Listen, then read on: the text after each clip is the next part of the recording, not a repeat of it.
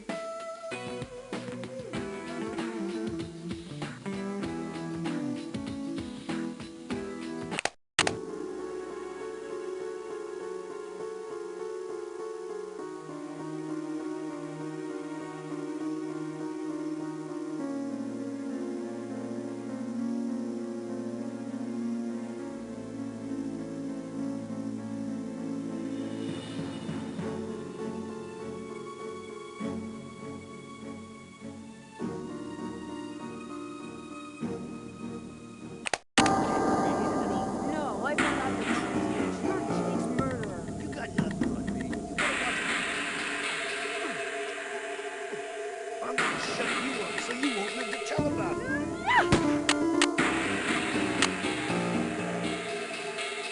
You're surrounded. It's all over for you.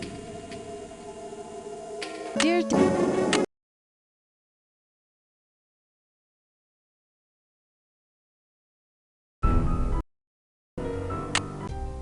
Come on in, Nancy. The door's open.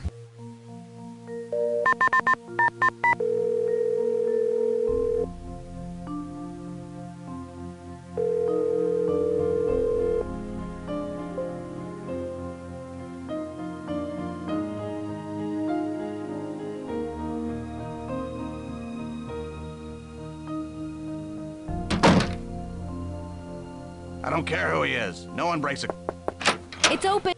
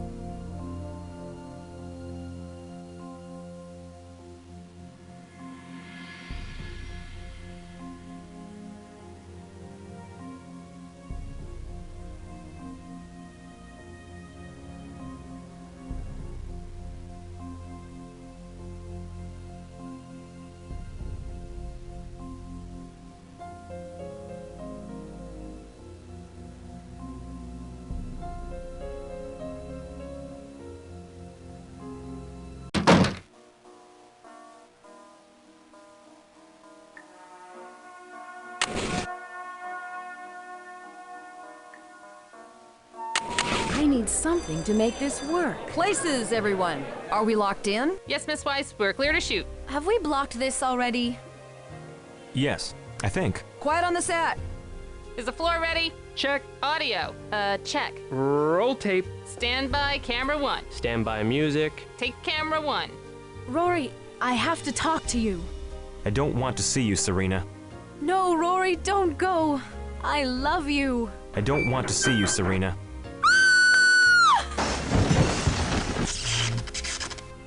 Sheesh! What was that? I could have been killed! Get my agent on the phone, now! Clear him out, everybody. Looks like... What kind of studio are you running here? My client could have been... Entree.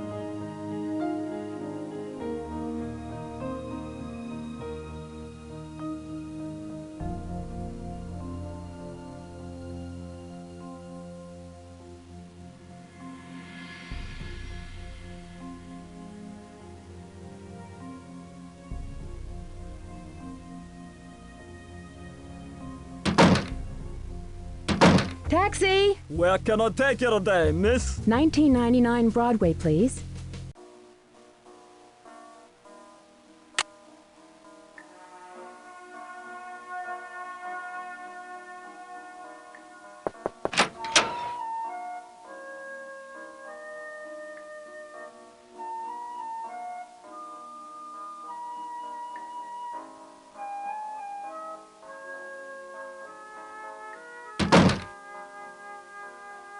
It's open!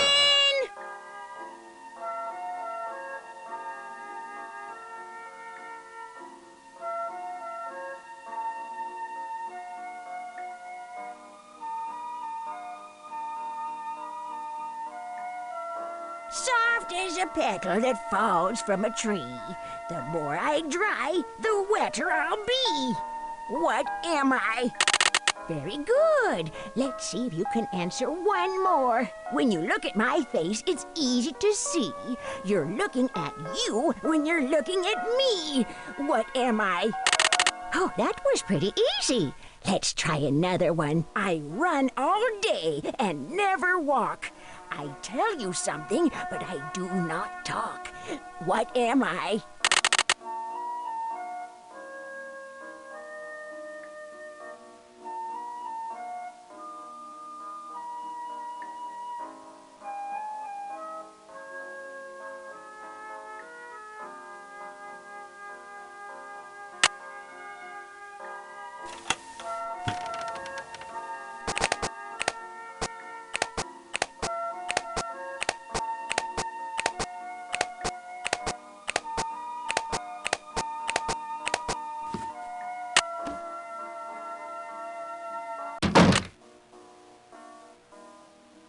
I need something to make this work.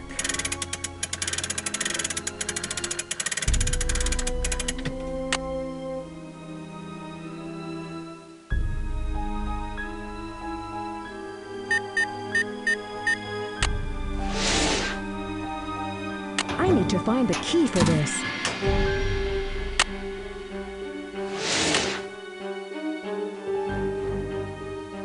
I need to find the key for this.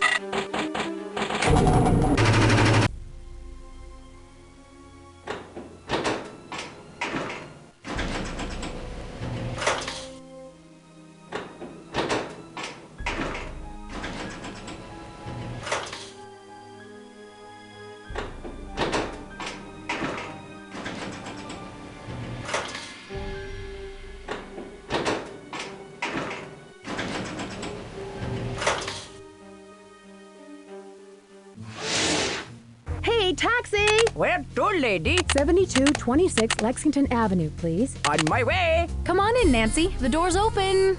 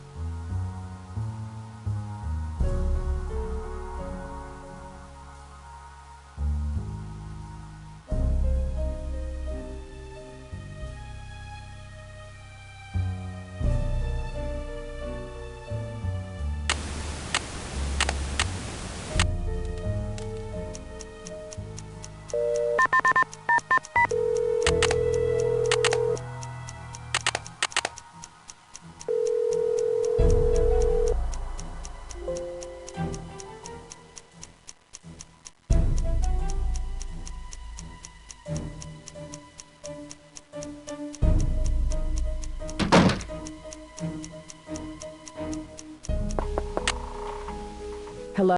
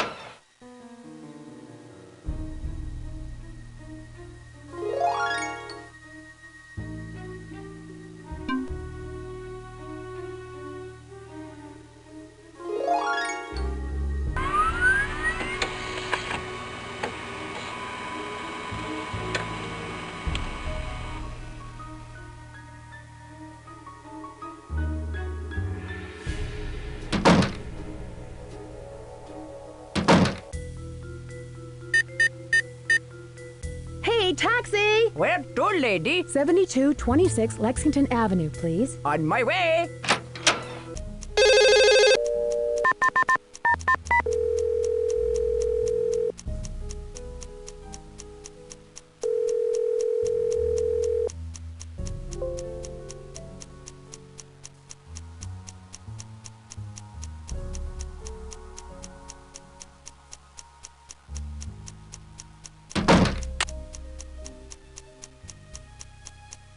I need something to make this work.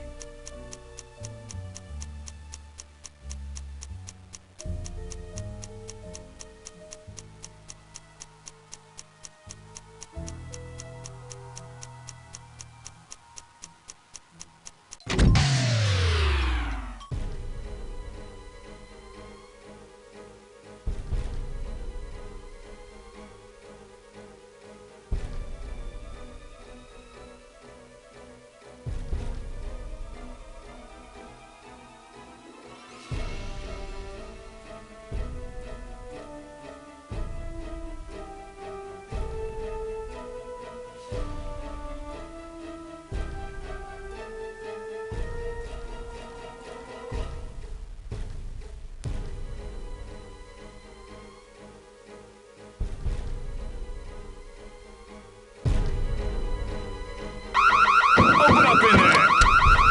Open up! Races, everyone!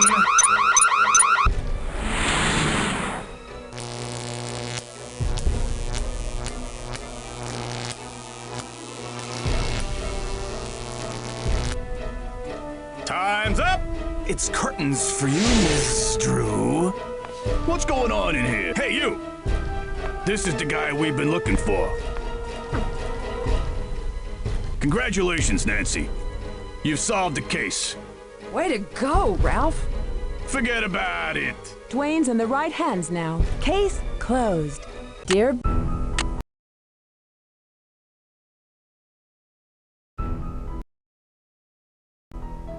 Hi, it's...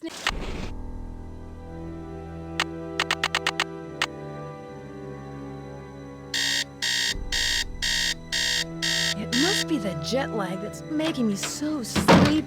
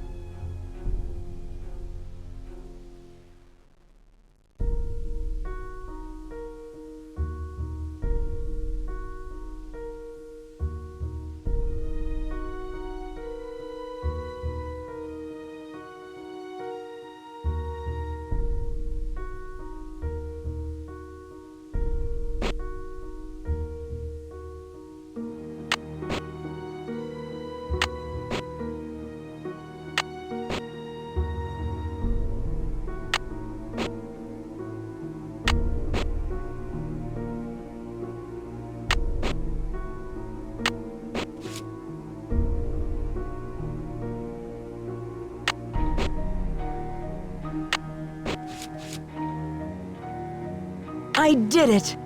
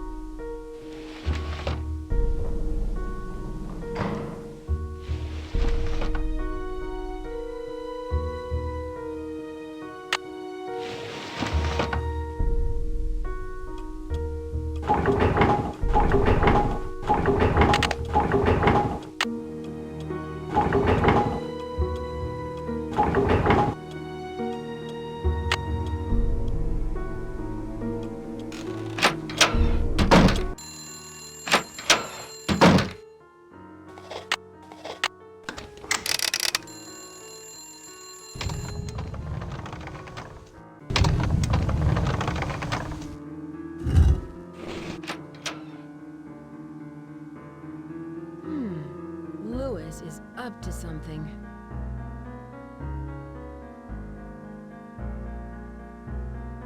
Aha! That's it! Louis, are you in there? I'll be right there.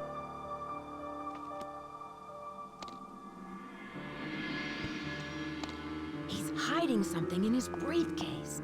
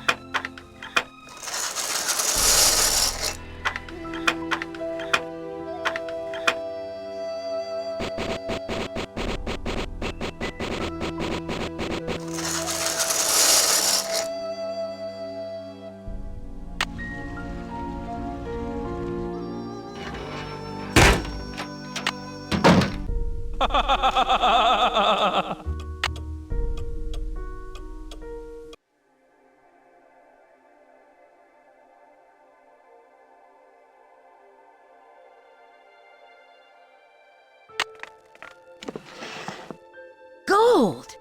And to think I was standing on it all along. Ha ha ha ha! Ah! Too bad no one will ever find out about it. Louis? I knew it! There must be over $1 million in here. I've got to stop him before he gets away.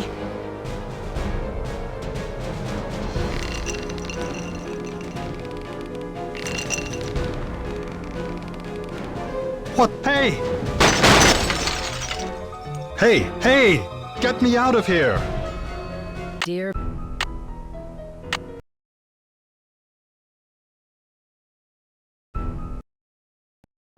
Hi there. Now all I need is a mailbox.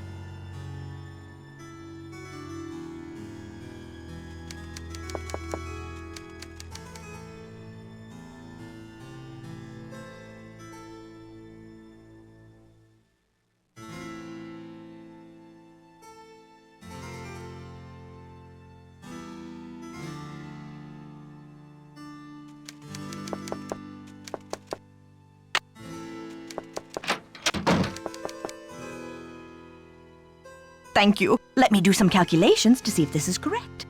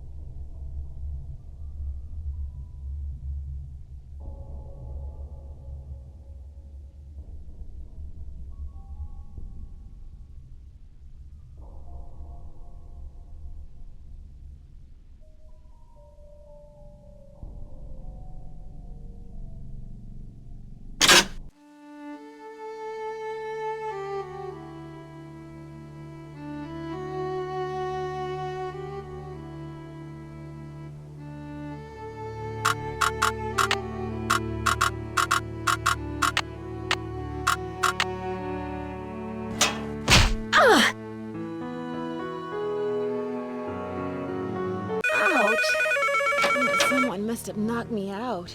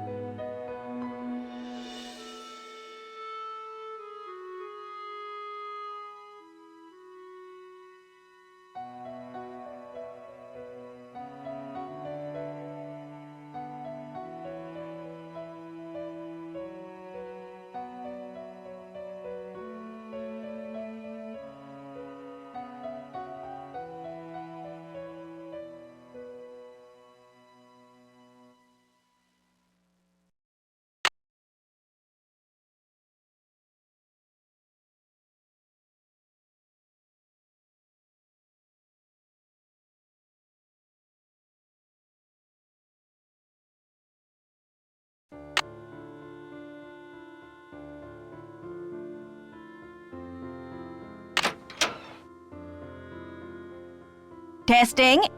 Can anyone hear me? Hotchkiss to Earth. Come in, Earth. Oh, okay. I think we're rolling. Now, let's get a look at these hallways. So rich in detail. You'd never know this place was built in 1920. It's all so 18th C. Oh, and there's Marie. I feel so close to her, just being here. It's as if her spirit is in the air, sweet as the smell of fried chicken.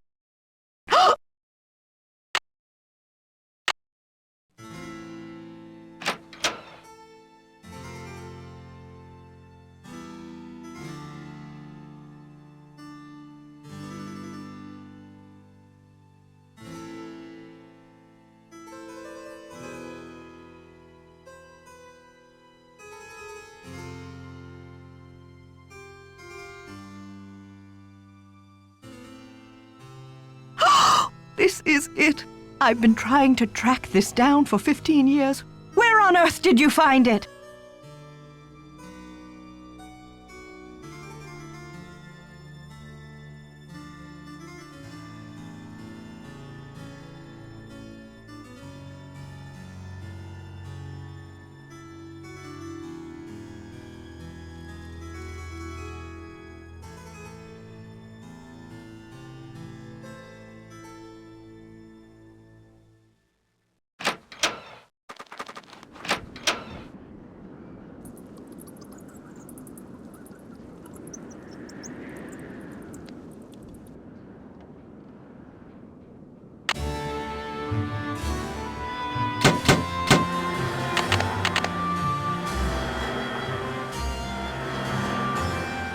What the?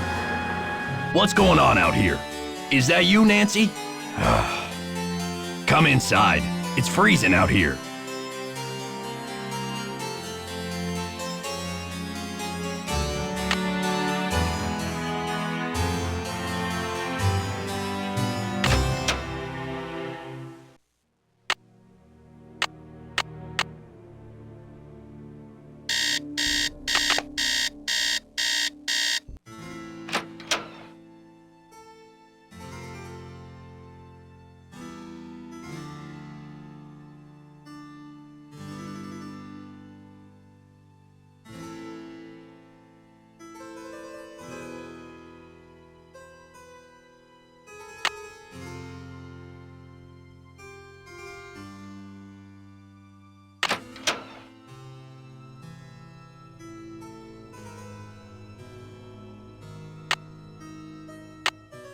Oh, what's this?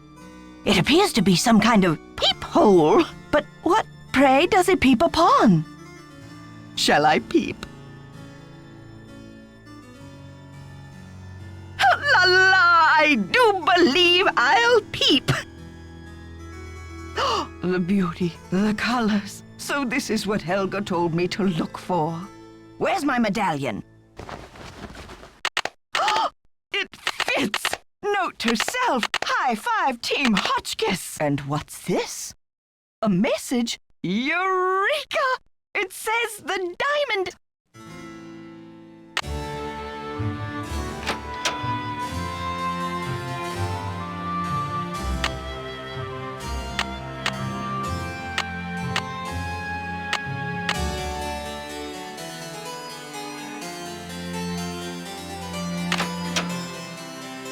I think I see what the symbols in the stained glass mean now. Let's see. Purple rose, gold diamond, key of queen. But where have I seen a purple rose? And what's a diamond key?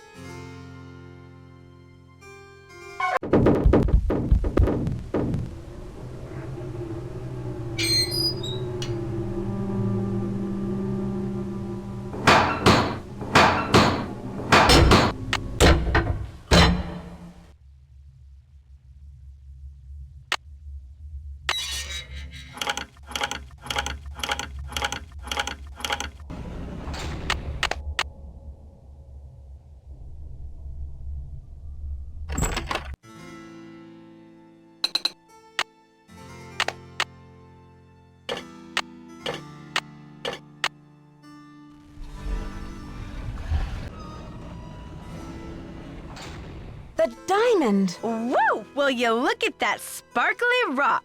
And me without my sunglasses. Hi, Lisa. How did you get in here? I followed you, of course. Turns out a nosy, goody-two-shoes detective is good to have around after all. Now, why don't you toss me that big honkin' diamond so I can blow this popsicle stand and never set foot in lame-o, Wisconsin again? Lisa, you must be kidding me. This diamond belongs in a museum in France. Yeah? Well, I belong in the lap of luxury, and that diamond's gonna get me there.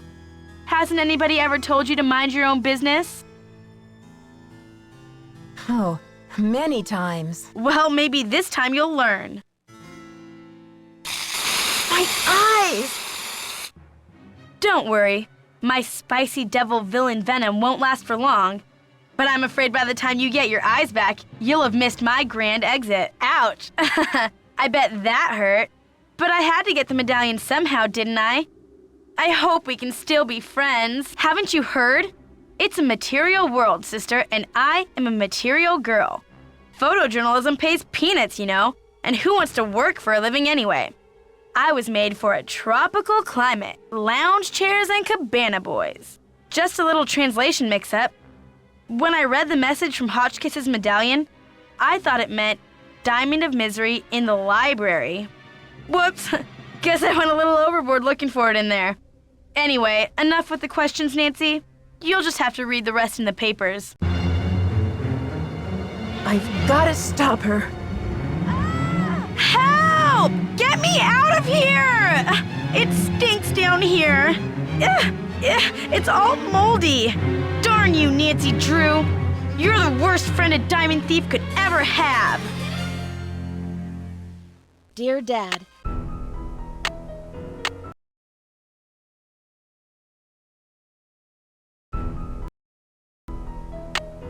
Dear Beth, Okay, Nancy, here I go.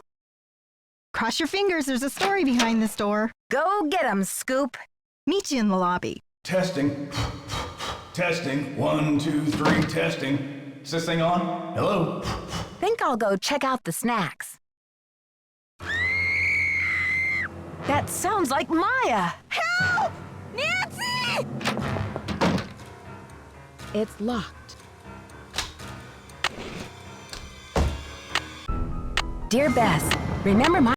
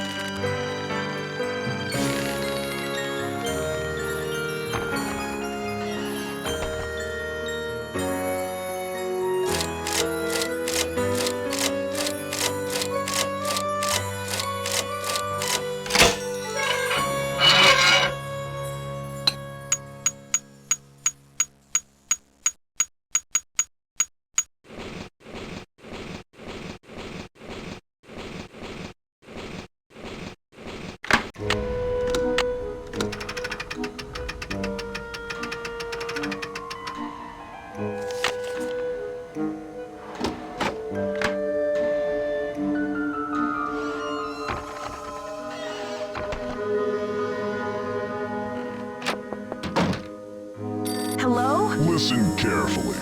If they knock the theater down, the girl goes with it. What? Who is this? Hello? Hello? Hey, you.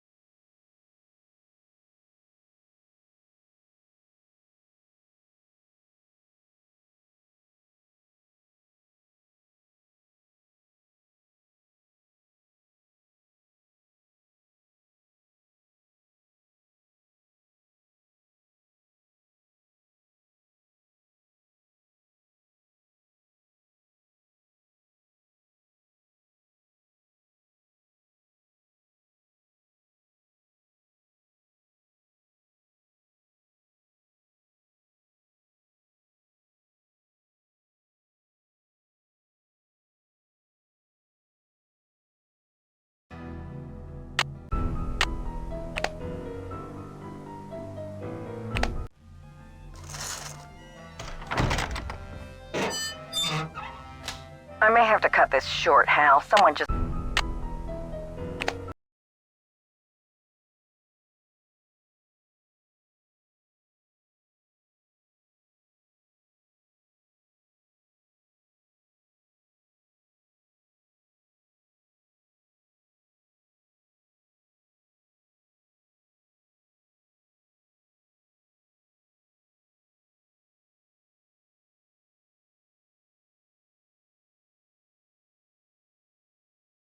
I may have to cut this short, Hal. Someone just climbed out of my wardrobe.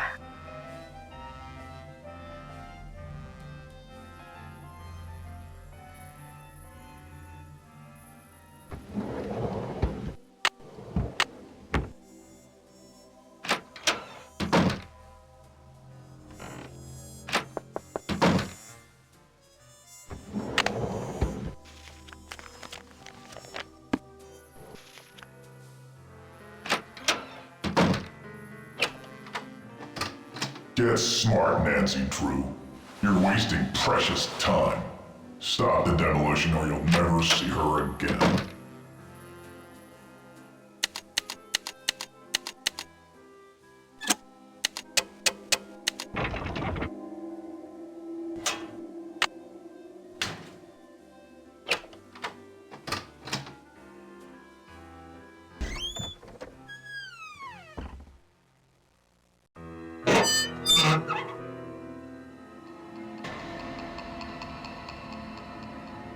Maya!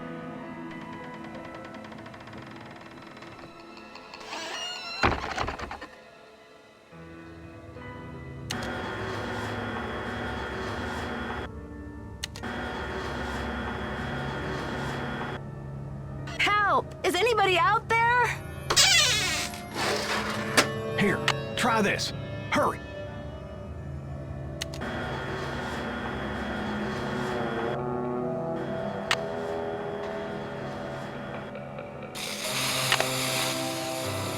This should loosen things up.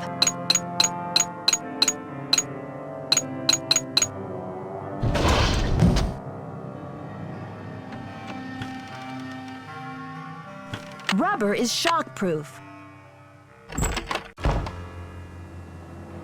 Ladies and gentlemen, step right up. Find the ace of spades. Keep your eye on the card. Congratulations! Your audience will be You dazzled. beat the magician.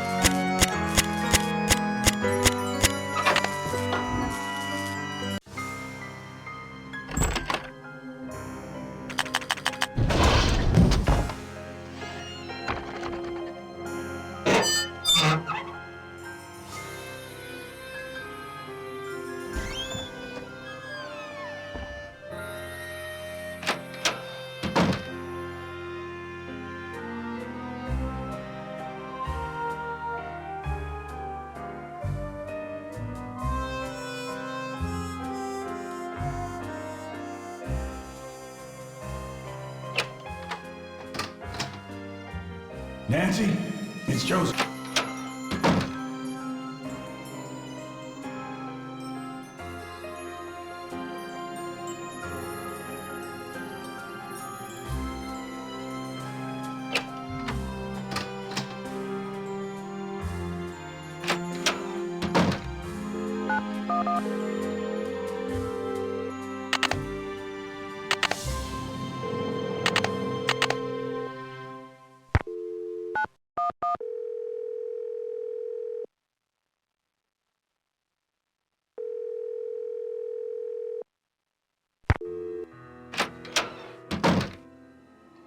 I heard the whole thing, Nancy. Go get some sleep. I'll keep an eye on things till morning.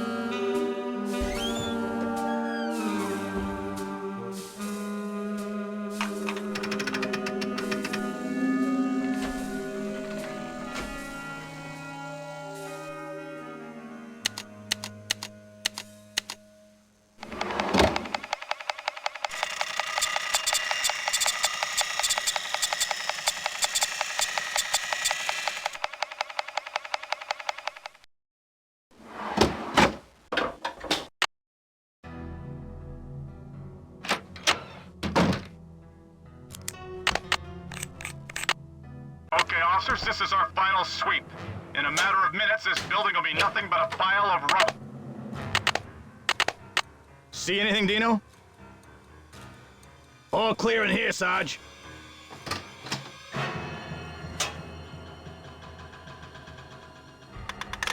Another secret passageway.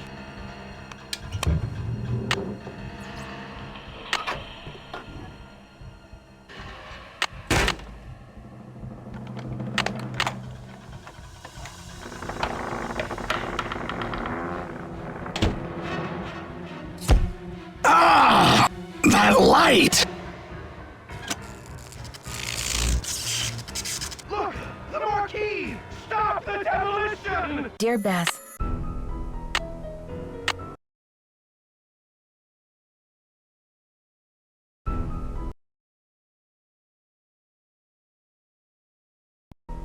Welcome to my... Nancy Drew, I presume. I'm Joanna Riggs. Welcome to Beach Hill. I was just checking the lock on this display case. This is one of the museum's most treasured pieces, a carving of King Pakal. Who is King Pakal? Pakal assumed the throne at age 12. Can you imagine? That was 615 AD. He ruled for 68 years at the height of the Maya civilization. Is that jade? Yes, the Maya loved jade and used it for many of their carvings. There isn't another piece like this in the world, and it's priceless, which means I practically had to sell my own grandmother to get it. How did the museum acquire it? Leave it to Taylor Sinclair. He's a wizard when it comes to these deals. You'll meet him later. Now then, Nancy, you're coming on board at a critical time for Beach Hill. An exhibit of this caliber is not kid stuff. Franklin Rose assures me you're a real trooper, and I hope he's right because I'm not here to babysit. I don't care who your father is. If there's one thing I've learned from my father, it's the value of hard work. Just tell me where to start. There's a list of tasks for you in the lab. Once you've knocked those off, we'll regroup. Where's the rest of the staff around here? We've had to make some, budget cutbacks, so we'll be relying heavily on our volunteer staff. Namely, you. Besides Henrik and me, the only people who will be around to pester you are Taylor Sinclair, my ace art dealer, and Alejandro Del Rio, attaché to the Mexican consulate and executive thorn in my side. Tell me more about Alejandro Del Rio. Ugh, wouldn't you rather hear about the monolith? It's a massive pillar of stone, nearly 1,500 years old with Maya glyphs carved into it. We've installed it in the garden. Wait until you see it. What purpose did the monolith serve? According to Henrik, the monolith was made at the special request of King Pakal himself, but we don't know what its purpose was. Who's Henrik? Henrik Vanderheun, world-renowned expert in Maya hieroglyphics. He's the latest addition to the Beach Hill Brain Trust. I told him I don't even want to see his pointy Vander head till he's got a translation on that monolith. Thanks for the orientation, Joanna. I'll talk to you later. Bye! Topeka Commission for the Arts. How cultured.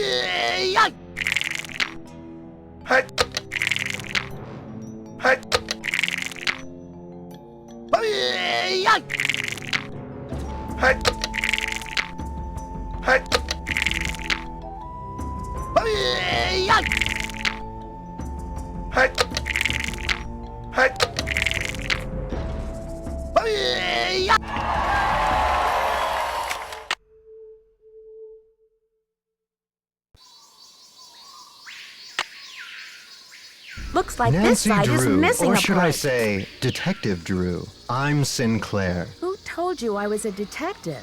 I was at a meeting with the BOD recently, and I caught wind of your appointment and your credentials. Very impressive, if I do say so myself. Well, I'm not on a case right now, that's for sure.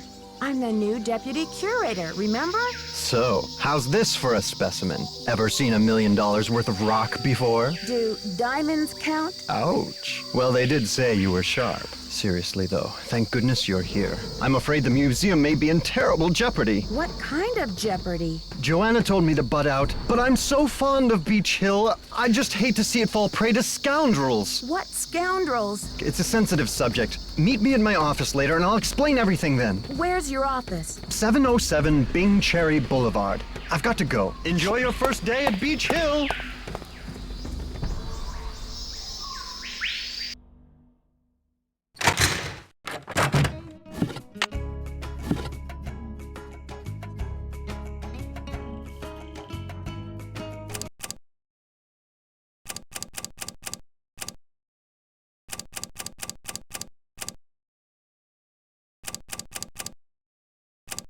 There, that looks like it's in order.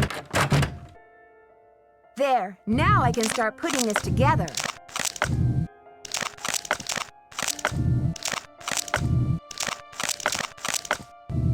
That's done. You must be Nancy, the new deputy curator. I'm Henrik Vanderheun. Pleased to meet you. What are you working on? Just some light housekeeping. Huh? Housekeeping? Keeping artifacts clean is an important aspect of preserving them. Anyway, what can I do for you? See you around, Henrik. That will be fine.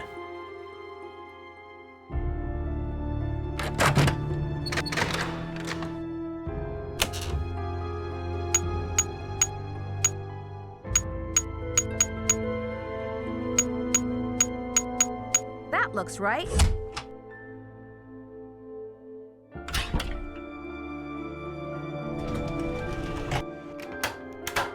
How may I help you? Hi, I'm Nancy Drew, the new deputy curator over at Beach Hill. So, you're Joanna Riggs' newest pirate in training. How does it feel to join the ranks with the modern-day conquistadors? Conquistadors? You had better brush up on your history, young lady.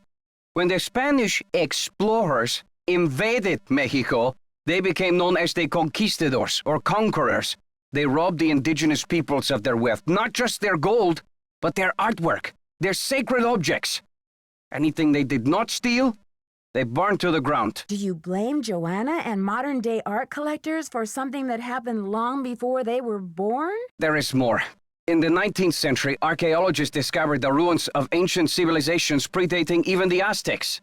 Many of the dig sites were robbed, and the stolen artifacts were sold off to art museums and collectors around the world. Today, finally, it is illegal among most civilized nations to remove an artifact from its native country. But sadly, there are thousands of precious antiquities with highly questionable provenance floating around the Western world. I see. Well, I should probably get going. Here are the changes to the loan agreement for the monolith. I just need your signature, please. Thank you. I have some business with Joanna at the museum later, so I will return the contract to her then, after I have looked it over. Are you sure? I don't mind waiting. You may consider your mission accomplished. Well, okay then. Goodbye. It's about time! Oh, my fears are like maggots infesting my poor old carcass. Want a cookie? They're from Oaxaca. No, thank you. You said Beach Hill is in jeopardy. I need to know why. The art world is being ransacked, Nancy. Prudence Rutherford, a major patron of the arts, had her fire ruby necklace stolen from her villa in Topeka.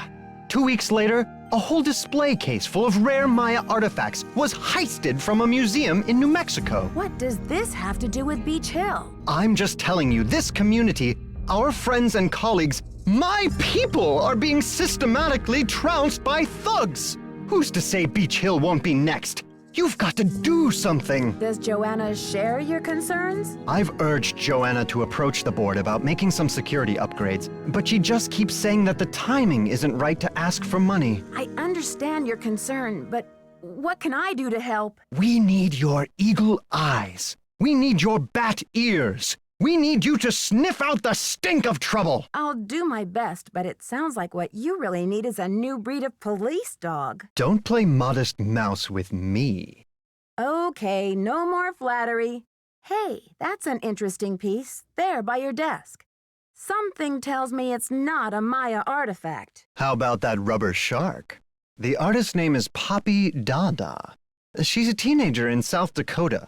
The art world is going bananas over her stuff. I'll unload that one for some serious dinero. I'd better get going. See you around. Good thing Franklin gave me the museum key. Beach Hill's been hit. Sit tight, Nancy. The police are on their way.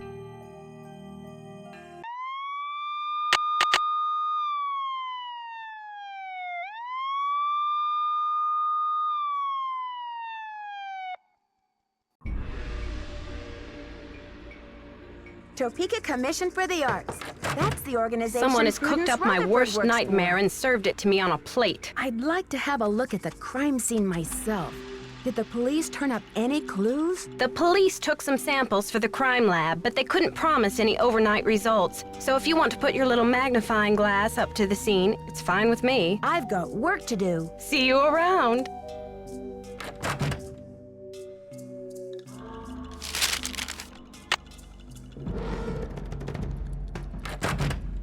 Need something? Have you seen Henrik? I found a piece of paper inside the Pakal display case.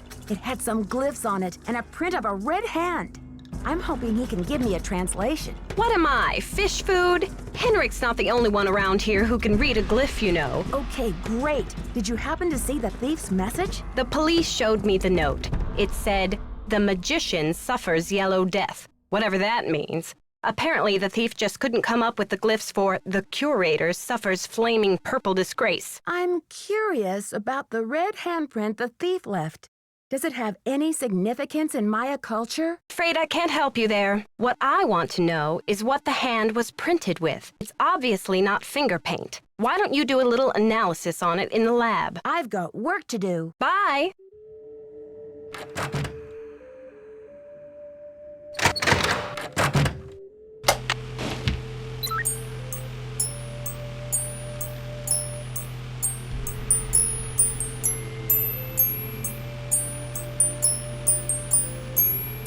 Okay, I've got a graph of the chemical used for the hand. That's it! According to this so the handprint was made from mercury and sulfur. Need something? I did the chemical analysis you suggested. That red hand was printed with a compound containing mercury and sulfur. Does that mean anything to you? Sure, cinnabar. The Maya would rub it into their most important carvings to add definition to the artist's lines. Does the museum keep cinnabar around? We use cinnabar here at the museum the same way the Maya did, to keep things as authentic as possible. Henrik orders those kinds of supplies, but we've been out of stock for quite a while. The last I heard, there was some kind of holdup with the distributor. I've got work to do. Semper ubi sabubi.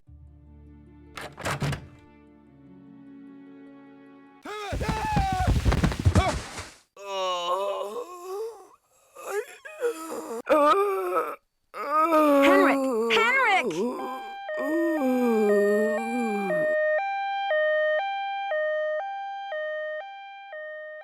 Amnesia? Wow. Henrik must have taken a real nosedive off that pyramid. Do you think he just fell, Nancy? Or was he pushed? Sounds like you need to find out about hospital visiting hours. Yeah, but you'd better get the lowdown from Joanna first. George is right. She is your supervisor, after all.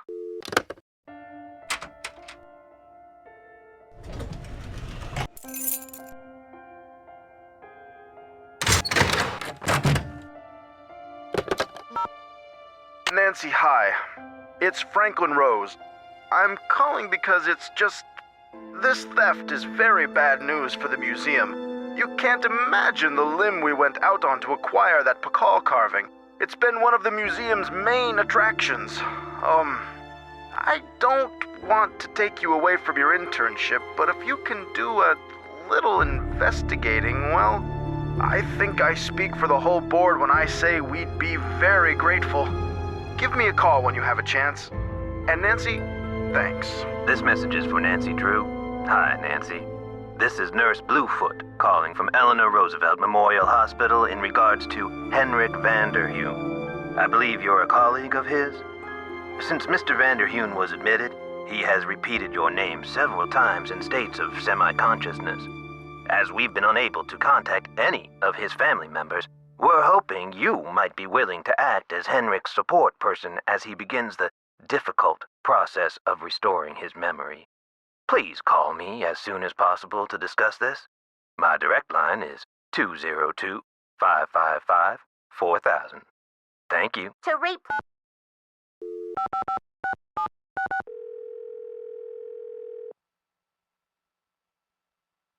Keep it real. Max speaking. Hi, I'm the new deputy curator over at Beach Hill Museum. I wonder if you could answer a couple of questions for me about our ordering history. Well, hello there, Beach Hill. Hey, you're not Sunny June. Whatever happened to that guy? I suppose he caught a ride on a flying saucer, huh? What a riot. I'm sorry. Anyway, you don't need to reorder, do you? Unless you ate last week's shipment for breakfast, that is. You're sure it was last week? Oh, that's what it says here. Do you know who placed that order? The initials on the order are JR. So there hasn't been a hold-up at the distributor or anything like that? Hold up. Oh, I don't know where you heard that. We've got enough mercuric sulfide in-house to sink a ship. Was the package shipped to the museum? Oh? Oops, I guess we didn't ship it at all. It looks like the package was picked up here at the warehouse. Can you remember anything about the person who picked up the package? I sure can't. Guess I must have been at lunch or something. Well, thanks for your help. Sure thing. I hope there wasn't any problem with the stuff, was there? We only used the top-grade mercuric sulfide. Problem? Not that I could hold you responsible for. Well, you sound a little green in the chemicals department, if you don't mind my saying so. I hope you know that mercuric sulfide is highly toxic. Makes you crazy. Toxic? Oh, looks like I've got another call coming in here. You give us a call in about 4 months or so when you start to run out, okie doke? And don't forget to keep it real.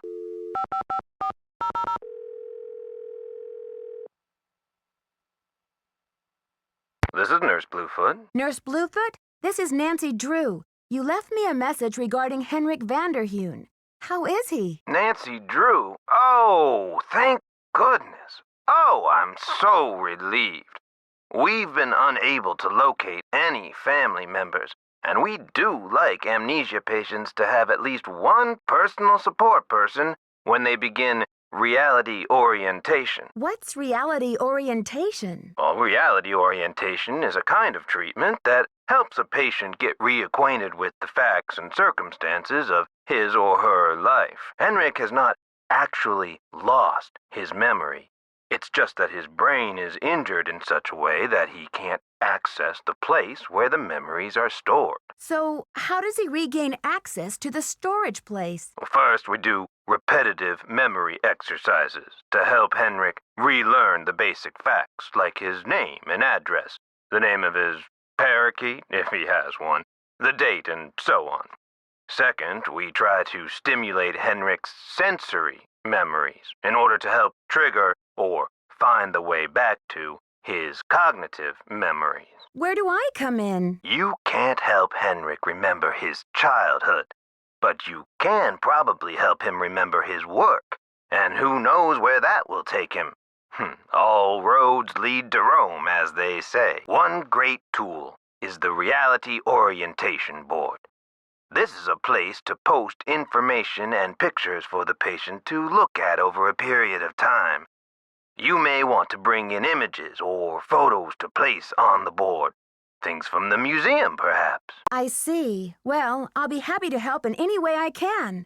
When are visiting hours? Visiting hours are 10 to 4 every day, if the patient is not engaged in treatment and if he seems stable. Stable how? Just remember, Henrik's brain has been knocked around like a peanut in its shell. He may have attention difficulties, headaches, anxiety. Sometimes he may seem giddy, too. We need to keep these conditions in check. Don't push him too hard, or he may have some kind of meltdown. Thanks for the warning, Nurse Bluefoot. Be well.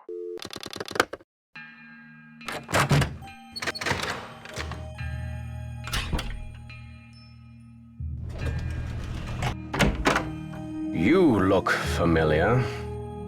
Is it time for my snack? Hi, Henrik. I'm Nancy. We met at Beach Hill before your head injury. Beach Hill? Beach Hill is a museum here in Washington, D.C. Before your accident, you were working there on some important Maya glyph translations. Do you remember anything about that project? I don't even remember my own birthday. So if you're here to squeeze me for details, you're wasting your time. Actually, Nurse Bluefoot thinks with regular visits, I may be able to help you get your memory back more quickly. How, pray tell, do you intend to do that? I'll visit, we'll talk. Sometimes I'll bring you pictures. Pictures? Well, isn't this nice? Come on, Henrik. You'll feel much better once things start coming back to you. I've got a picture with me if you'd like to give it a try. Fine, I'll do it. Okay, here we go. These symbols mean the magician suffers yellow death. Your translator is sloppy. I should know. I am the author of the original work. You don't agree with the translation? That first glyph is the fool, not the magician. Furthermore, any decent epigrapher knows those glyphs refer to the infamous plague of oozing hives. A fitting curse for a fool, don't you think? I rather like it. Henrik, this note was found at a crime scene. Are you telling me you left it there? I don't remember. I'm investigating the theft of the Pakal carving. Please, Henrik, try to remember something. Who in the world is Pakal? Oh, my head. Oh, the pressure. I can't take any more today, Nancy. Okay, it's time for some memory therapy. Nancy, could you come back tomorrow?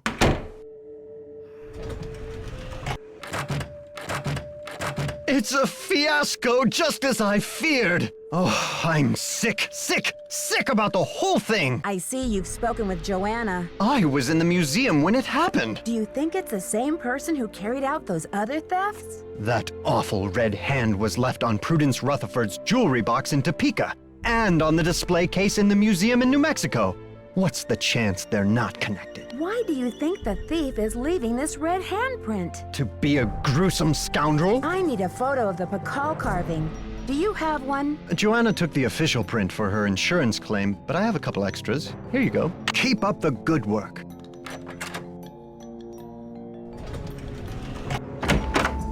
Well, look who it is. Ready to do some memory work, Henrik? I brought you a picture. This will help you to remember. That face. He's as familiar as my own feet. Do you know his name? Pakal. Nancy, this is the stolen carving, isn't it? And I'm the one who took it. I must have. But why? Oh, Pakal. What could I have meant by this? Think, Henrik. Where's the carving now? I can't remember. Easy, Henrik. The answers are in your head. You just need to find them. It's still in the museum. Are you sure, Henrik? Did you plan to sell the Pakal on the black market? To protect him. I had to protect him. Oh, Pakal. Something is going on at that museum, a devious plot. I was the only one who could stand in the way. What kind of plot? Forgive me, Nancy, but when I woke up in this hospital bed, I didn't even know my own name. Perhaps the only thing I can offer you is this key. It was found in one of my pockets when I was brought in. Do you know what lock it belongs to? I haven't a clue. Take the key now, Nancy. Find out what it opens and return to me, please, with some answers. You can count on me, Henrik. In the meantime, I'll sit with my friend Pakal and see if he will tell me anything new. You must keep this to yourself for now. It's your only hope of getting to the bottom of this. You rest up. I'll be back. Be careful.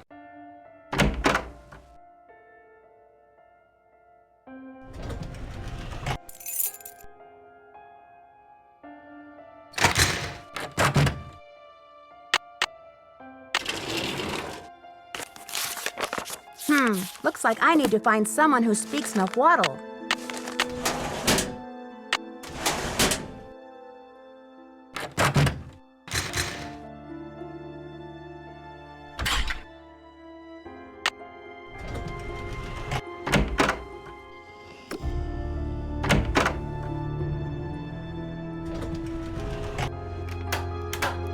Hello, Nancy. I need to know the Nahuatl word for snake. Can you help me? What do you need that word for? I'd rather not say. It's part of my investigation. Now, if only I could remember the word for snake. I hear you have been a great help to Henrik. I wonder if you can help me improve my memory too. What are you talking about, Alejandro? I am almost certain that the provenance documents for the Pakal carving were falsified. I have asked Joanna to see the documents, but she evades me. If you can find that file in her office and bring it to me, I think it might help my memory of Nahuatl a lot. First, you tell me you were unconcerned about the theft of the Pakal carving, and now you have an urgent need to see the provenance documents?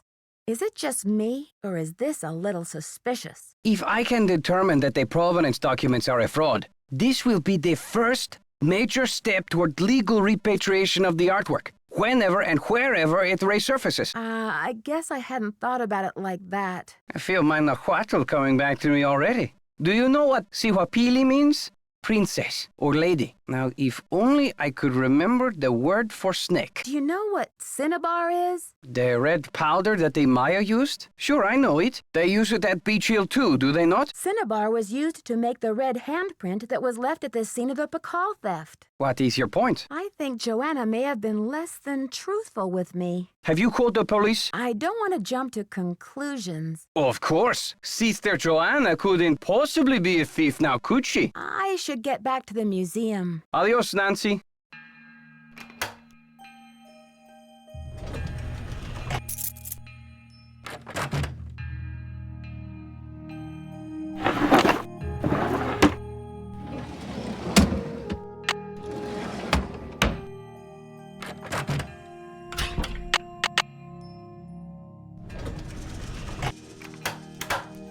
Hello, Nancy. You have a special delivery for me, I hope? Here's your file, as requested. Good work, my friend. I suppose you would like something in return? A deal's a deal. The Nahuatl word for snake is coatl. C-O-A-T-L. Muchas gracias. Gotta go. Adios, Nancy.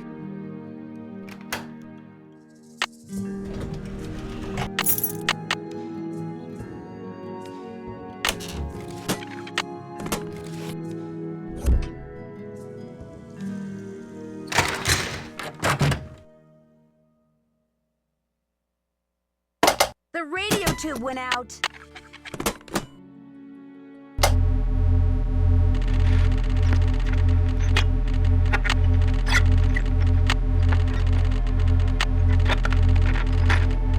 Transmítelo ahora.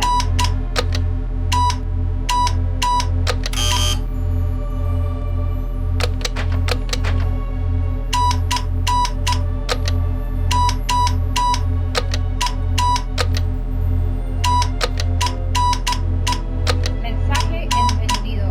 Transmítelo ahora.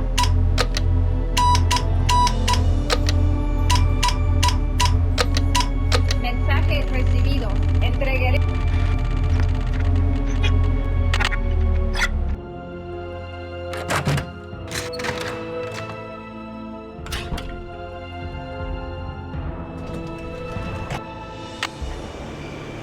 I need a disc.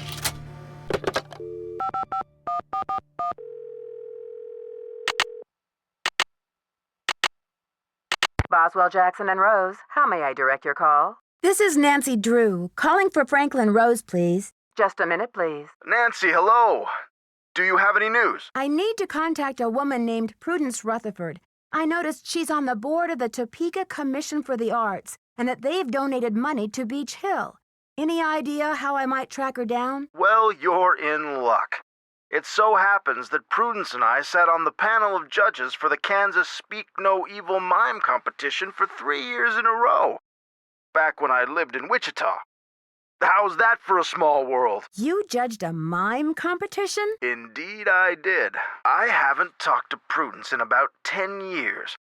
But let's see if I still have her in this old dinosaur of a Rolodex. Ah, yes, here we go. Got a pen? It's area code 785-555-7279. What's this all about? I think Ms. Rutherford had a run-in with a red-handed thief, much like the one who took the Pakal carving. Ha! You're a real pro, Nancy. Say, why don't I call ahead and let Prudence know what's going on? That way I can say hello, and she'll be expecting you. That would be great, Mr. Rose. Not a problem, dear.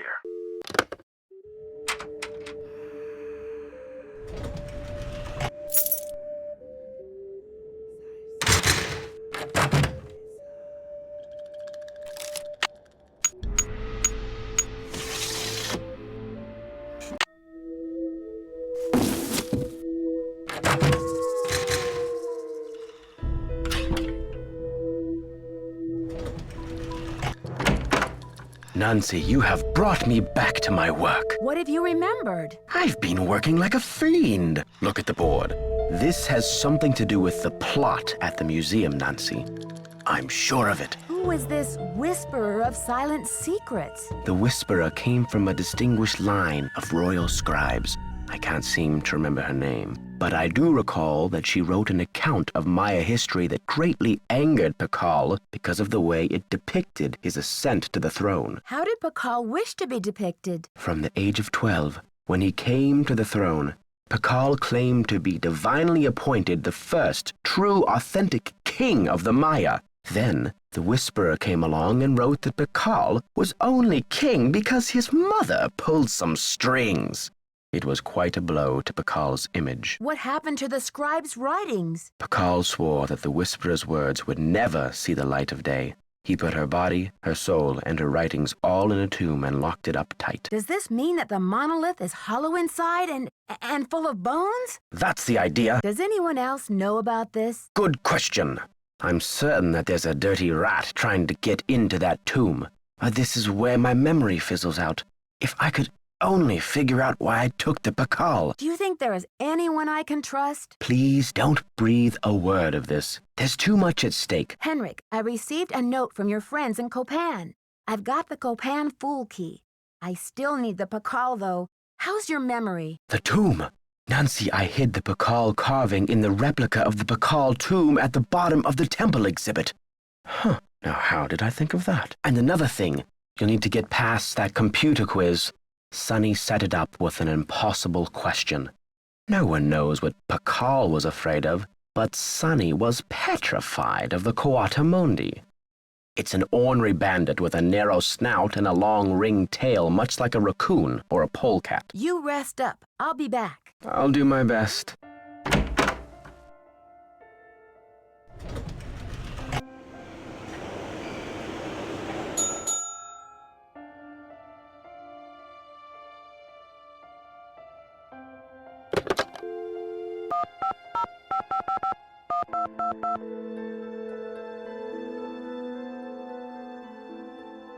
Chaco Canyon Cultural Center. Hi, I'm hoping to speak to someone about the theft that happened there recently. Are you the press? No, I'm a detective investigating a similar crime in Washington, D.C. This is Sheila Schultz, the director. What would you like to know? My name is Nancy Drew. I'm calling from the Beach Hill Museum in Washington, D.C. I understand you had some rare Maya artifacts stolen recently. That's right. It's a terrible loss, and the police here have no leads. Beach Hill was robbed too. We lost one of our prized jade carvings. I'm very sorry to hear that. I'm wondering if the robberies are connected. Do you mind if I ask you a few questions about the incident at Chaco Canyon? Fire away. What types of artifacts did the thief get away with? Only the center's most prized pieces. The case contained 5 pre-Columbian artifacts that were excavated right from this area. Which piece would you say is the greatest loss for the center? Definitely the jade carving. It was highly unusual. There was a glyph on it that no one could translate. Until we hired Henrik Vanderheun, that is. His opinion was that it's Mayan in origin, and that it may have been a place-name glyph for this area. As you can imagine, we regarded it as something of a regional treasure. Could you send me a photo of that jade carving so I can take a look at the glyph? I'm afraid I sent our only print off to the insurance company. They said they'd return it, but who knows when our claim will be processed. I'm sorry. I've just got to get my hands on a replica of that jade carving you lost. Do you have any ideas? Not off the top of my head, but maybe one of my staff will have a bright idea. I need some time to ask around. Can you call back later? Sure thing. Feel free to call if you have any more questions.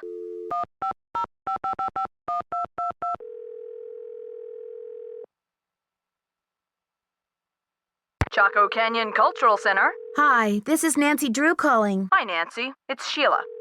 Well, we racked our brains. Finally, one of my staff came up with the original box that the carving was packed in. The piece was encased in a tight foam cast to prevent damage during shipping.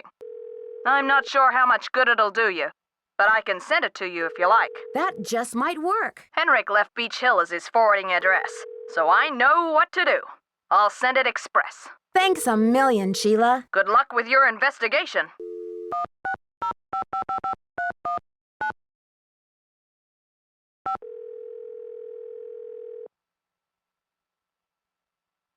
Daddle residence.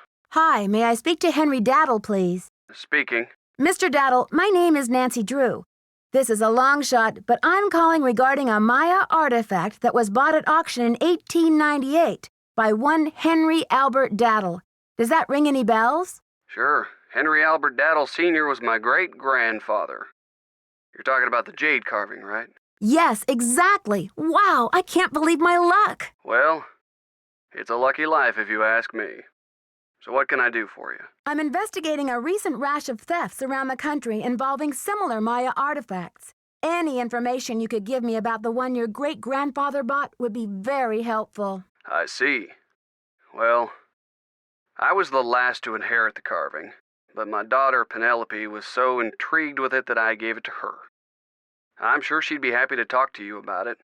Why don't you give her a call on her line? It's 555-3197. Will do. Thanks, Mr. Daddle. My pleasure.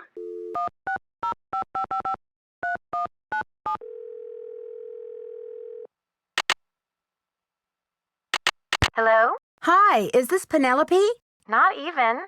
Oh, is this 605-555-3197? Yeah, but no one calls me Penelope anymore. Except my parents, that is. To my friends, the art world, and anyone else who made it out of the 20th century, I'm Poppy. The art world? Wait, you're not Poppy Dada, are you? Ta-da! Ping ping! You win! Who's this? My name's Nancy Drew. I'm a detective. A detective? No way! So do you get to wear a sassy tweed hat and pick hairs off dead bodies and gross, creepy stuff like that? I don't run into too many dead bodies, luckily. But there's plenty of other creepy stuff. So, where'd you get my name? Don't tell me I'm like wanted by the FBI or something. That would be too scandalous. No. You see, it's all a big coincidence. Your dad's name came up in connection with a case I'm working on. Go Dad! Don't tell me he's wanted by the FBI.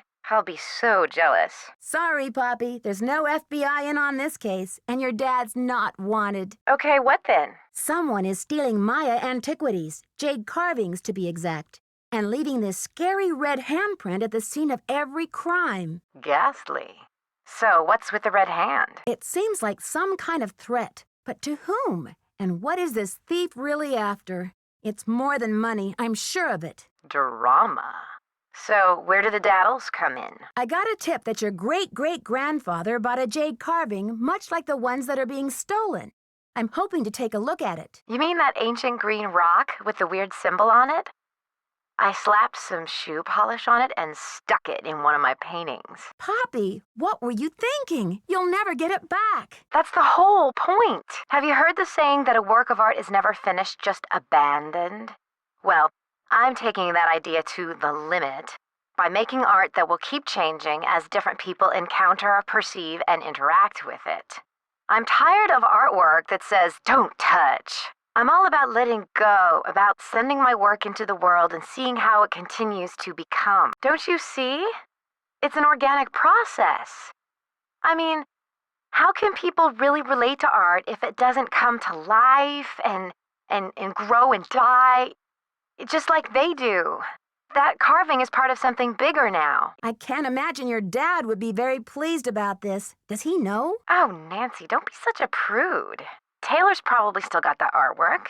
At least, I don't think he sold it yet. Why don't you ask him? Tell him you want to see the piece called Deadly Midnight Snack. It's the one with the rubber shark. The one with the rubber shark. Yes, I've seen it. but I didn't notice any jade carving. Well, take a closer look there, sweets. It's in there. If you really need the carving to crack this case, why don't you just go ahead and take it? But wouldn't it ruin your painting? Of course not. After all, this is a chance to enact exactly what I've been talking about, the organic process, inviting my viewers to interact with my work. The deal is, you can take the carving, but you have to put something in its place. I can choose anything? A light bulb? A magnifying glass? A pair of headphones? No, it should be something more organic. Stay with the title, Deadly Midnight Snack. And don't be afraid to go way out. As an artist, I can tell you that inspiration bites in the most mysterious ways. I'll do my best. Right on. But let's keep Taylor out of this. He'd probably blow a gasket if he saw you tampering with the merchandise. That's all art is to him, you know. Merchandise. It's a deal. Good luck, Nancy. Thanks, Poppy. Bye.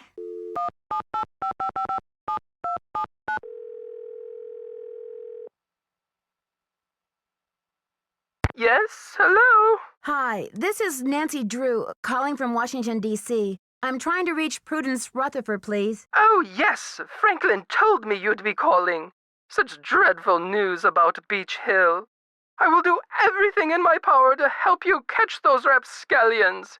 To think how they violated the sanctity of my domicile. Good heavens! I'm sorry to hear about your loss. What can you tell me about the necklace? I can't even think about it. Oh, just the very thought of my precious necklace gone, stranded, orphaned, and in the hands of some dirty stranger makes my blood boil. Was the necklace a gift? I inherited it from my mother-in-law.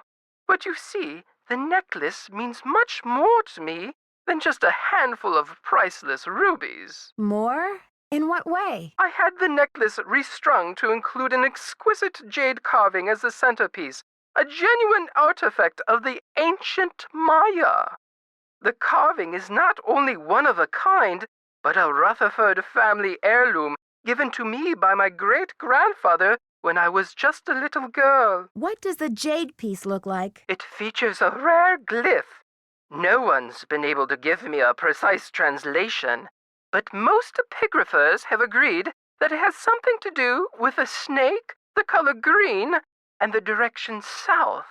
It's terribly fascinating. Do you think the thief or thieves had any idea of what they were stealing? Oh, they must have known. The rest of my valuables were left untouched. Frankly, I don't know whether to be grateful or insulted. What about evidence? The first thing I saw when I opened my eyes was this positively ghoulish red handprint on the wall. I nearly jumped out of my skin. A red handprint was left at the scene of the crime at Beach Hill, too. Ms. Rutherford, I'm almost certain that these robberies were committed by the same person. But why? What is so special about these carvings? Miss Rutherford, it would be so helpful if I knew exactly what your carving looked like. Could you send me a picture that shows it in detail? I can do better than a photo. The insurance company made this dreadful replica of the necklace with the idea that I would wear such a thing to public functions. Please. But I could send that to you if you'd like. Perfect. Let me give you the address. My secretary will have the address of the museum. Now, if that is all you would require, young lady, I will need to attend to other pressing matters. Thanks a million, Miss Rutherford. I won't let you down. Call me Prudence. Oh, and Nancy, when you find the villains who did this to me, do me a favor and give them a sound thrashing. I sure will. Goodbye.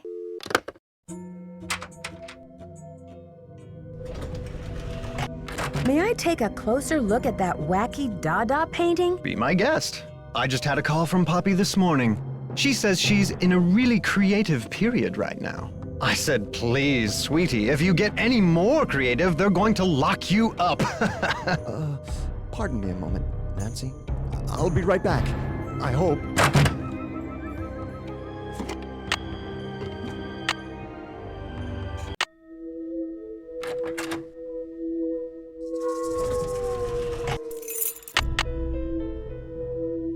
I should put in my temple key card.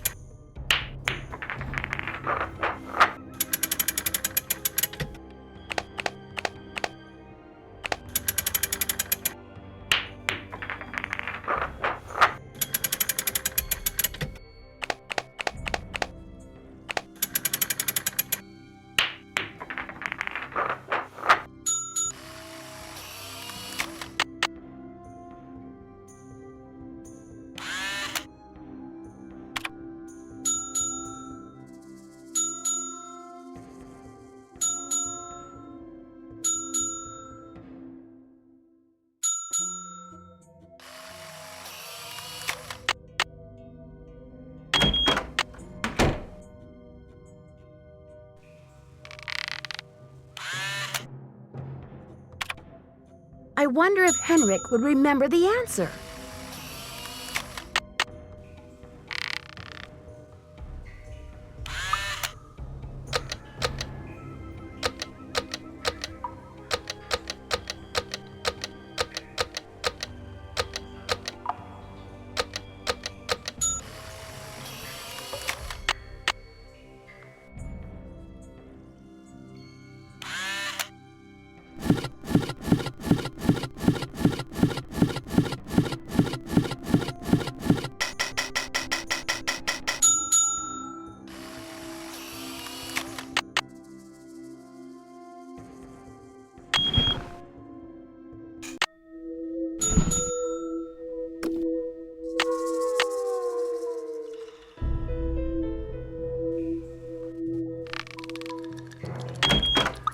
I better go back.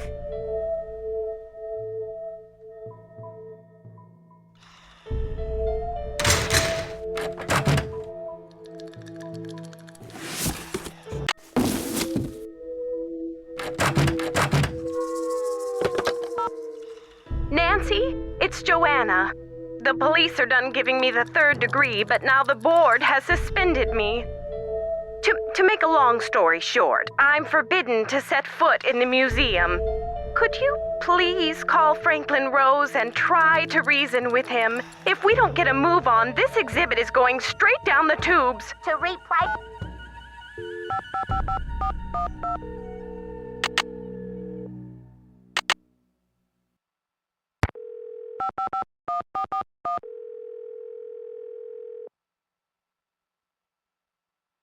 Boswell, Jackson, and Rose, how may I direct your call? This is Nancy Drew, calling for Franklin Rose, please. Just a minute, please. Nancy, you must be psychic. I was just getting ready to call you myself. Oh, really? Why? I feel I should apologize for the situation that's going on at the museum, dear. I really did think we were setting you up with a nice little internship, a breather from your casework, but instead it looks like we've fed you to the lions.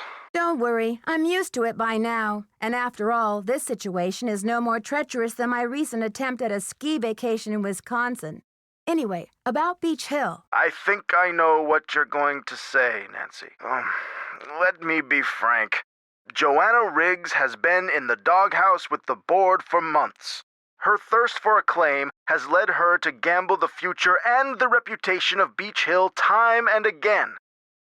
Now that we've lost the Pakal carving, one of our most notable pieces, well, she's just got to be stopped. Don't you believe she's genuinely concerned about the welfare of the museum? Good intentions are no substitute for integrity and sound judgment, Nancy. Look, I've got a client waiting, Nancy. What we need now is for you to take up the slack. I've spoken to the rest of the board, and we've agreed that the best thing is to put you in charge. What do you want me to do? We're counting on you to catch this thief red-handed. Ha ha! Just kidding, kiddo. If you can get the Pakal back, we'll see about giving Ms. Riggs another chance. That seems fair, doesn't it? I've recovered the Pakal carving. That's great! So the case is closed. I'll reinstate Joanna as museum curator, and we can get on with the business of launching this exhibit. Where in the world did you find it? Who's behind all this nonsense? Mr. Rose, this case is far from closed. Do you trust me? What in the world are you talking about? I'm sorry, but I can't explain everything now. I'll take good care of the carving, I promise. What can I say, Nancy? I don't like it. I don't like it one bit. Do what you have to do, but let's get this mess cleaned up, all right? So you'll call Joanna and invite her back to work? I'll call her right away. Thanks, Mr. Rose. That's what I'm here for.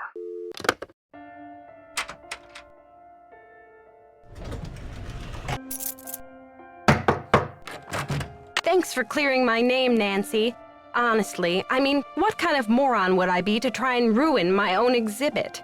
Anyway, we need to make up for lost time. I need you to go to the storeroom and start unpacking some of those crates. One of the pieces has a fancy security device on it. The code is 0677. I've got work to do. Go to it.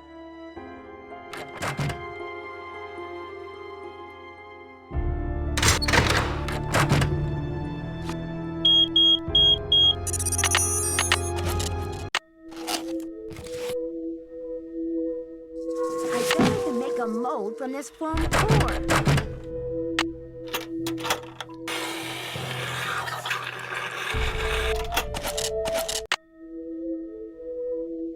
According to Henrik's notes, I need to make a key out of these pieces. Now I have the key.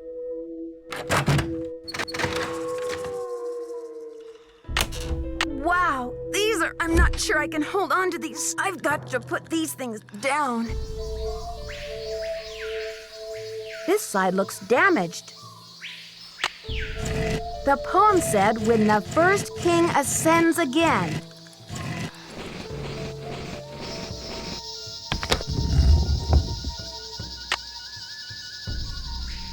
I'll have to choose which side of the cube goes here.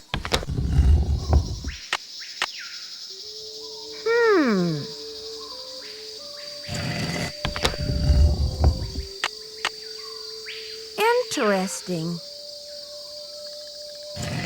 Nothing happened.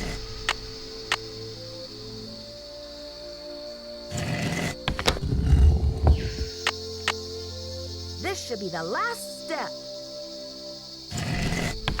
I wonder what's inside. It's blank. Who's your friend, Nancy? Boo. Taylor Sinclair. Who'd you expect, the Tooth Fairy? Looks like someone forgot her beauty cream. I guess we can't all age gracefully. I'm sure she would say the same about you. You've been a top-notch assistant, Nancy, but I'm afraid you're just not going to make it in the art world. Why are you doing this? Nancy, do you have any idea what that book contains? This tomb and all of its contents belong to Mexico. Finders keepers, I say. Nobody even realizes this thing has any contents. Won't they get a surprise when they finally open it up and find that it contains a 7th century scribe and a 21st century detective? Adios, Nancy.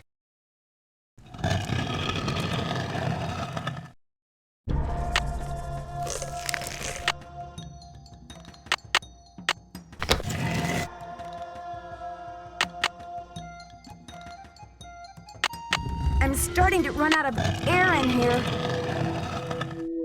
Behold!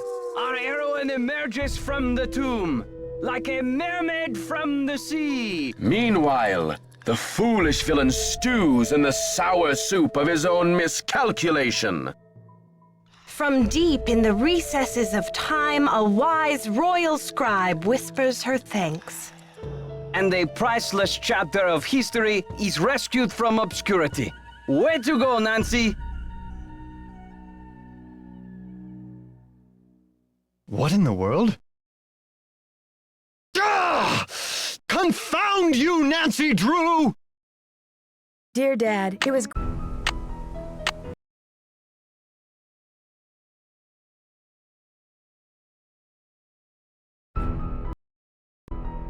Welcome to...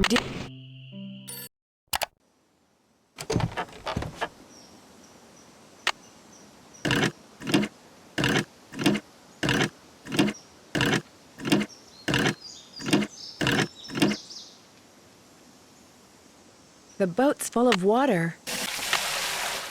The spark plug is missing. A face only a gnome could love. Oh, the key broke off. There's got to be another way to get this open.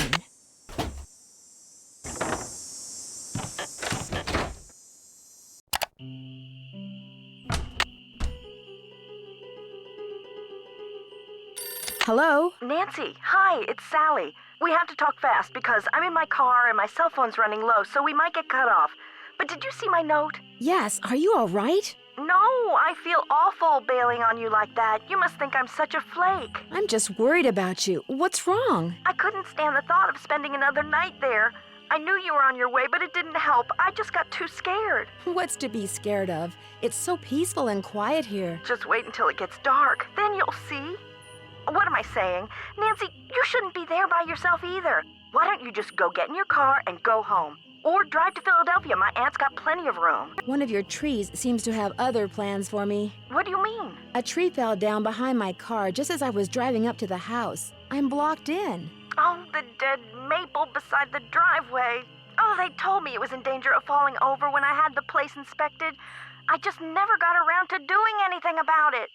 Listen, call M's Emporium. That's a store on the lake. Emily knows everybody. She'll know who to call if she decides to answer her phone. Don't worry about it. I'm not in any hurry to leave. You will be.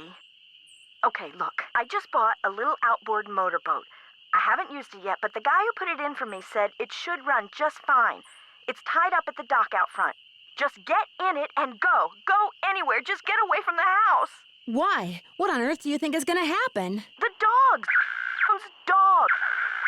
Out of nowhere. They're outside howling and snarling. Teeth and claws. Horrible. Dogs? Hello? Did you say dogs? Hello?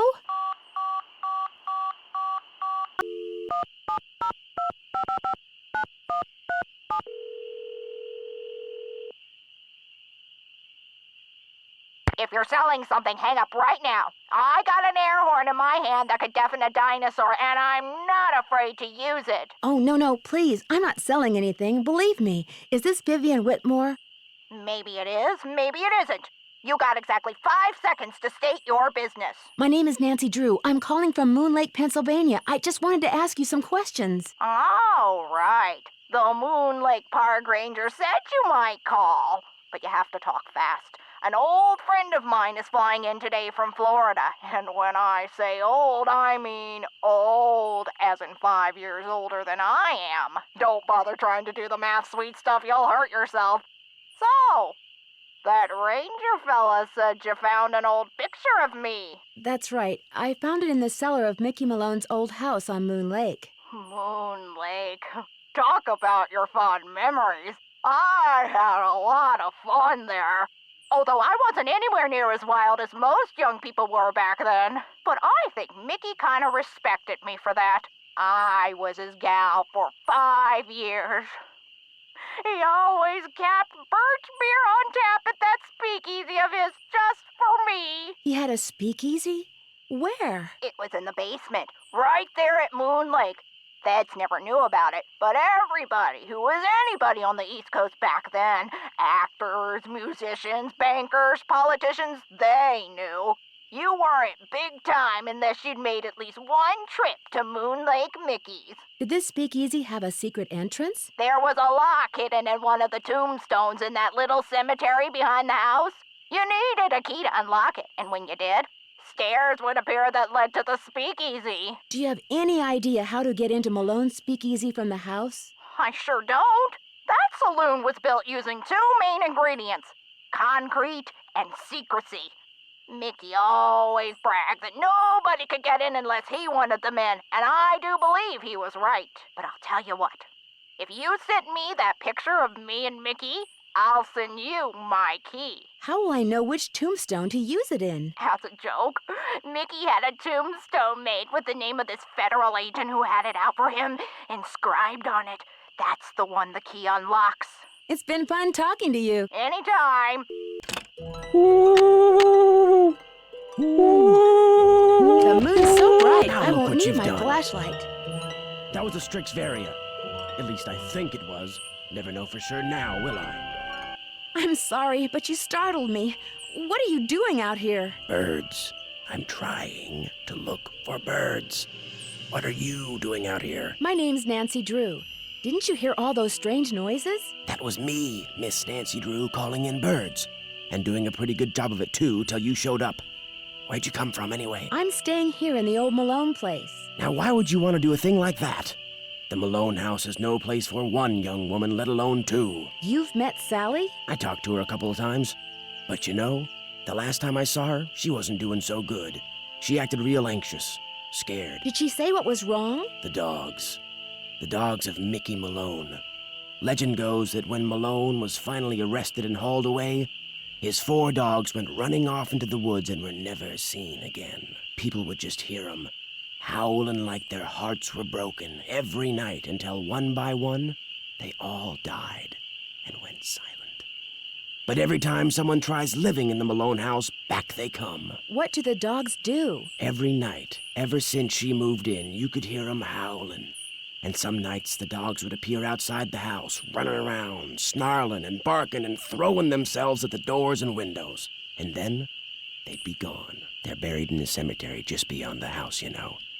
Them and Malone, both. The dogs would attack her house? It's like they don't want anybody but Malone living there. I guess they don't know he's dead. And so are they. Did she ever call the police? This isn't New York City, Miss Nancy Drew. All they got around here is one officious little park ranger. And all Jeff Akers does is sit around all day trying to figure out how he can get himself transferred out of here to a bigger park. Do you live close by? I just come to Moon Lake in the spring to look for birds. Got an observation platform just up the path, kind of my base camp, and I've got a little outboard down there on the lake. Left my car at the big dock up lake. Don't really need it.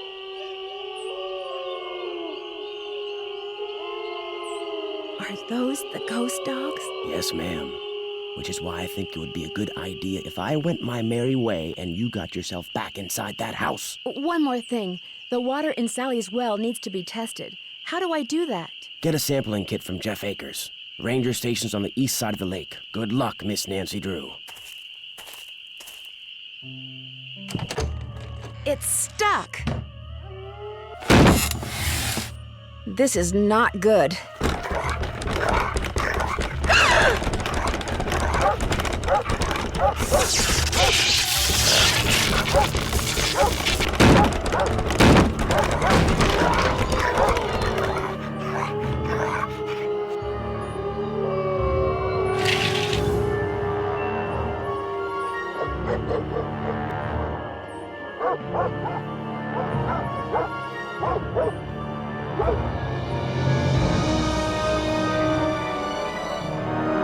It's stuck. I need some sandpaper. Well, it's Miss Nancy Drew. Please, just call me Nancy. I will if you keep your voice down. I just heard a cerulean warbler. Really? Are they rare? Something tells me they're gonna be with you around. You didn't come up here to chit-chat, did you? Are you out here all by yourself? I came to see birds, not people. The more people there are in a forest, the fewer birds there are. It's a fact of life. Reason I like to come here is because nobody else does. It's perfect. Not a decent grocery store, restaurant, or motel for miles. There's no place nearby that sells boat parts? Sally's outboard is missing a spark plug. I might be able to help you out. After all, I was a Boy Scout. Be prepared. But I don't want to leave you unprepared. Well, just so happens I've got 2 spark plugs right here in my pocket. Question is, if I give you one, what do I get for it? I don't need cash, but maybe you could take a few pictures for me. Know how to use a digital camera? Sure. What would you like me to take pictures of? Birds, of course. There's a couple of birds I'm supposed to take pictures of for PEPSOB. That's People for the Preservation and Study of Birds. You can recognize them by their songs, which are on this tape, which you can play on my cassette player, which you're gonna have to get from M's Emporium as soon as you get your boat fixed. Think you can handle that? Sounds good. M's Emporium is up lake on the west side. Not that I'm trying to get you out of my hair or anything, but try not to come pestering me till you're done, okay? One more thing. You smoke? Cigarettes? No. These woods may not look it, but they're tinder dry. One lit match, and the best bird habitat on the East Coast will go up in smoke. So watch what you do, because if anything like that happens, I won't be looking for birds anymore, I'll be looking for you. Watch yourself out there.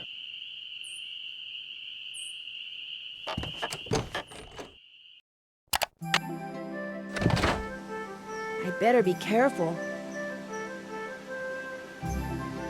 Darn, it flew away.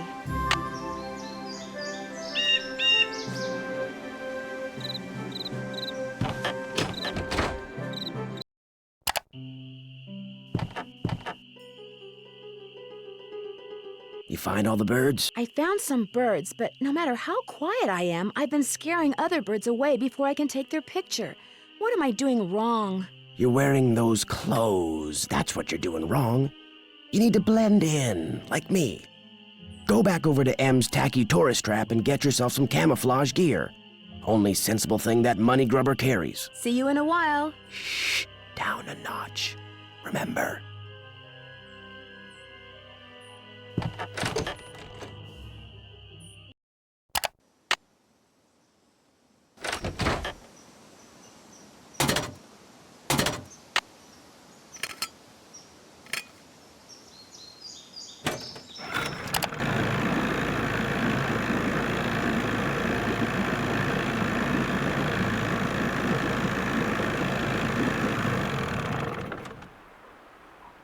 Hey there! Welcome to M's Emporium. I'm Emily Griffin. My name's Nancy Drew. I'm staying out at the old Malone place. You know, the house Sally McDonald bought? Now what's she doing inviting guests out to that old dump? As it turns out, I'm there by myself. The dog scared her off. I told her. I said, Sally, that old house is gonna be nothing but trouble. And sure enough, Malone's hounds have come back. Just when we all thought they were finally resting in peace. When was the last time they appeared? Seems like they show up every time somebody buys the place. So the last time would have been 10, 15 years ago. What can you tell me about Red Knot? The bird watcher. Comes in every so often to stock up on that weirdo food he eats. You know how them tree hugger types are. Has he been in the area long? About as long as those pink-billed warblers and purple-eyed owls he's always chasing have been around. Couple of months, I guess. I need to buy something. You want it? I got it. Long as you pay cash, that is. Right now, cash is kind of a problem for me. Do you think we could do some kind of trade-out? You scratch my back, I scratch yours, huh? Seeing as how you're a friend of Sally's, and seeing as how I got some things around here that could use doing, I guess we could work something out. What is it you need? To make a long story short, I need some camouflage gear. Got some right over here. One size fits all. But I'm running kind of low on bait. So if you go out and get me, say a dozen little critters, I'll give you the camos. A dozen little critters? Worms, spiders, beetles, grubs. Anything that wriggles on its belly'll do. Just look under stuff. Rocks, logs, dead leaves. Should be able to find 12 in no time. Do I need some kind of permit? Things ain't quite that bad around here. Least not yet. Now, if Jeff Akers' daddy was still around, you might get arrested for cruelty to animals or some such nonsense. Joe Akers used to be the deputy sheriff. Real critter lover, that one was. Do you sell sandpaper by any chance? I do, but Mr. Birdbrain was in last week and cleaned me out. Said he was tired of that observation platform of his giving him splinters in his hinter regions. Think I could get some from him? He's your only hope, but you better ask him for it quick. That deck of his is pretty big, and those squares I sold him are pretty small. Guess I'll see you later. You betcha.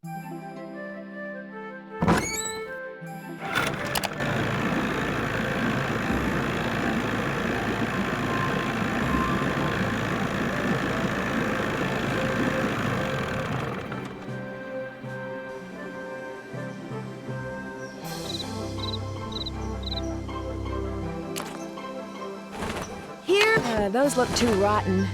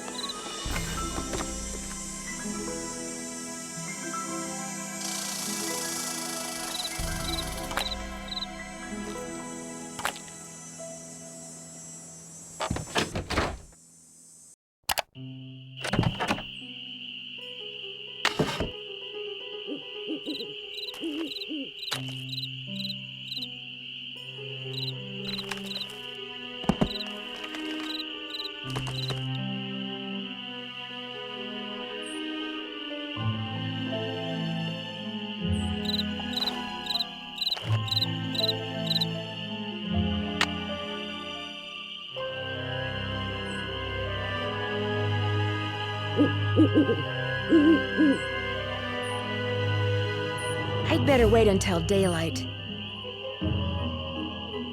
How's the bird watching coming along? I'm sorry to keep bugging you, but I need some sandpaper.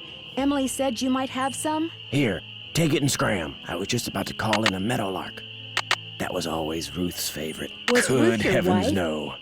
My wife had no patience for birding. Ruth was my dog. Border collie. She'd hear a meadowlark, and by golly, her ears would perk, and she'd cock her head, and she'd just come as close to smiling as ever a dog could. Do many people around here own dogs? Not really.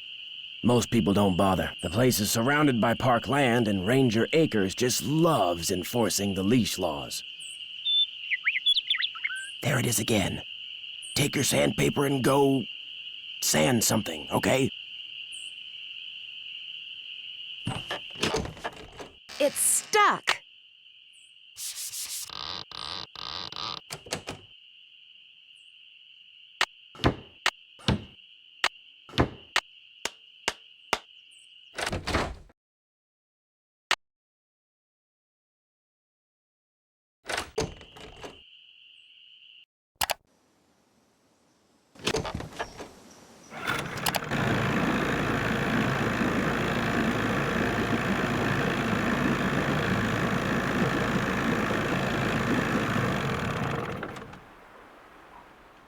Hey, Nancy, how's the bait finding coming along? Got him right here. Well, now, you done all right for a city gal. Here you go. Hope whatever you're hiding from won't catch you. How you holding up? Guess I'll see you later. I guess you will.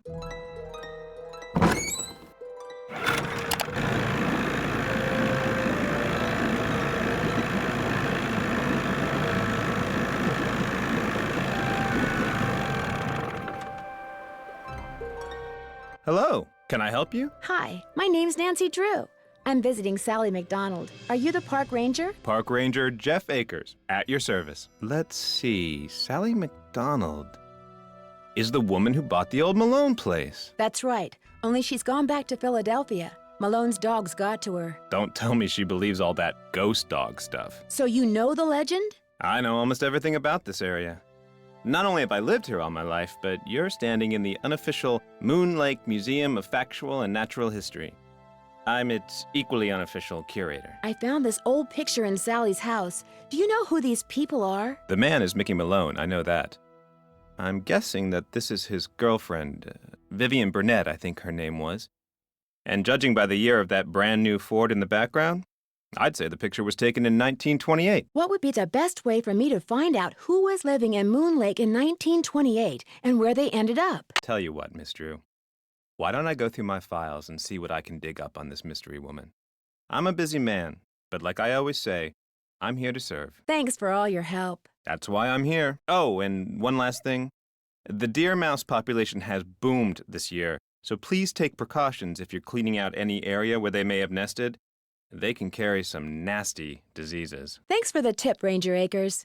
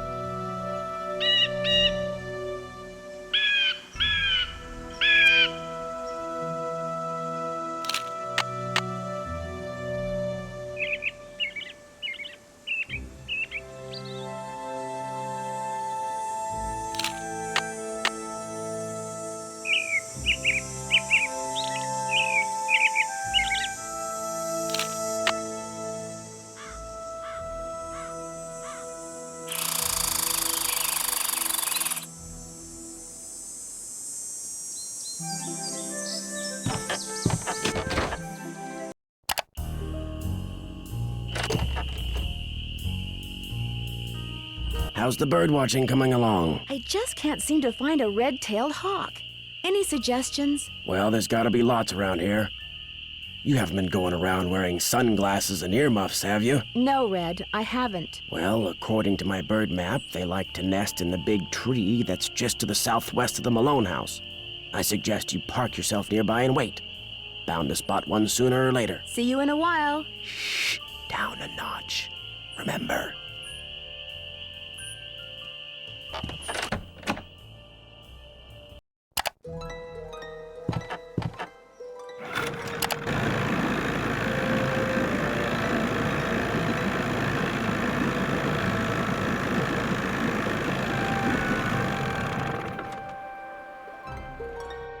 Good news. I have information on your mystery woman. Thank you so much. Is she still alive? Her name these days is Vivian Whitmore.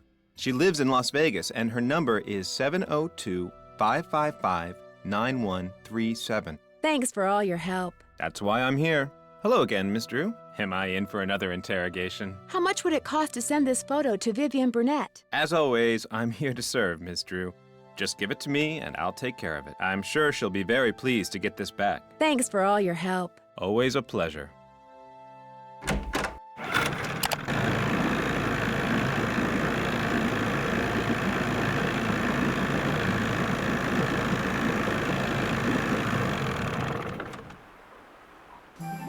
Well, I don't see any hawks, but this is probably the tree Red was talking about.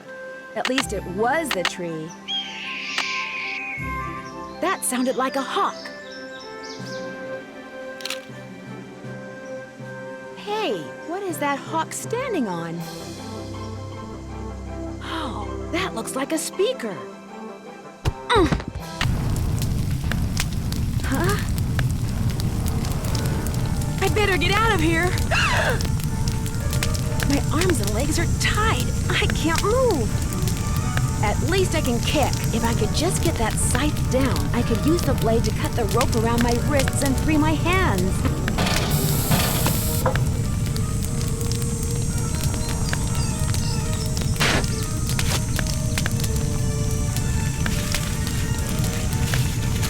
I can't just let this thing burn up. I've got to put it out.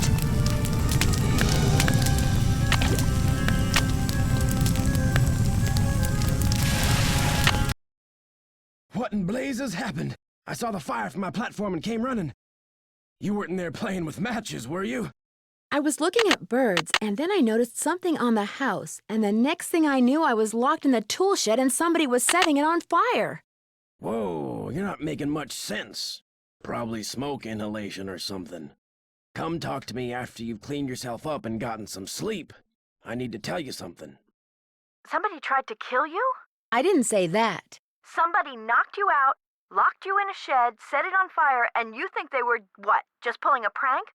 Wake up and smell the hostile vibes, Nancy. I guess it's just hard for me to believe that anybody would consider me to be that big a threat. I should have never let you stay there by yourself. Sally, I'm fine. I feel bad about your tool shed, though. Who cares about the shed? It was full of junk anyway. I'm glad to be rid of it. That's kind of the way Ranger Akers saw it, too. He showed up right after the birdwatcher did and ticketed me for burning refuse in a manner that endangered park property. That man is insufferable. Emily was nice, though. She came by right afterwards and wouldn't leave until I drank the tea she made for me. Look, Nancy, one more time. If you want to leave, just say the word and I'll come get you. Sally, one more time. I'm fine. Well, then promise me you'll be careful, okay? I promise. I'll be in touch. You better.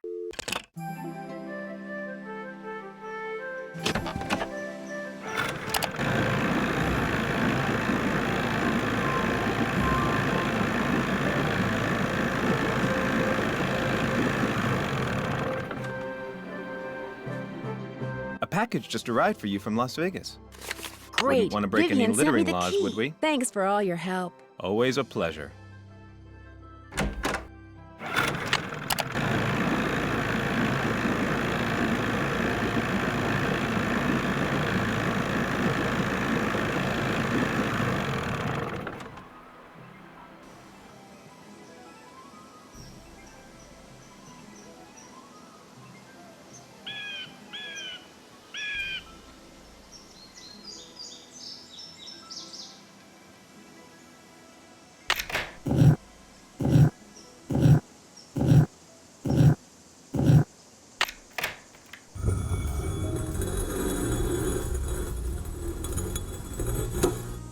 Oh, the batteries are going dead. I can't see a thing. I'd better go back.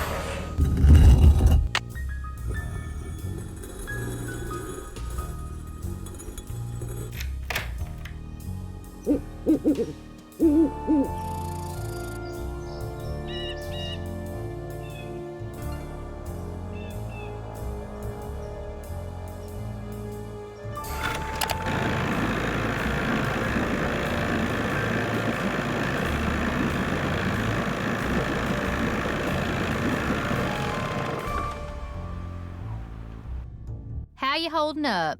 I need flashlight batteries. Do you carry them? Yep. But you know, I've been meaning to make a purty display out of them packs of combo coal over there for the longest time. Just can't seem to get around to it. I could probably do that. Here's the way it should look when you're done.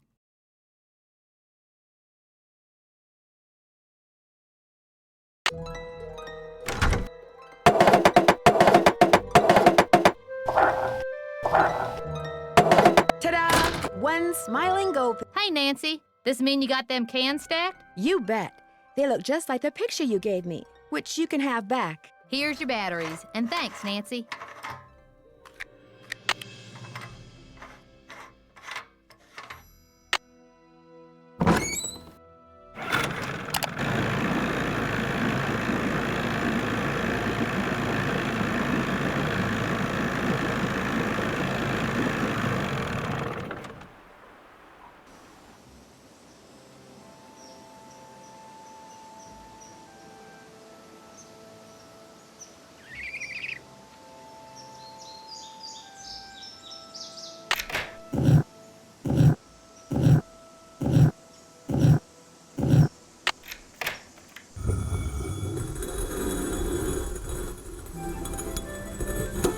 It's silly to try to explore this in the dark. Uh-oh.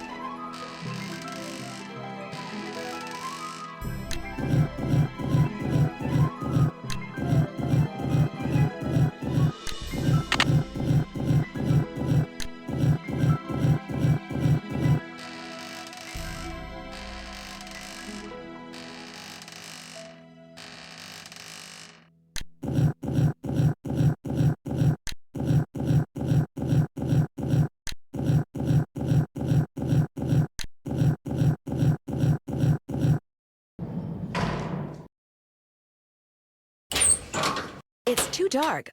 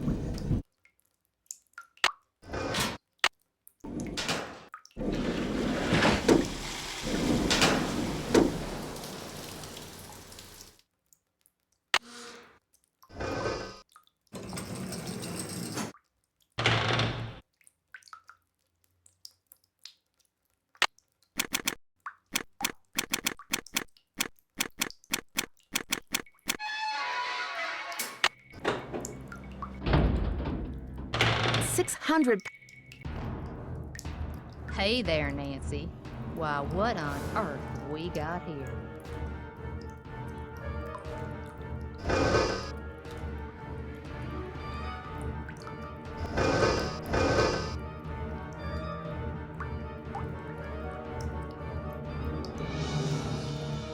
There's plenty of gold here. We can share. Nancy, wait. Let's talk about this. This can just be our little secret. You scratch my back, I scratch yours, remember? Nancy? The gold's all yours, Em. Enjoy it while you can.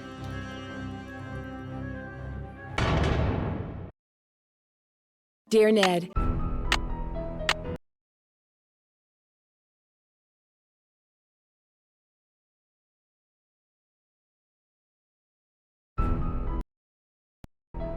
welcome to my lady. Dear Ned,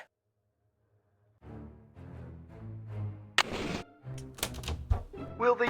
Well, from the way you just marched right on in here past all those sorry we're closed signs, you're either who I think you are or you're one determined gatecrasher. you must be Harlan. Paula Santos said you'd be expecting me. Which means you must be Nancy Drew, famous teen detective. And you're the security guard. The only security guard, sounds like. I begged Miss Santos to keep me on while the park's closed. Even agreed to a pay cut. So you're not intimidated by all this curse stuff? Somebody swiped a horse off a carousel and now it's malfunctioning. The police don't think it's that big a deal, and frankly, neither do I. What about the roller coaster? Accidents happen. Of course, Ingrid will tell you that these so-called accidents are really the result of the park's karma getting bent out of shape by negative energy or some such gobbledygook. Who's Ingrid? Ingrid Corey.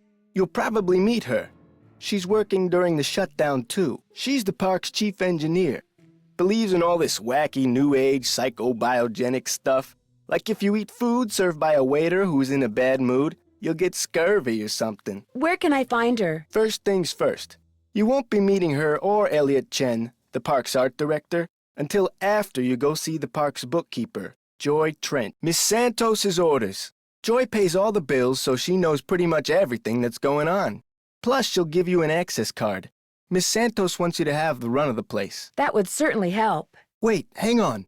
I know Joy won't give you one of these, so I will. Here you go. It's a Captain's Cove fun card. Lets you ride the rides and play the games on the midway. Come back to me if you burn through that one and need another. Am I not supposed to have this? Well, see, Joy's just kinda joyless. It'd never occur to her that you might want to have some fun while you're here. Of course, she's a newbie too, like me. Maybe she'll come around. Anyway, here's a map of the park. I put an X where Joy's office is. I'll see you around. Knock 'em dead. Hello? Hi, Nancy. It's Paula Santos. I was wondering when I'd hear from you. Have you been out to the park? Yes, I have. I forgot to tell you. All the rides are shut down except for the carousel. I thought you might need to see it in action. But please, take a good look at the roller coaster, even if you can't ride it. What did the police find when they looked at it? They looked around for 5 minutes, then left. Said as long as the insurance company was going to investigate, why should they? I'll get back to you as soon as I can. I can't wait to hear what you turn up. Call me as often as you like. My phone's on and with me 24/7. Oh, and one more thing.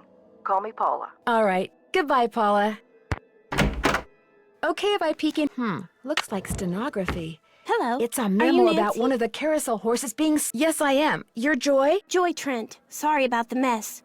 So, I'm supposed to give you an access card. Yes, Ms. Santos wants me to have the run of the park. You're wasting your time, you know. Excuse me? You're only here because it makes it look like Paula Santos had nothing to do with any of this cursed garbage. Are you saying she did have something to do with it? I've seen how Paula runs the park. All she wants is to get more and more people through that gate. And what better way to do that than with a carousel that's allegedly haunted? Is Ms. Santos aware of the way you feel about her? Of course not. I don't want to get fired. Besides, nobody's been hurt, except that glorified con artist who claims his neck got injured, Lance Huffington. And the truth is, Paula offered me this job because she knew I needed the money, and I'm not entirely ungrateful. My father died recently. His estate is in bankruptcy. He used to be co-owner of the park. 2 years ago, he suffered a huge financial setback, and he had to sell his share to Paula. When he died 2 months ago, he was flat broke. Paula could have bailed him out, but she didn't. Frankly, I think the reason she hired me was guilt. Right. I'm supposed to get an access card from you? Here you go. That should get you into all the private areas of the park. But if you run into problems, don't come to me. Ask the chief engineer, Ingrid Corey. Her office is by the haunted house. The only other people in the park right now are Harlan Bishop and the art director, Elliot Chen. His studio is right by the treasure chest souvenir shop. But try not to bug him. Why? Is he temperamental? He's behind in his work and needs to catch up. Ms. Santos has been getting on my case about it. Well, I think you have everything, so if you'll excuse me. Oh, right. Thanks for all your help. Sorry if I disturbed you. Hang on, I'll be right with you. Take your time. Uh-oh. Out. And do not come back unless and until Joy Trent calls me. Okay? Okay. Who are you, and what are you doing? Who said that? The name of the carousel horse is... Keep going. Over here. Please identify yourself. I'm a detective named Nancy Drew, and you are? I am Miles, the Magnificent Memory Machine. I receive and process video and audio input and make appropriate pre-programmed verbal responses. Who programmed you? It is my turn to ask a question. Nancy Drew, why are you here when Joy is not? As a matter of fact, I need to leave a message for her. There is a pad for leaving messages on the desk. So, who programmed you? Responding to the non-Joy entity is an unnecessary drain on my power units and is heretofore disallowed. What does that mean? Hello? Miles? I guess it means he's not going to talk to me anymore. I can use this to leave a note for Joy to call Elliot.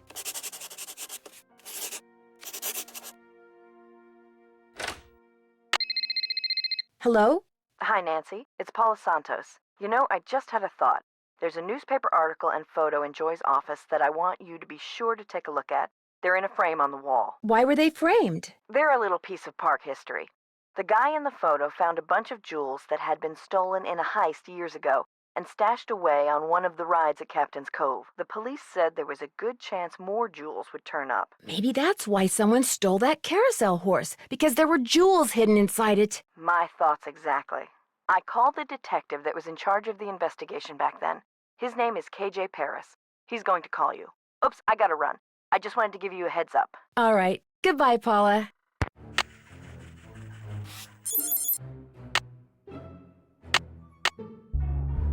If I play this Nothing game, like I a can win game an of anchor. squid toss, is there? You have 4 fun credits left on your card. Catapult the squid through the hoop.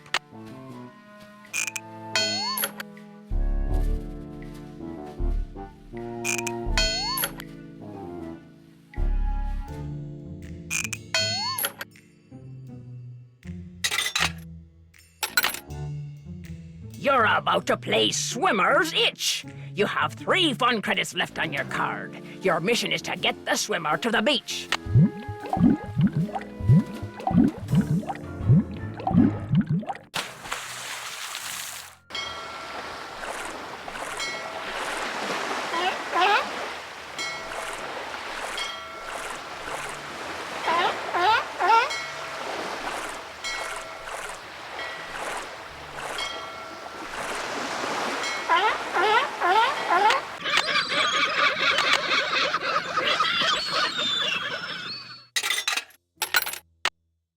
Uh-oh, looks like it's out of order.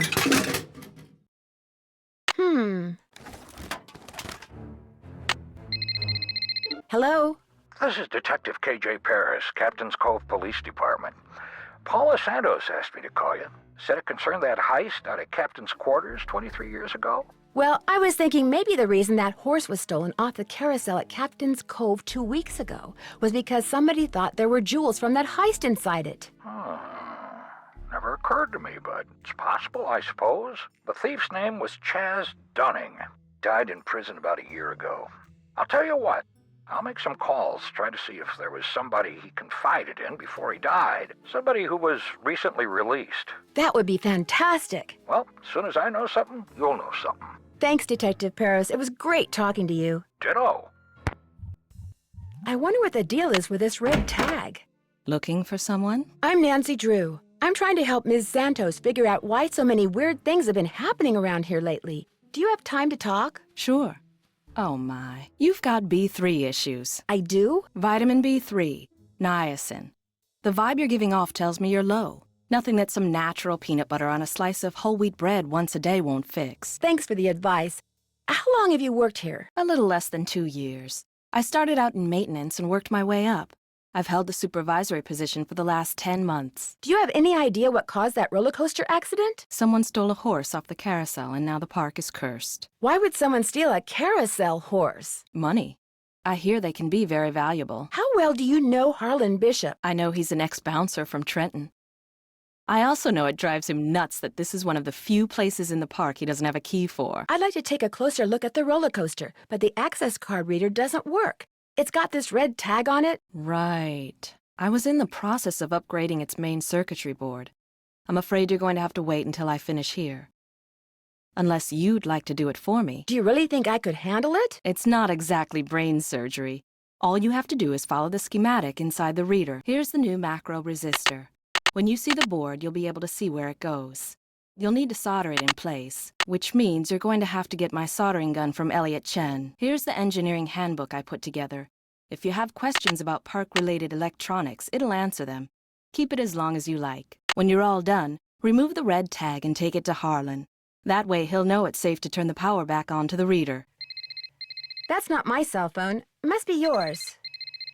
Are you going to answer it? No, that would be rude. I'll just call them back. So, once you get that tool from Elliot, you should be all set. I don't seem to be having much luck using my access card. Am I doing something wrong? I deactivated most of the readers because of the shutdown. Soon as I get done here, I'll get them online again. Sorry. Hey, if you come across a pair of pliers, hang on to them, okay? Mine are missing. Someone must have walked off with them. Any advice on how to go about fixing the Midway game that's broken? It needs to be reprogrammed. Open up the back. Should be some instructions on the clipboard. Check that handbook I gave you if they're too cryptic for you. But you'll also need the plug-in keyboard. And unfortunately, I have no idea where it is. One of my guys probably left it in the park somewhere. Thanks for your help. Remember, niacin. Well, Miss Destructo returns. I'm really sorry about what happened before. These things happen. So, I hear you're out to solve the curse of Captain's Cove. How do you explain what's been going on around here? What do I know? I'm just an artist. Go ask our naturopathic engineer person. The way I hear it, the shutdown is a good thing. For you, at least. You mean because I'm behind in my work? I'd be lying if I said the shutdown wasn't helping me get caught up. Meeting deadlines has never been my forte. But I certainly hope you're not suggesting that I arranged for the park to be shut down by somehow manufacturing this curse thing, because that would be ridiculous. Ingrid said you have her soldering gun. I need to get it from you, if that's okay. You bet. Here you go. Been meaning to return it to her, but I've been a little busy. Great. Thanks. I'll let you get back to work. Keep it real.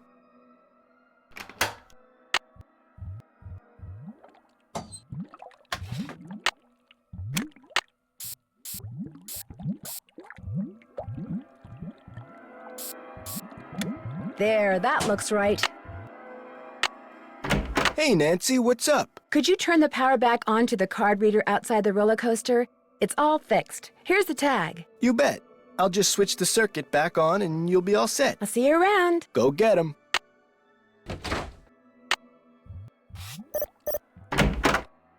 This looks like one of joy. Ow!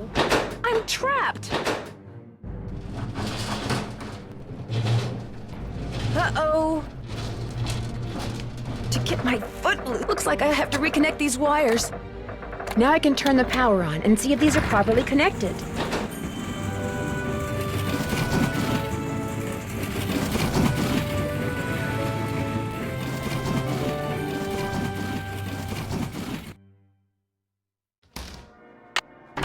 Need something? Someone activated the roller coaster while I was standing on the tracks just now. I barely managed to escape. Really?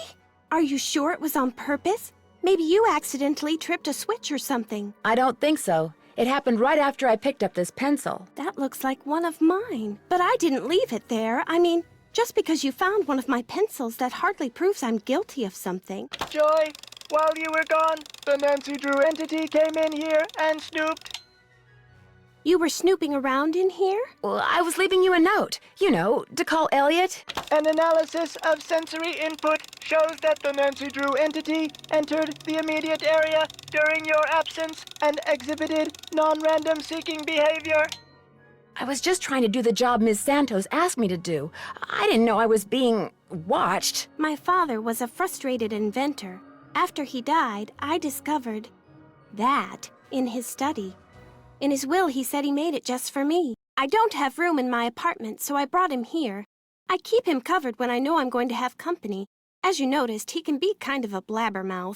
The word blabbermouth is without meaning to Miles, the magnificent memory machine. Does he do anything else besides blabber? My father said he invented Miles in order to reacquaint me with my childhood. It always bothered him that I was never as happy-go-lucky as he was. What am I, Miles? Joy Trent is a party-pooping stick in the mud. So my father programmed him with a bunch of riddles designed to reconnect me with long-lost memories from my childhood. What a wonderful gift! I don't see it that way at all. I don't want to relive my childhood. My mother died when I was 4. But it's what your father wanted. Shouldn't you at least give it a try? I should be mad that you were snooping around in here. But the truth is, I think it's neat that you're so gutsy. Especially since I'm so not gutsy. Oh, what the heck. Okay, Miles, let's hear the first riddle. Here is the first riddle. Listen carefully. To be told a truth long since put away, bring me the silvery remains of a 4-bit day. I have no idea what he's talking about. I knew it would be a waste of time. Maybe it'll ring a bell with somebody else. I'll ask around. Do what you want, but I'm not gonna hold my breath. Nancy, you're a procrastinator's dream. Know that? Come in. Ask me questions. Ask me lots of questions. I know you're busy, but I was hoping you could maybe help me solve a riddle. If I asked you for the silvery remains of a 4-bit day, what would you give me? A riddle? I love riddles. Okay, let's see. Silvery remains has to be something silver that's left over, right? Okay, now, if 2-bit means worth a quarter, 4-bit would mean worth 2 quarters. Quarters. Captain's quarters, maybe? The hotel adjacent to the park? Captain's quarters day. Day, spelled D-A-E, as in Sunday. That's it. There's this fantastic sundae you can get only at the hotel. They call it a fun day. It's been their specialty for like centuries. Comes with a souvenir spoon. Silvery, as in spoon, get it? Elliot, you're a genius! Next riddle, come on. I'm on a roll, baby. I'm in a groove. Bring it on. I'll let you get back to work. Rock on.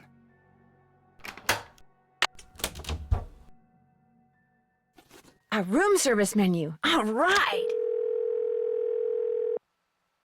Hotel operator, what do you want? Are you the regular operator? I'm filling in for my cousin Amber. She took the week off on account of the amusement park being shut down. You don't want an outside line, do you? Actually, I have a cell phone. Good. Use it. An outside line will cost you an arm and a leg. Besides, I'm not sure how to get you one. So, Miss Oren, what do you want? That's Drew. Nancy Drew? Sorry, my cousin's handwriting reeks. So, what do you want, Miss Drew? I'd like to order a fun day, please. 2,480 calories worth of sheer heaven plus one official fun day souvenir spoon coming right up. Anything else? That's it. Thanks a lot. Yeah, sure, whatever. Oh, that was so good.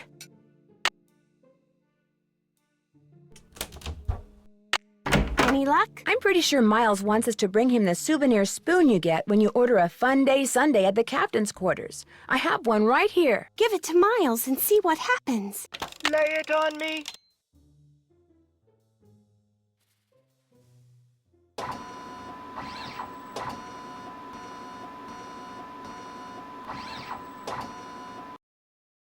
The scan is complete. The object is correct. Your mother used to take you for a Sunday at the captain's quarters almost every week. Do you remember, Joy? The captain's quarters fun day. I do remember that. I was so small, I always had to sit on my mother's lap to eat it. I wish I could remember what she looked like. Don't you have a picture of her? You were very little when your mother died, Joy. Your grief came out as anger. Before your father could stop you, you destroyed every picture of your mother that he had. I did that? No, my father told me he had gotten rid of them. He always said some things are better left forgotten. Oh my gosh. I'm the reason I have nothing to remember her by. I'm sure your father helped you shut out the truth in order to spare your feelings. The older your father got, Joy, the more he realized that life is nothing but memories. He realized that even bad memories have a place in a good life. That is why he invented Miles the Magnificent Memory Machine!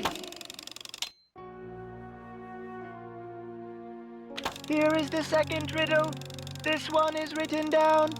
Please remove it. It's just a blank piece of paper. You and your mother used to love to play this game, Joy. Once again, I have no idea what he's talking about. Don't give up yet. If you still want to help me, please, Nancy, keep going. I feel like a door somewhere is starting to creak open. I'm kind of scared to open it, but I also kind of know I have to. I'll get back to you as soon as I can. I really appreciate your help.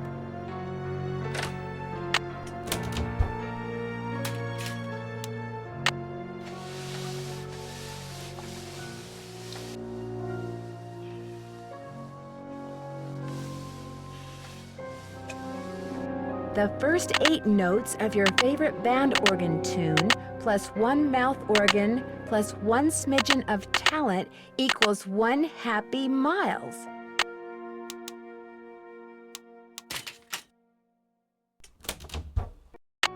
Any luck? There was a message written in lemon juice on that piece of paper Miles gave us. We're to play the first 8 notes of your favorite band organ tune on a mouth organ for Miles. My favorite band organ tune?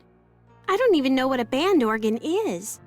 Or a mouth organ either, for that matter. I think a mouth organ is a harmonica. Correct.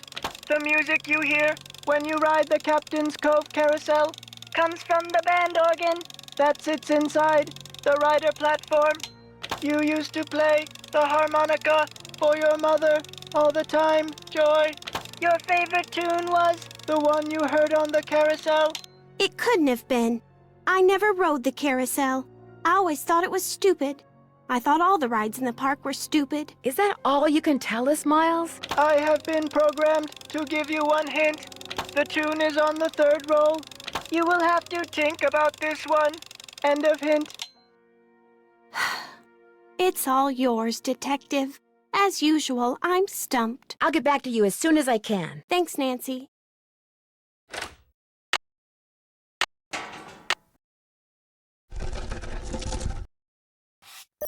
Guess I'm gonna have to call Tink, whoever he is.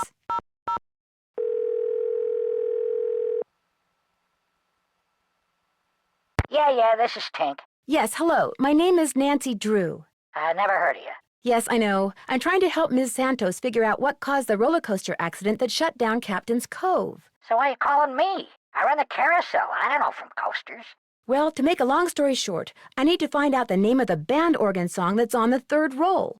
What for? That's between me and Miss Santos, I'm afraid. How do I know you even know Miss Santos? Look, if you want to call her, I've got her number right here. I didn't drive 900 miles into the Canadian wilderness to call my boss. Anyway, I can't help you. I got no idea what song's on the 3rd roll. Only way you're gonna find out is to play it. Where is the 3rd roll? It's in the cabinet in the gear room. There's a cabinet in there? That's right. 18 939. That's a combination. Oh, and one more thing. You're gonna have a problem when you go to load the roll on account of... Holy moly! I either snagged a greyhound bus or the biggest fish in the Chapleau River is right here on the end of my line. I'm sorry, hon, I gotta go.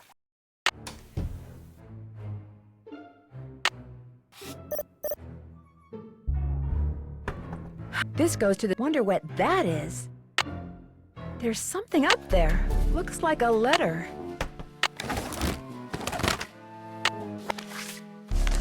So there was a door to Kessler's workshop by the radiator in the ballroom.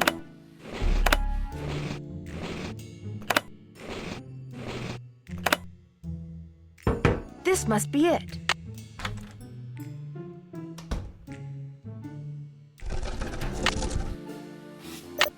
This is where the air comes out.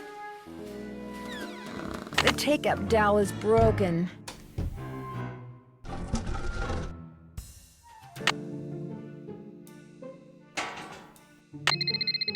Hello? Hi, Nancy. KJ Paris. I got some preliminary info on that jewel thief. You know Chaz Dunning? Great, let's hear it. Okay.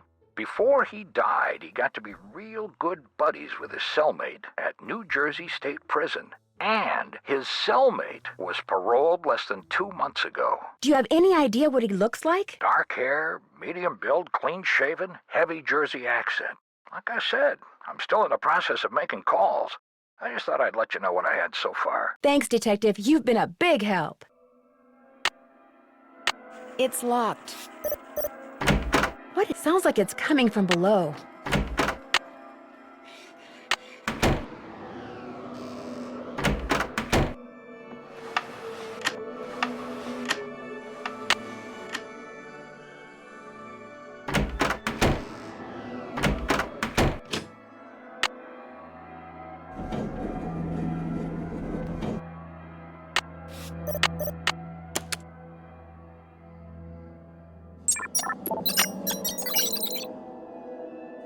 Let's play Barnacle Blast. You have 2 fun credits left on your card.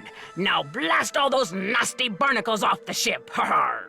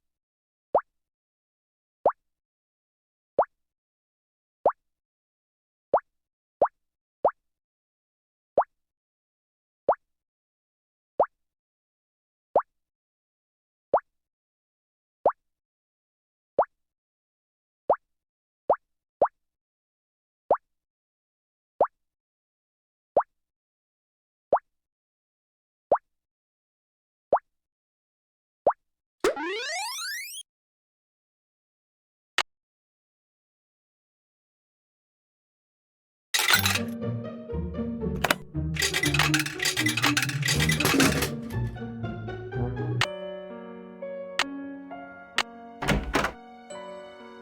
can't open this without the combination.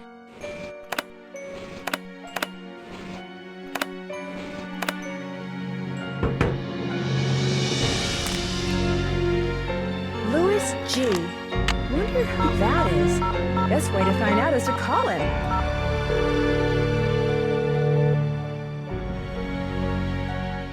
State Board of Parole, Louis Guerra's office.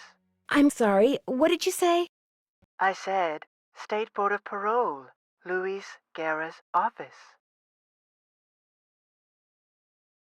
Is Mr. Guerra a parole officer? That's correct. But he's out of the office right now. Would you like to leave a message? Maybe you can help me. Do you know if he has a client named Harlan Bishop? Yes, he does. Is Harlan up to something he shouldn't be? I didn't say that, but when was he paroled? Do you know? You're going to have to wait and ask Mr. Guerra that question. What was the name? Nancy Drew. My number is 523-555-4399. That's my cell phone. He can call me anytime. I'll let him know. Thank you. Wonder what's on here. I'll just play it and find out.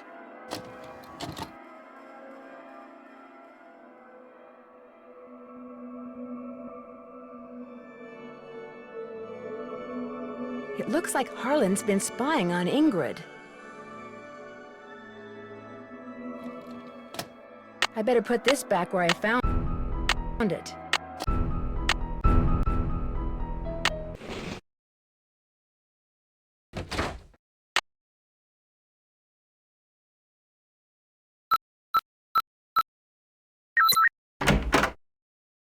Call LH about results. LH. Lance Huffington, maybe?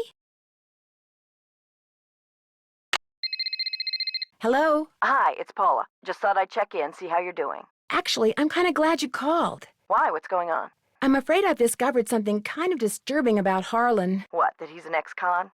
I know. You do? It was the first thing out of his mouth when he applied for the job. He said being an outstanding security guard would prove to everyone once and for all that he's gone straight. I also found out that he used a security camera to get the code to Ingrid's work area, and he fits the description of the jewel thief's cellmate that Detective Paris gave me. Oh, now that's disturbing. But I'm still going to give Harlan the benefit of the doubt until I have good reason not to. I appreciate your bringing this to my attention, though. All right. Goodbye, Paula. All right, break time. I found this strange hidden door in the haunted house. Problem is, it's locked. Do you have any idea what's behind it? Ask Joy. That nutty professor father of hers always had these little secret projects going in the park, even after he sold his interest. Miss Santos didn't have the heart to boot him out. I need to make a dowel to replace this broken one from the band organ. Would it be all right if I used your equipment? I won't make a mess, I promise. Sure. Got a lathe, wooden rods, safety goggles? Knock yourself out. I gotta go run an errand, though, so try not to cut off any appendages until I get back. Wow, a lathe. It's all fun and games until somebody loses an eye.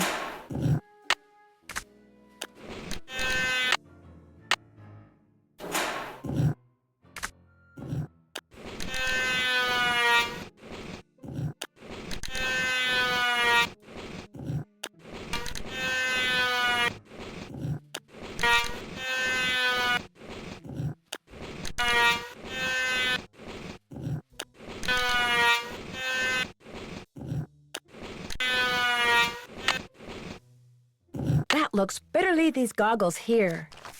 If Elliot wrote this guy's number down, maybe I should too. Here we are at the carousel.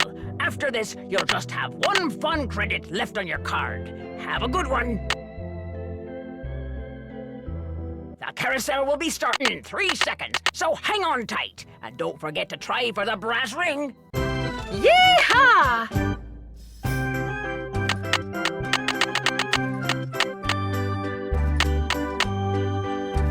Here comes the brass ring. Get ready. You got it.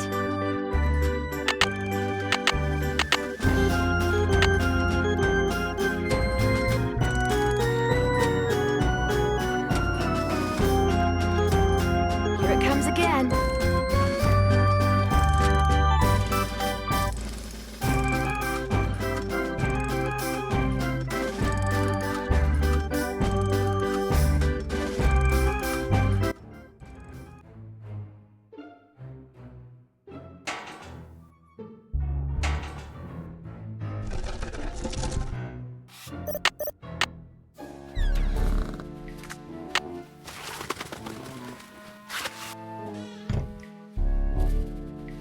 Wait, I better turn this off.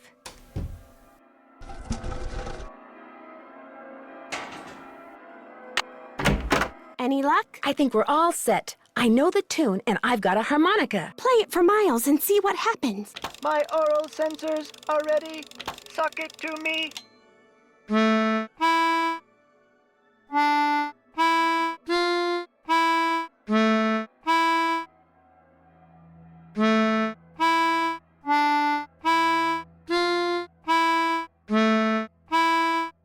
Hooray! I remember that song.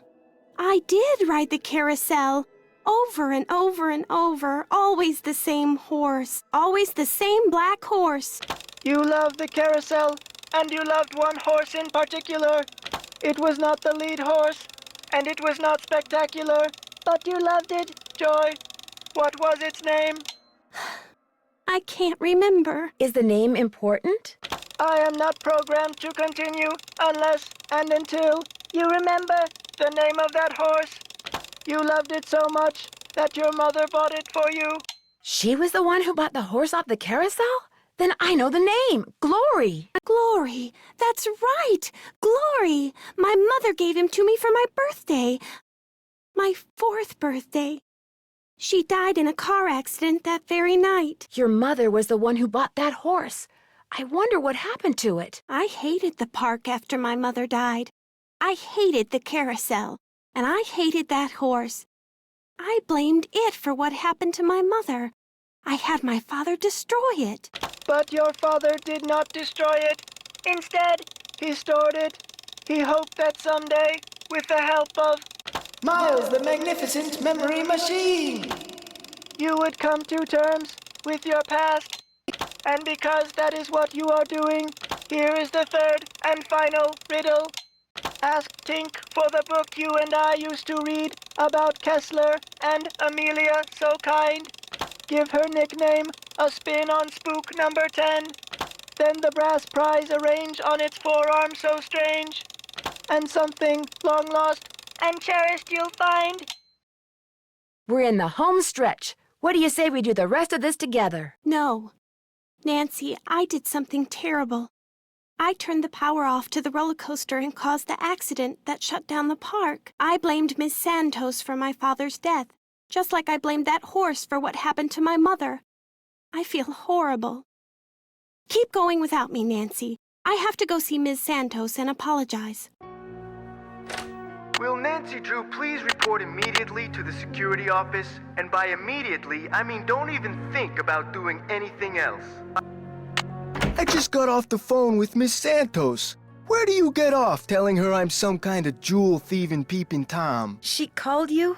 Of course she called. She hired me because she thought I deserved a second chance. She wanted to make sure I hadn't betrayed her trust. Which I hadn't, by the way. It's just that when I found out you'd been spying on some of your co-workers... I wasn't spying on them. I really think that to do my job right, I should be able to go anywhere in the park. You know, in case of emergencies. Okay, so maybe I'm trying a little too hard. Maybe people's entry codes should be off limits.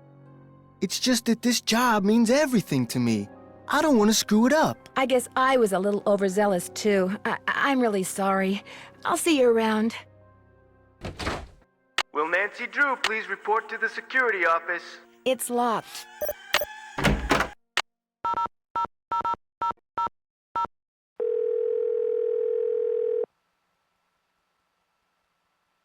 Sukov. My name is Nancy Drew. I saw the article you wrote about Rolf Kessler in the Collector's Hot Sheet magazine.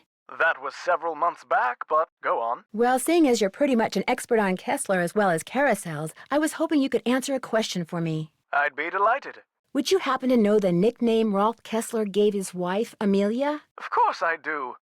At least, I thought I did. It was an Austrian term of endearment, rather common. Oh, come on, Anton, think. Spatzi. That was it. Spatzi. S-P-A-T-Z-I. He always called her Spatzi. Thanks for all the info. Call again anytime. Looks like it's been red tagged. Hello, Nancy. Still on the case, I see. There's a dummy in the haunted house that's been red tagged. It's missing an arm.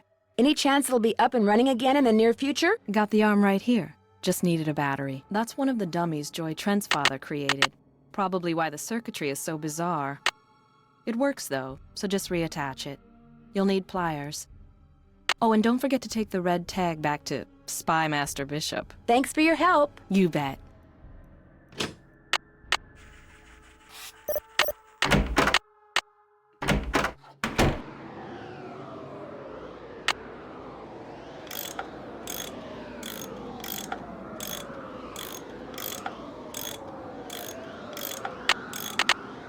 That looks tight enough. I need to take this red tag back to Harlan. I stepped out for a second, and when I came back, somebody'd left this envelope on my desk. Looks like it's for you. Got your name on it anyway. There's nothing inside but a key. Maybe it opens that door in the haunted house. Here, let me toss that envelope for you. I want to apologize for jumping all over you like that before. The more I thought about it, the more I realized that I would have done just what you did. No hard feelings? No hard feelings. Hey, Nancy, what's up? Could you please turn the juice back on to the dummy in the haunted house that Ingrid was fixing? Here's the tag. You've really got the system down, don't you? I'll just flip the switch and you'll be good to go. I'll see you around. Knock 'em dead. It's locked.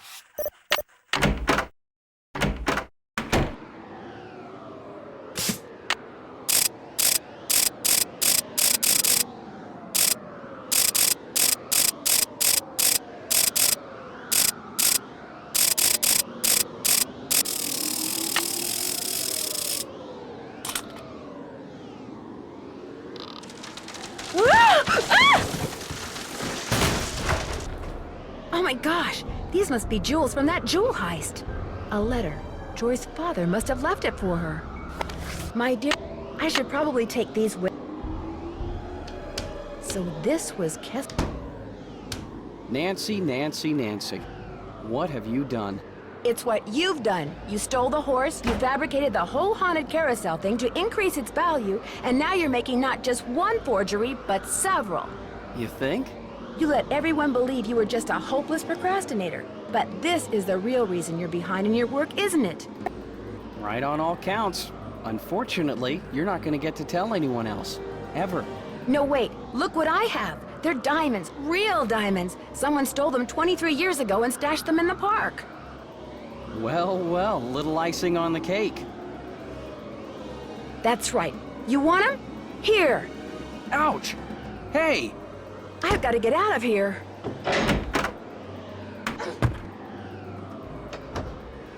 I'm trapped. I've got to get out of here. I've got you, Nancy. You're cornered.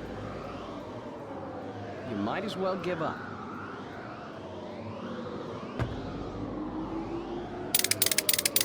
Ah! Ah! Soon as I get out of here, I'm going to call the police, Elliot. So don't bother making plans for tonight. Or the next 10 years. Dear Ned.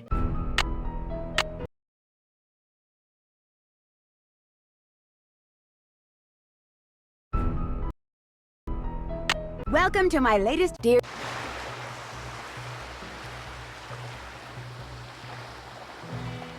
Why would somebody do this? Do you have any idea who did this? No. Look, you're on vacation. Just go relax. Or bike into town, or take my kayak out. It's at the end of the dock. Just always wear your life jacket. And don't go past the channel markers. And if the fog starts coming in, head to shore fast. The fog we get around here is as thick as cotton. And never go out without a GPS. That's a global positioning system. Mine's somewhere around here. Anyway, your bunk's the empty one below. Why don't you go unpack? It looks like whoever... At least the person who messed up the faucet left all the pipes here. I hope that looks right. That looks right. That doesn't go there. That looks right. The pipe's all fixed. I'll turn the water back on. Uh-oh. Katie's GPS doesn't look You know, so hot. Nancy, for what it's worth, I shot my mouth off pretty good at the town meeting last night. What do you mean? This orca, this killer whale, showed up in the channel about a week ago and has been hanging around here ever since all by itself. She was getting way too close to boats, so I called the National Marines Fisheries Service. They made some recordings and did some tests and are analyzing them. In the meantime, they ordered all boats to stay at least 300 feet away from her or risk paying a $1,000 fine. That's what the meeting last night was about. I take it not everyone agrees? The people that fish for a living sure don't. They're steering clear of the whale by taking the long way around the island to get out to sea, which costs them time and fuel. Some people say she should be captured and towed out to sea. And what do you say? I agree with the no-boat zone. I also think that if she's found to be sick, she should be shipped to a research facility for treatment, not returned to her pod. I said as much last night, only much more strongly. Who's Andy Jason? Andy does whale watching tours too. If I had $1 for every time he's come here trying to talk me into selling out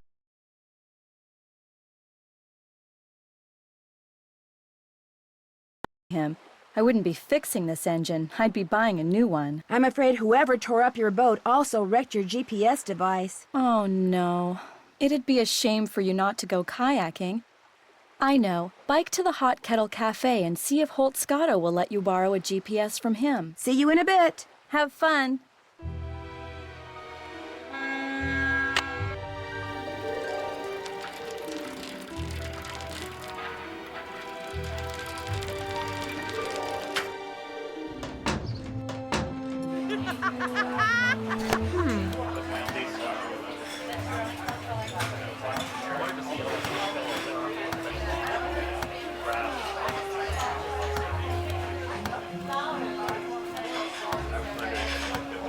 I made a royal flush.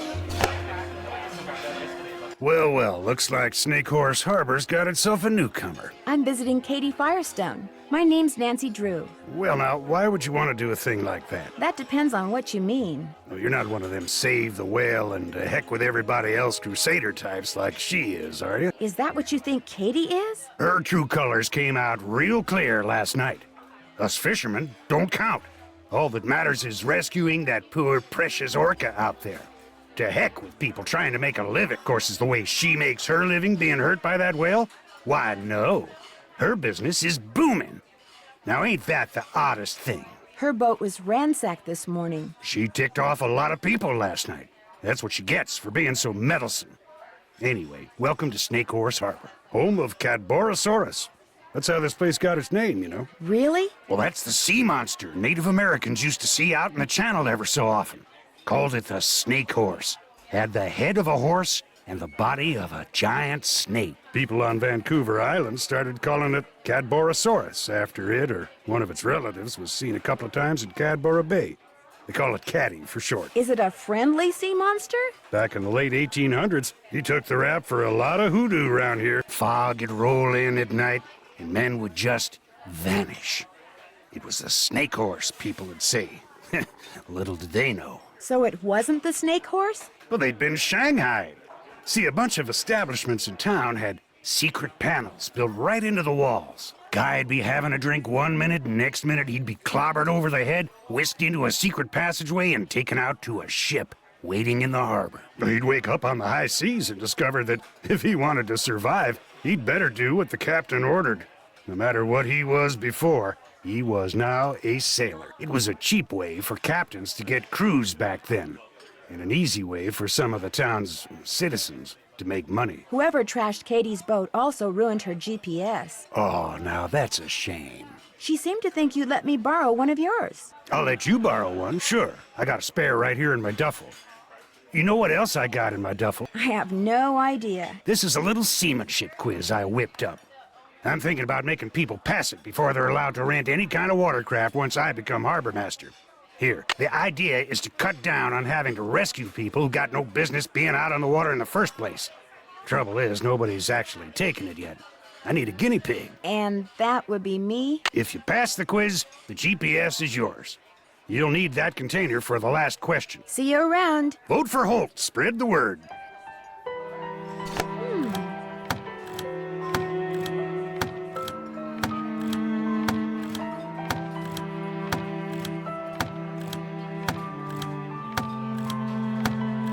I made a royal flush. That That looks right. Perfect. Good. Yes. Correct. Am I smart or what? Very good. Perfect. That should do it. I have to bring him a male Dungeness.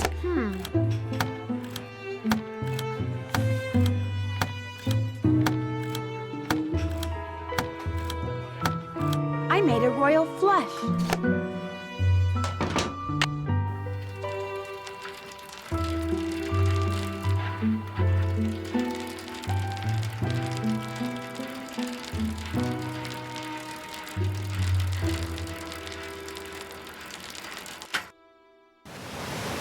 These would be great for... There's something in that bottle, but it's stuck on those rocks.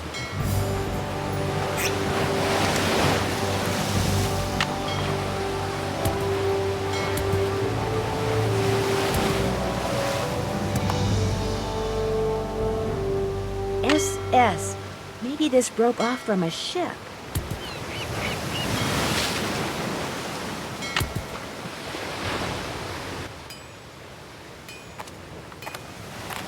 What do you think you're doing? Those signs over there say no trespassing, which means keep out, which means you, girlie. Girlie? Leave. But I just... Now.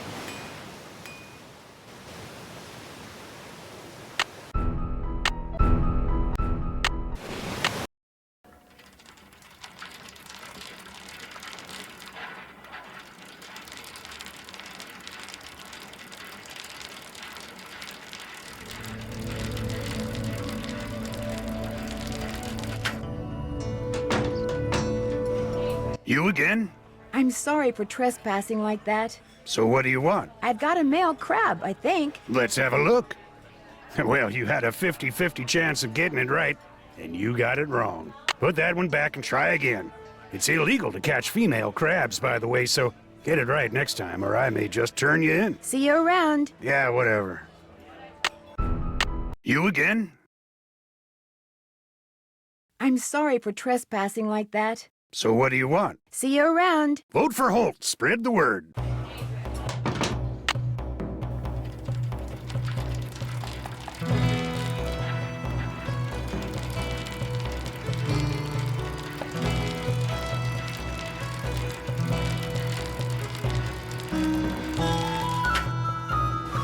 I can't dump the crab out here. Remember, eyes open, mouth shut.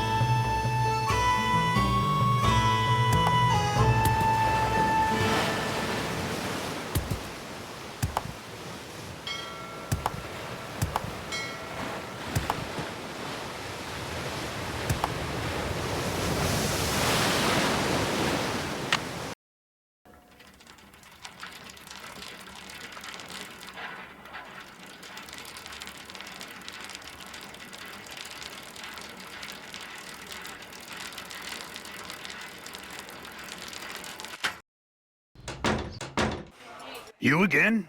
I've got a male crab, I think. Let's have a look. Right as rain. Just ace the rest of the quiz and you'll be home free. I'll take care of the crab for you. I finished that seamanship quiz. Let's have a look. Right as rain. Congratulations. Here's your GPS. Just turn around and follow the instructions. I'll take care of the crab for you. Great, thank you. See you around. Yo ho ho.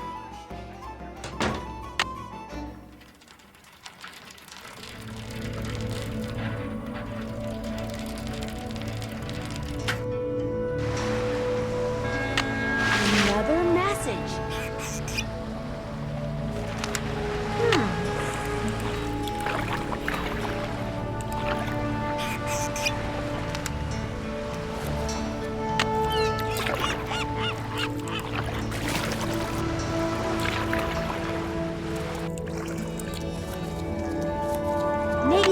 changes our coordinates.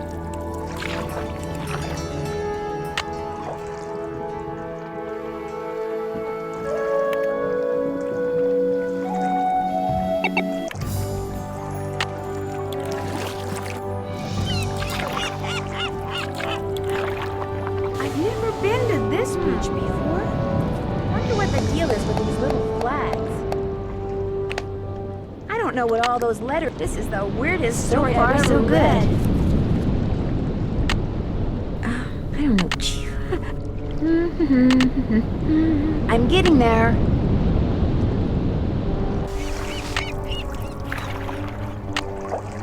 Ta-da! Ask HSAJJD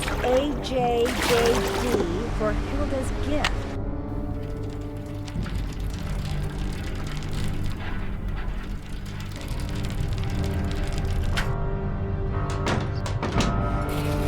You again? I understand that Hilda Swenson gave you something? So what if she did? Do you think I could see it? Tell you what, this chess problem I've been working on is giving me fits. Here, solve it for me, and I'll let you see what Hilda gave me. Feel free to look at the chess book in my duffel bag if you need help. Let me know when you're through.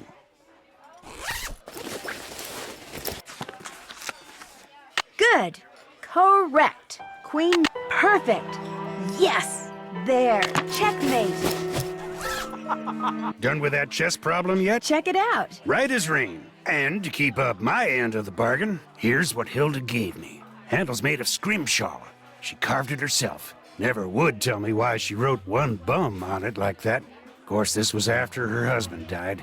Guess her mind was starting to go. Thanks for letting me see it. See you around. Yeah, whatever. What can I get for you, Nancy? Well, for starters, you could tell me your name. Jenna Devlin. Sorry. My aunt didn't warn me when she left me this place that I'd be inheriting her knack for eavesdropping, too. How long ago was that? Aunt Iris left it to me 3 years ago. It's been in the Devlin family since the day it was built, which was back in, 1866 or something. So, you're visiting Katie Firestone. My condolences. What do you mean? Me and her don't see eye to eye on a couple of things. What kind of things? That orca out there should be rejoined with her pod as soon as possible. Period. End of story. No matter what Miss Fancy Schmancy's science degree says. Other people may be bamboozled by all her talk of data charts and field tests and monitoring whatnots, but not me. The only thing she wants is to get that whale into an aquarium. It wouldn't surprise me if Katie's been secretly feeding it, which is against the law, by the way. And you know what else? It wouldn't surprise me if she trashed her own boat, because she knew that after that meeting last night, everybody would assume that Holt did it and not want to vote for him. I got an idea. Let's change the subject. Did Hilda Swenson give you something? She made a necklace for me. Prettiest thing I own. I'd show it to you, but it's at my house. How did you know she gave me something? It's kind of a long story, but I'd really love to see that necklace. Problem is, my home's across town, and I'm real low on clams, which means I've got to go clamming before I can even think about doing anything else. Why don't I go clamming for you? Okay, if you get the clams, I'll go get the necklace. You can put them in here. 15 ought to do it. That's the limit anyway. But you also need a permit. Andy Jason can issue you one. It's been fun talking to you. Later, Gator.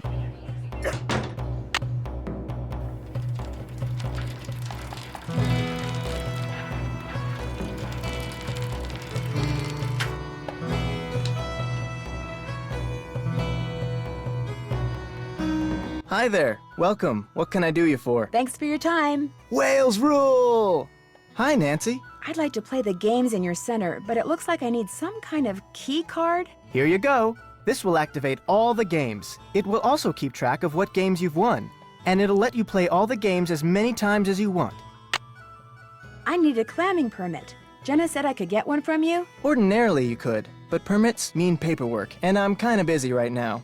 Of course, if someone wanted to volunteer to help me... What kind of help do you need? Inside that box marked Caddy is a miniature of what our resident sea monster might look like in skeletal form. Assemble it for me, and I'll not only give you a permit, but I'll throw in a free clam tube. And remember, Wales rule!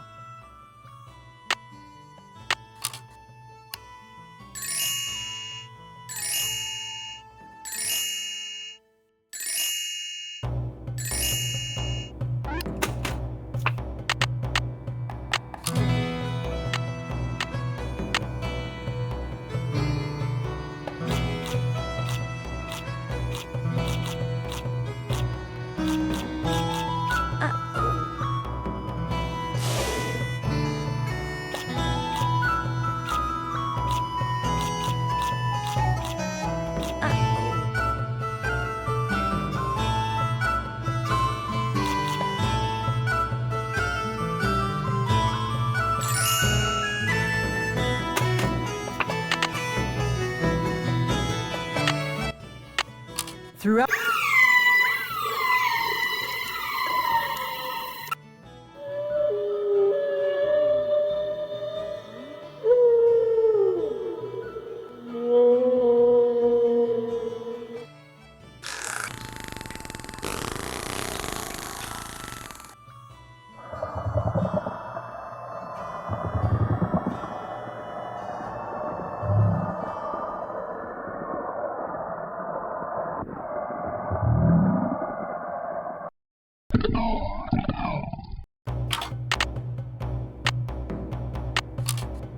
Yum! Yum! Yum! Yum! Yum! Yum! Yum! Yum! Yum! Yum! Yum! Yum! Yum! Yum! Yum! Yum! Yum!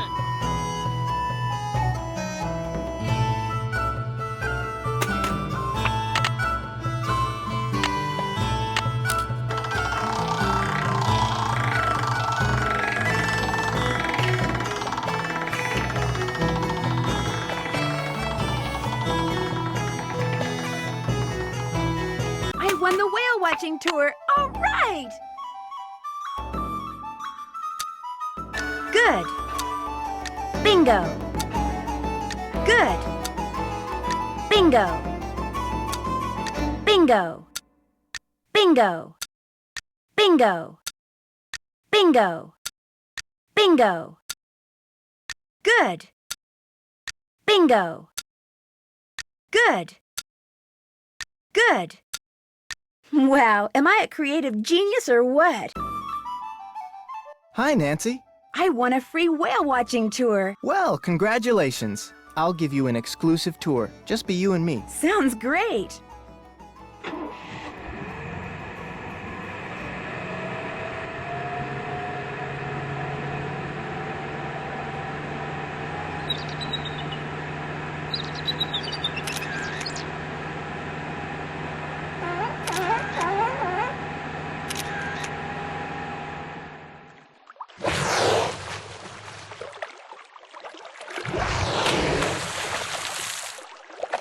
Thank you for the great tour and for letting me use your camera. My pleasure. I understand that Hilda Swenson gave you a present? She gave me the design I use to create the keychains I give away to everyone who goes on a Whale World Whale Watch. She was quite the graphic artist. Since I took your whale watching tour, I get a free keychain, right? Actually, I only give them to paying customers. Even if I really, really, really want one? Okay. I finished putting that display together. So you did. Caddy never looked better. Here's your permit, and here's your clam tube. Look for little holes in the sand. Sometimes water will squirt out of them. Anyway, center the tube over the hole, push it down into the sand, and pull. If you're quick enough, the clam will be in the sand that comes out of the tube. If not, try again. Thanks for your time. Drop by again.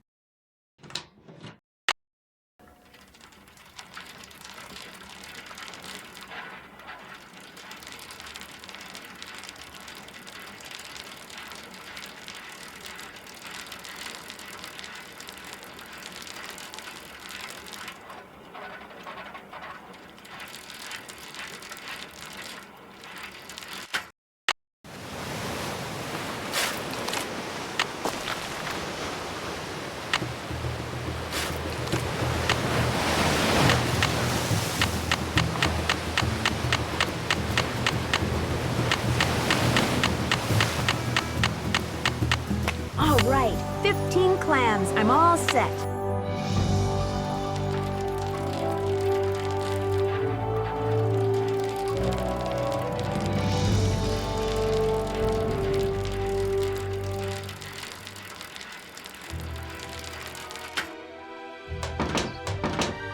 Hi, Nancy. Oh, good, you got the clams. Let me take those from you. I'll take that clam tube off your hands, too. You'll never guess what happened. While I was home getting that necklace for you, somebody broke in here. The sheriff just left. Really? Was anything stolen? What's weird is I'm not only missing food, like bread and eggs and stuff like that, but it looks like they also stole a bunch of tools and some boat parts. How'd they get in? Both doors were locked when I got here, and none of the windows were broken. It's like a ghost did it. Would it be okay if I looked around? If you want to play detective, please be my guest. If you have any questions, just holler. Match pairs across all 3 screens.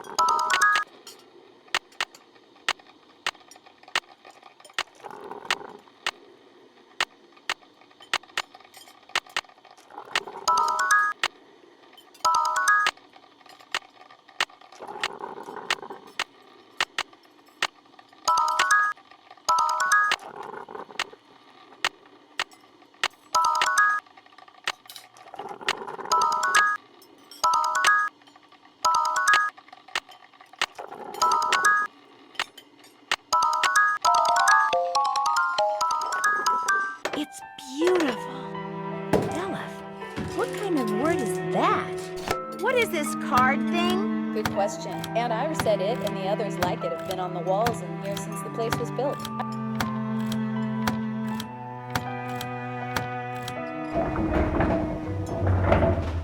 What was that? I can't see a thing. I'm gonna need a flashlight.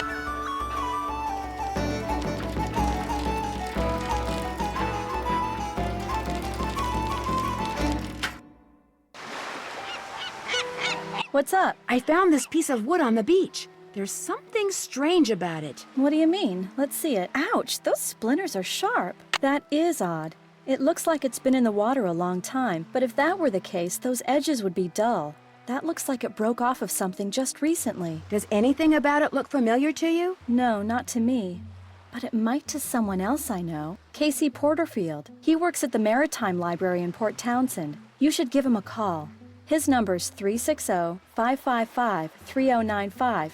He loves checking out stuff like this. Would you by any chance have a flashlight? I have a headlamp. I mean, I have one somewhere.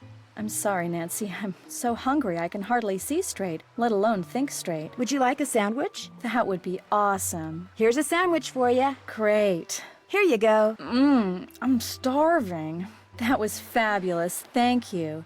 Okay, you wanted my headlamp. Where's my headlamp? Oh my gosh. It was right here in the engine compartment the whole time. See you in a bit. Be careful out there.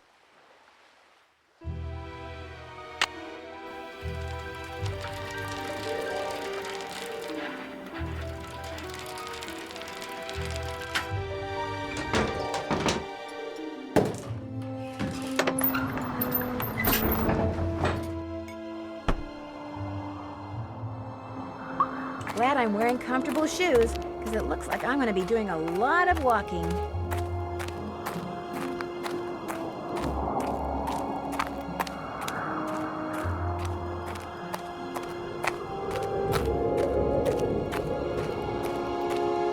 Phew, I feel like I've walked for miles.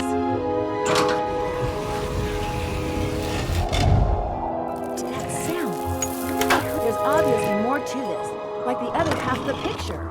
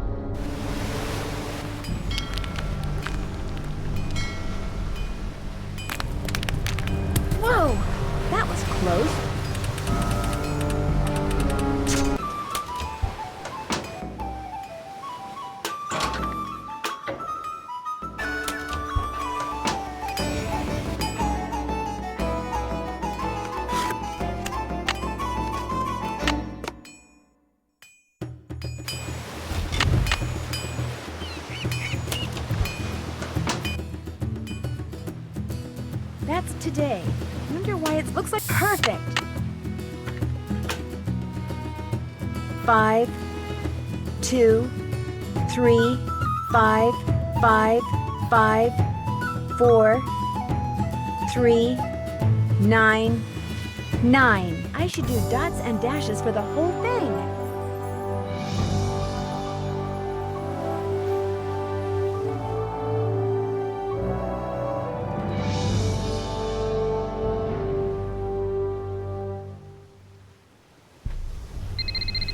Hello? Hello, Nancy. Hilda here. Hilda? Hilda Swenson? Easy, girl. It's not like you're talking to the Queen of England or anything. Although I did meet her once. Stuffy lot, those Windsors. How did you know my name? Where there's a will and a satellite internet connection, there's always a way. Why can't we just talk face to face? Because I'm crazy. Or at least everyone around here thinks I am. The truth is, I've sent you an email. Read it, follow the instructions, and we'll do lunch. We will? No. It's just an expression, dear. No one in Hollywood ever really has lunch when they say they're going to do lunch. Oh. I'll be in touch. And rest assured, I'll be watching. Which reminds me, someone's been up in the lighthouse. I couldn't see who. I hope they aren't doing any damage. They did leave kind of a mess. We really must put a stop to this, Nancy. Ciao.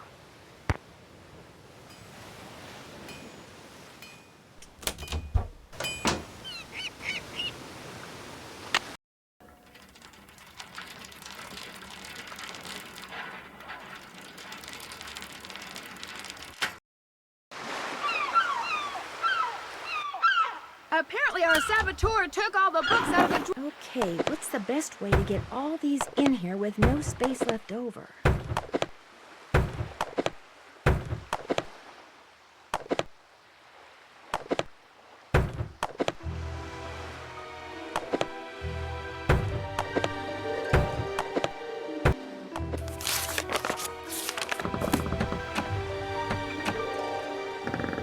One slice of wood, one glass. There. This is gonna look so cool under the microscope. Let's have a look.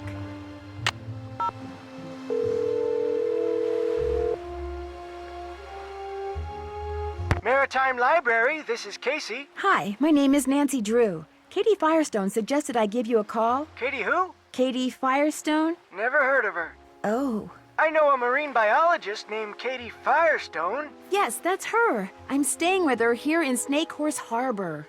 Oh, well then what can I do for you? She said you might be able to help me identify the ship that this piece of plywood I found on the beach came from. How do you know it came from a ship? Because it says SS on it. The rest of the name is missing. Doesn't mean anything. Now if it said SS, which stands for steamship, that'd be different. Actually, that is what it says. Oh, well then it came from a ship. Or should I say, shipwreck. What kind of wood is it? Plywood? You're about as much use as a beanie in a hurricane. Look, if you want me to tell you what shipwreck that wood came from, you're gonna have to tell me what kind of wood it is. But I have no idea. Well, you just get yourself a book on wood and figure it out. Maybe Katie has one. Soon as you do, call me back. I love checking out stuff like this.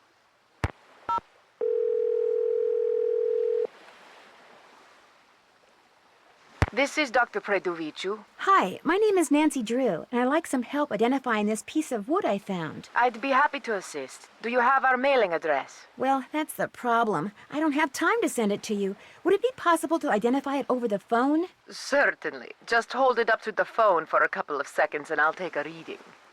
I'm kidding, of course. I usually don't do this over the phone, but I'll give it a try.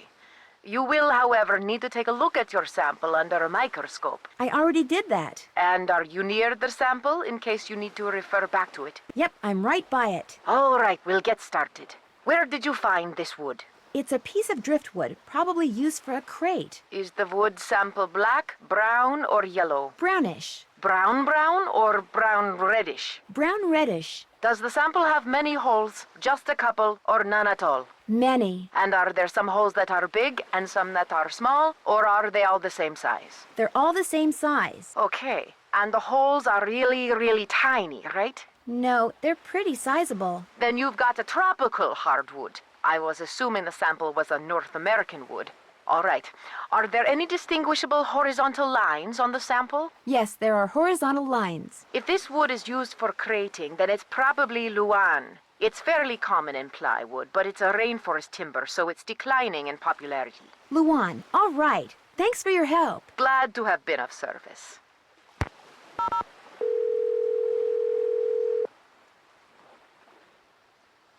Maritime Library, this is Casey. Hi, this is Nancy Drew. I called before. About the driftwood? Never heard of you. Now, if you'd have said Nancy Drew... Yes, that's me, Nancy Drew, Katie Firestone's friend. So what kind of wood are we talking about here, Nancy? Luan. Well, if that driftwood did come from a cargo container that's part of a shipwreck, there's a good chance I can figure out which one. Call me back in an hour or so. You can identify a ship by what its cargo containers are made out of? Ever since the hobo spider got into the U.S. by laying eggs in the wood crating of ships coming from Europe, the feds have made sure that cargo ships keep real careful records. Of course, I'll be taking things like tides, currents, weather conditions, proximity to Snake Horse Harbor. I'll be taking all those factors into consideration, too. I really appreciate your doing this for me, Casey. And well, you should. Ah, my trusty laptop. Good thing I recharged my batteries.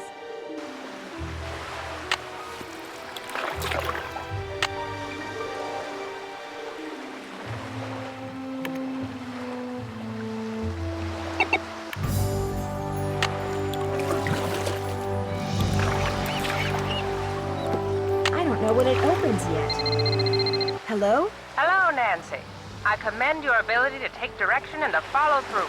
You're definitely a cut above. And for that, you've just been rewarded. What am I supposed to do with this thing? You're to take it with you. But for now, listen carefully. I hope you like poems.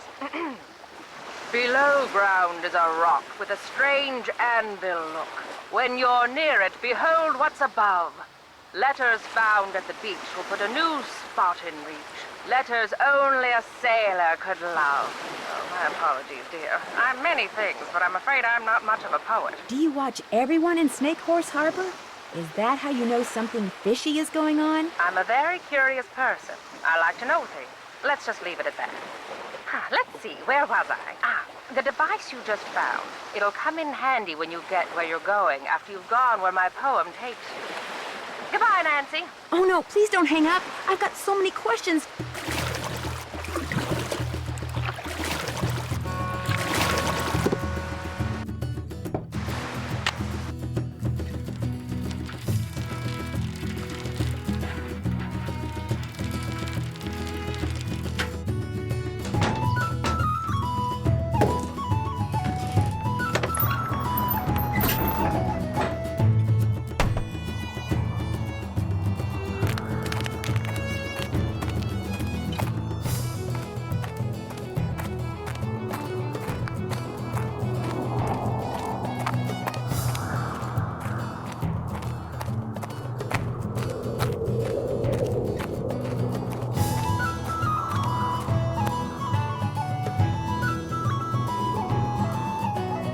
It goes to another tunnel.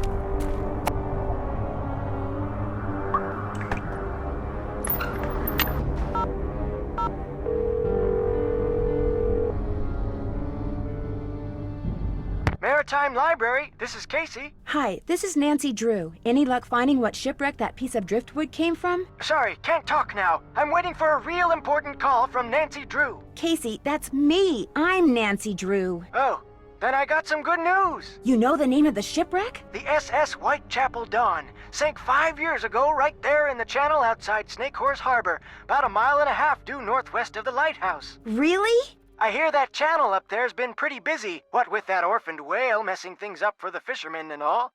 Anyway, everything fits except one thing. Uh-oh. The Whitechapel Dawn went down in deep water.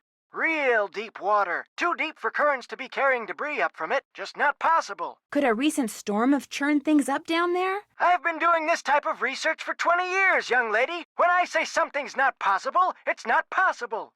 Yet somehow a piece of wood from it washed ashore. What kind of ship was the Whitechapel Dawn? It was just a regular old freighter bound for San Francisco from Vancouver, British Columbia. Nothing unusual about it if you don't count the rumors. What rumors? How about the smuggling? The ship was smuggling something? After it sank, some crew members said there was something unusual about the cargo it had been carrying, that's all. No specifics, just rumors. Why did the ship sink? Official cause was foul weather. But whenever a boat goes down in those parts, they always unofficially blame it on... Oh, what do they call that sea serpent up there? Caddy? No, thanks. Caddy! That's what they call it! Caddy! Anyway, this has been fun, young lady, but I need to get back to work. By the way, I just got done emailing you something. What? I said, I just got done emailing you something. Great, thanks. Well, goodbye, Casey. Goodbye, Caddy. I certainly hope he doesn't operate heavy machinery.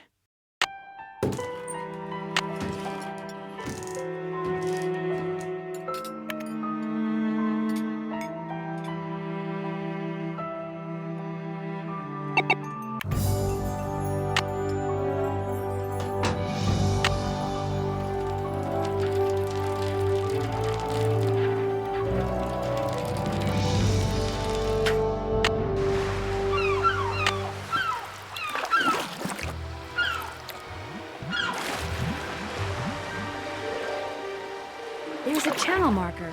Katie said not to go past them. Hilda? Uh-oh, I'm getting predictable. This really will be our last conversation. Oh, I hope not. I'd really like to meet you. I'm afraid that's not going to happen. So, here you are in the home stretch. You mean I'm never going to get any kind of explanation? Oh, that's not fair. Okay, look. When I made my exit from Snake Horse Harbor, I left everything behind. You know, to kind of prove that I'd lost all my marbles. Problem is, I left behind something that I realize now I should have taken with me.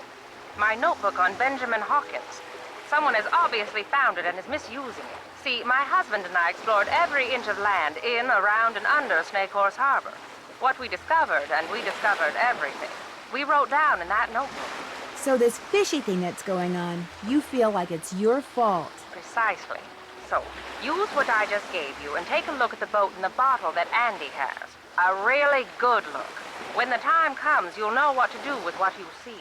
One more thing. Why do you want everyone to think you're crazy when you're obviously not? Oh, Nancy. After my husband died, I just got bored.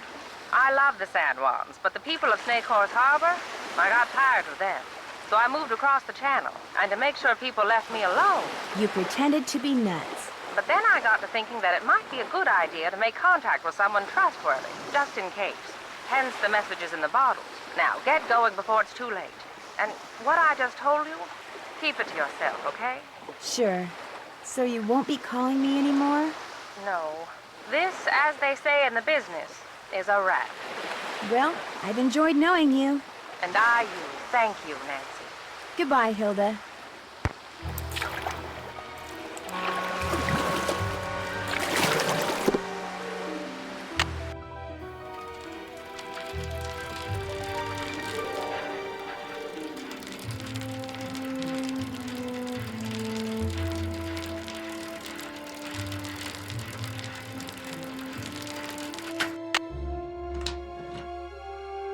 What? There's some kind of symbols on those sails.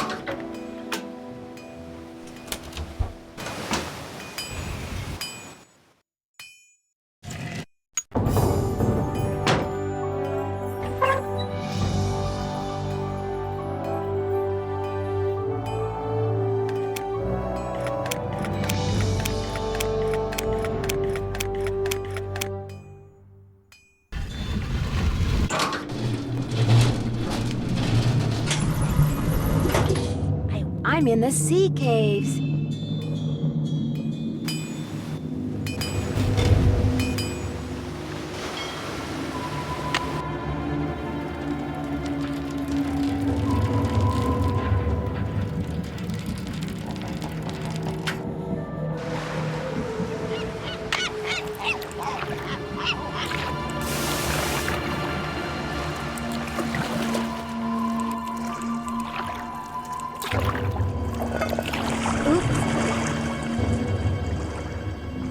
Oh my gosh. Wow.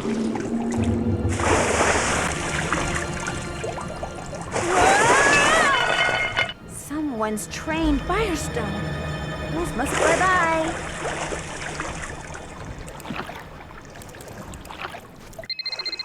Hello? Hi, Nance. We're bored silly here, so we thought we'd give you a call. What's going on? Great timing, you guys. You will not believe what I just discovered.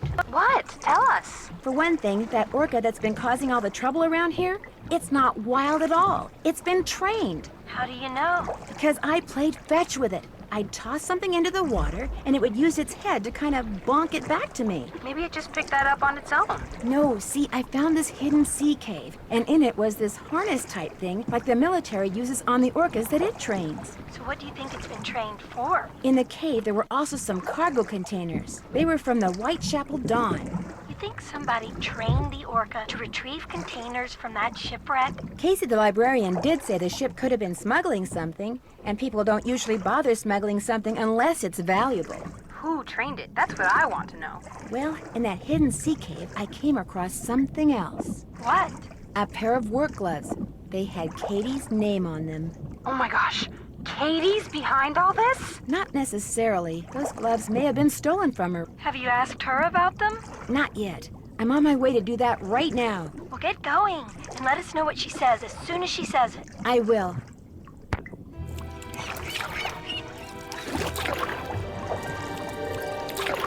Katie's gone.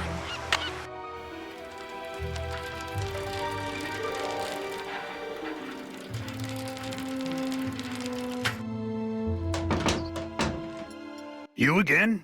I need a favor. I need you to take me out on your boat. Right now? What for? Well, it's a long story, but Katie Firestone may or may not be involved in something illegal. I'm not taking my boat out now. It's almost dark. Just call the Coast Guard. They won't do anything. I don't have proof. Look, I'm not going anywhere. And if you know what's good for you, neither are you. Just forget it.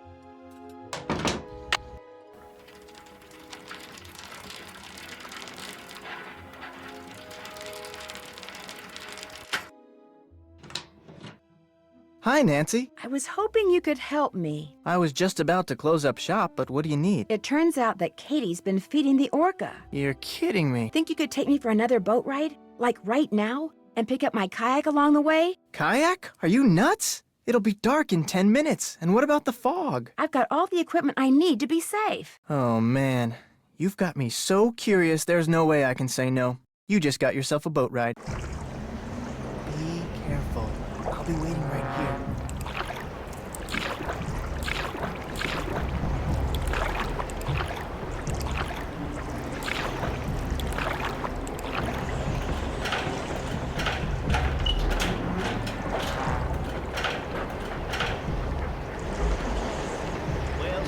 Final dive. Good. The launch just brought in the last of the stuff that was stored in the sea cave. Another hour, and we'll be out of here.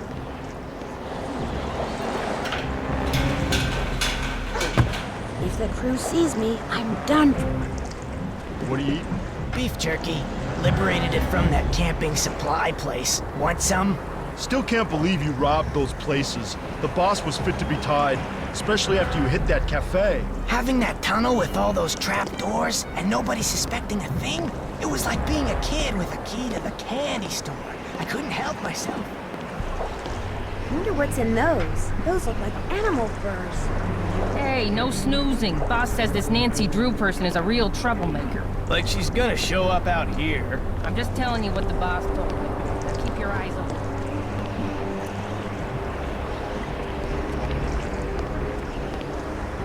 Where'd you put the notebook? Boss has it. Nice of Hilda Nutjob to leave it behind like that, huh? Couldn't have pulled this off without it, that's for sure.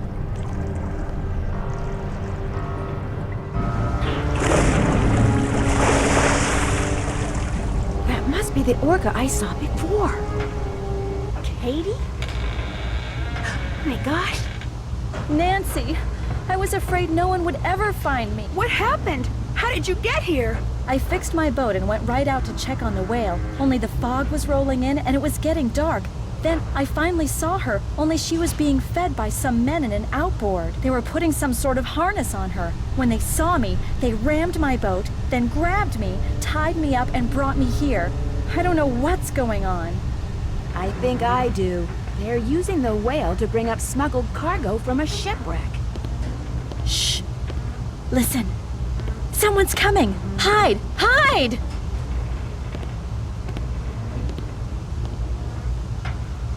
Well, Katie, you'll be happy to know that your friend Nancy will be joining us any minute.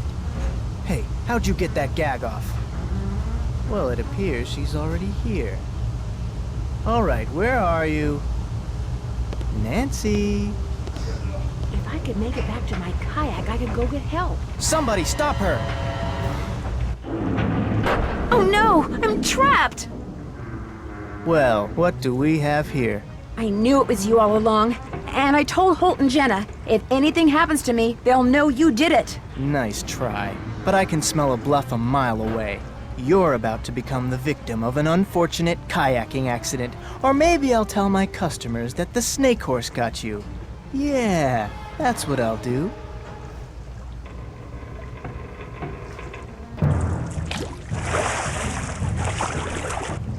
What did you do that for? Say goodnight, Nancy. Nuts. Way to go, buddy!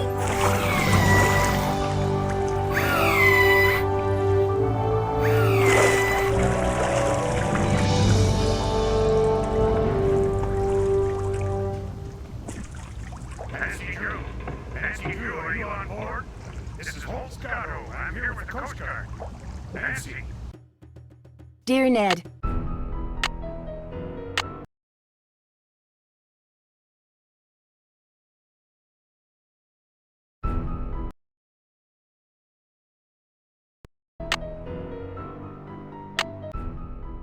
Dear Hannah,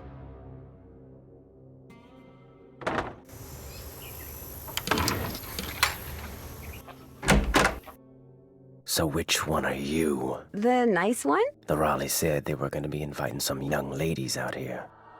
I take it you're one of them. Yes, I'm Nancy Drew. And you are? I'm the head wrangler. You want to ride, you come to me. You prove to me you know what you're doing, I may just let you. How do I prove to you I know what I'm doing? First thing you're gonna do is never ride unless you're wearing a hat and gloves. And unless you got a full canteen of water. You can wear that hat over there. It's Mrs. Raleigh's. Got a helmet built right in. Her gloves are on the saddle you'll be using. And you can get a canteen from Shorty. Then you're gonna saddle and bridle your horse. No need to brush him. I do that when I bring him in. Then you're gonna lead him to the mountain block in the corral and mount up. Then I'm gonna ask you some questions. You can't ride outside the corral till you get all the answers right. If I don't know something, can I just ask you? Nope. When you're done riding, you're gonna dismount, hook your horse up, take the saddle and bridle off, and put him back where you got him. Always keep your gloves with your saddle. Which horse would you like me to ride? The bay over there. Name's Bob. If you get off when you're on the trail, don't tie your reins to nothing. Just drop 'em. And barring an earthquake or something, old Bob will stay put. Bet Raleigh said something about a phantom horse when I talked to her on the phone. Do you know what she was talking about? Nope. May I go riding now? Nope. With the Raleighs gone, the ranch is real short-handed. Before you ride, you're gonna have to go see if Shorty's got any chores that need doing. Gotta get a canteen from him anyway. Talk to you later. If you last that long. Well, hello there. Hey, you must be Nancy. I'm the cook, Shorty Thurmond. Welcome to Shadow Ranch. Come on over here and tell me about yourself. You have talked to the Raleighs, right? Bet said something about a phantom horse. Do you know what she was talking about? Sure do. See, I was just about to crawl into bed last night when all of a sudden this glowing horse comes galloping up outside. It stops and rears and paws, whinnying and snorting. Then it just wheels around and gallops off into the night. It was Dirk Valentine's horse, you know. Now it's a phantom. Dirk Valentine? Dirk Valentine was an outlaw around here back in the 1880s. Legend has it he was in love with Frances Humber. She lived right here on Shadow Ranch. Unfortunately, her daddy was the sheriff. Ouch. Because of him, Valentine was captured and eventually hanged. Ever since, the ghost of his horse has been roaming the desert, cursing whoever sees him with bad luck. You don't really believe that, do you? All I know is, Ed Raleigh sees the horse, and what happens less than 2 minutes later? He gets bit by a rattlesnake. You do the math. Tex said I should get a canteen from you and see if there are any chores you'd like me to do. Music to my ears. First thing you can do for me is go out to the garden and pick all the ripe vegetables. You know what ripe vegetables look like, don't you? You bet I do. Good, 'cause if you pick vegetables that aren't ripe yet, I'll be real ticked. You can put 'em in the vegetable basket that's hanging outside. And one more thing. Sometime today, I need you to build a cooking fire in the pit outside. I'll light it when I'm ready to start cooking. And be sure to fill the bucket out there with water and leave it by the pit. You know, just in case something catches on fire that isn't supposed to. The Raleighs wanted to have a cookout tonight, and by golly, we're gonna have a cookout no matter who is or isn't here. Well, I'd better get going. Drop by anytime.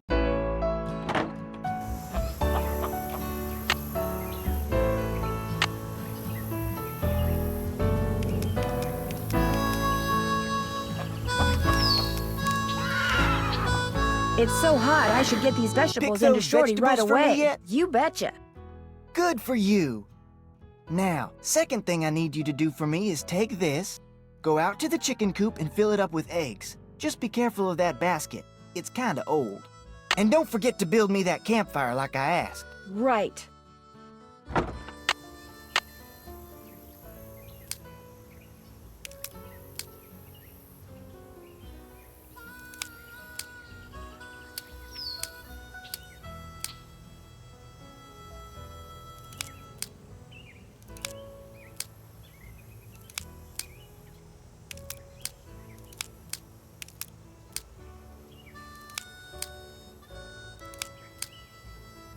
There. Am I good or what? Something goes here.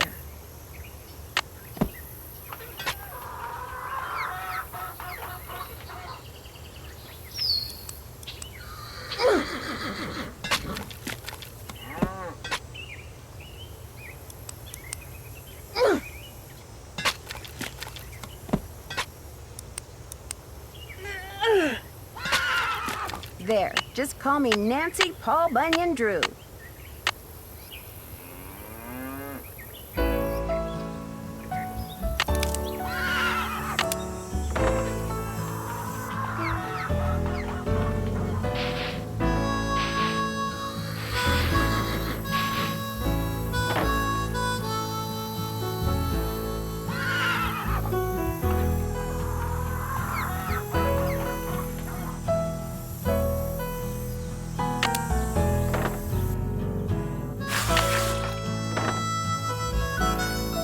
You talked to the Raleighs? I sure did.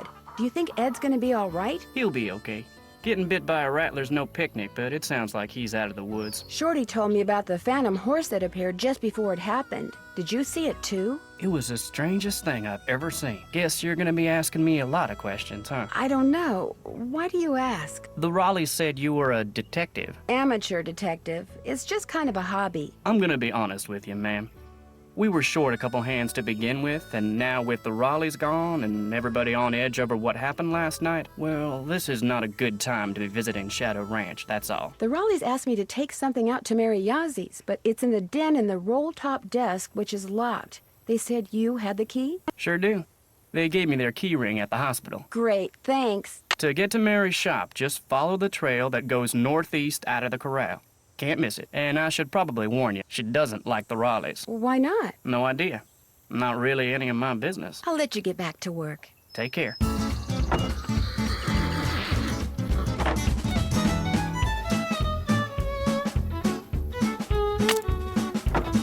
Got those eggs for me? Right here. Good for you. Anything I can do for you now? Well, I'd better get going. Pleasure talking to you. That's not the right time. Must be broken. Bank robbers?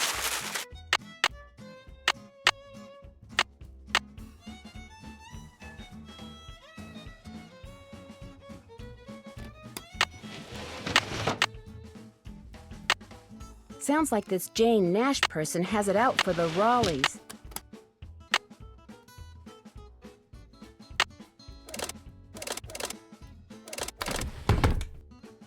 This doesn't look like it was ever opened. As you...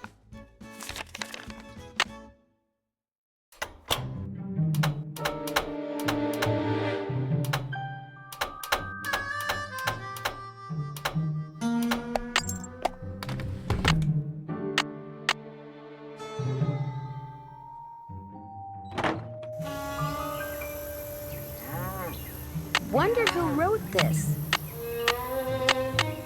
So far, so good. I need more kindling.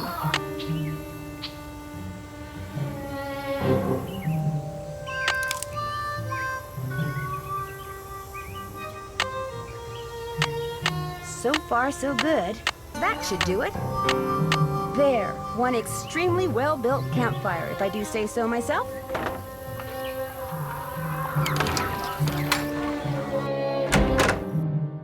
Need something? May I go riding now? Yep, if you got everything I told you need, and you think you know your stuff when it comes to horses, old Bob's all yours. Talk to you later. Just stay out of trouble.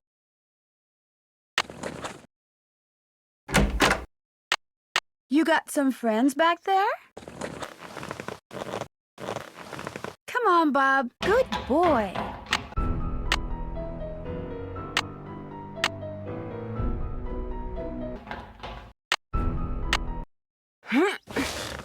I'm ready. Ready for some questions? I think so. Where's a horse's hocks? On its back legs. That's 1 out of 10. Ask me something else. Where's a horse's frog? On the bottom of its hoof. 2 out of 10. Got a long way to go. Ask me something else. How tall is a horse that's 15 hands? 5 feet. 3 down, 7 to go. Ask me something else. What kind of a horse is a Paso Fino? A gaited horse. That's 4 right. Ask me something else. How can you tell if a horse is colicking? It keeps lying down, then standing up. That's 5. You're halfway there. Ask me something else. What's the difference between a bay and a chestnut? A bay has black points. Bingo.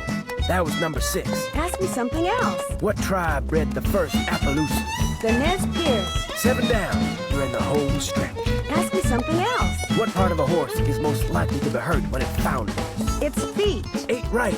Just 2 to go. Ask me something else. What part of the saddle should you always check before you head out on the trail? The cinch. This here's your final question. I'm ready. What is a mule? The offspring of a female horse and a male donkey. Well, you answered all the questions right. And I can tell by the way you sit, you ain't gonna go falling off for no good reason. So you're free to ride outside the corral. Just don't go galloping all over the place. Because if you bring old Bob back all hot and sweaty, you can kiss your cowgirl days at Shadow Ranch goodbye. Okay, Bob. What do you say we do some sightseeing?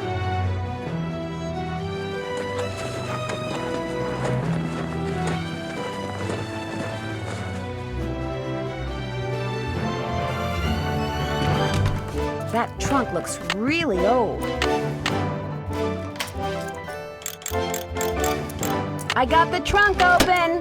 I got the trunk open! Great. Hi, can I help you? Hi, are you Mary Yazzie? That's me. I didn't hear a car. Did you hike in or come by horse? I rode here. I'm Nancy Drew. So where are you staying? With Ed and Elizabeth Raleigh. In fact, I have something for you. Bet wanted me to give you this. Great. I want to buy a small piece of property from them. It must be their response. Bad news? They rejected my offer.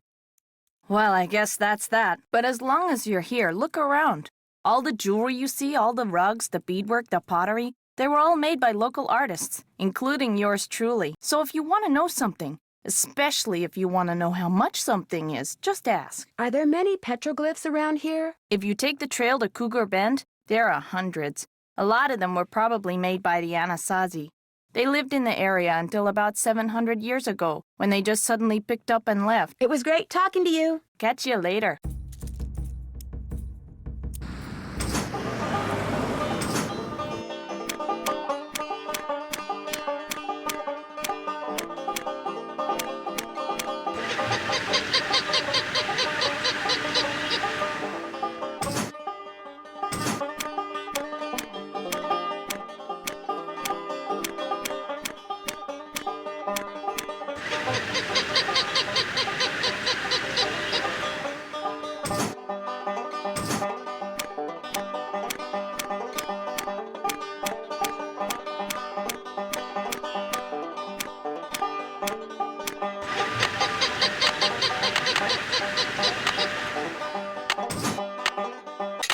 Cool. An old token. Or something. Charlene Purcell's office. Hi, my name is Nancy Drew. May I please speak to Miss Purcell? Concerning?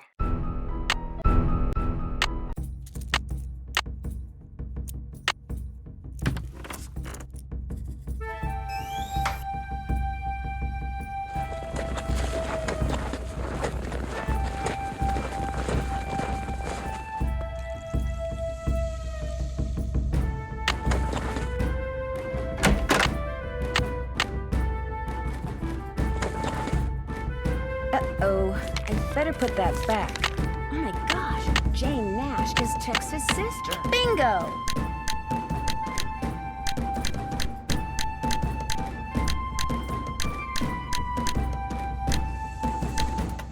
Green bottle under... wonder what that means. And she'll be coming around the mountain when she goes. Yodelay. I can't take any more. Where are you going? You can't leave. The Raleighs said we were to have a cookout and entertain our guest. Yeah, well, I don't call this entertainment. It's worse than whatever that stuff was you cooked. That was lamb ragout for your information, and it was great. If you couldn't appreciate it, it's because your taste buds are about as sophisticated as a sand flea's. I think I'll turn in too. Night, ma'am. Next time, just stick to burgers. Et tu, Brute? You see that? You see what I put up with? Day in and day out, I cast my culinary pearls before ungrateful, uncultured swine. Well, I'll show them. I'll write a best-selling cookbook, that's what I'll do. Then I'll get my own TV show, then I'll do a movie, and while they're out here punching cattle, I'll become a gazillionaire. Oh my gosh!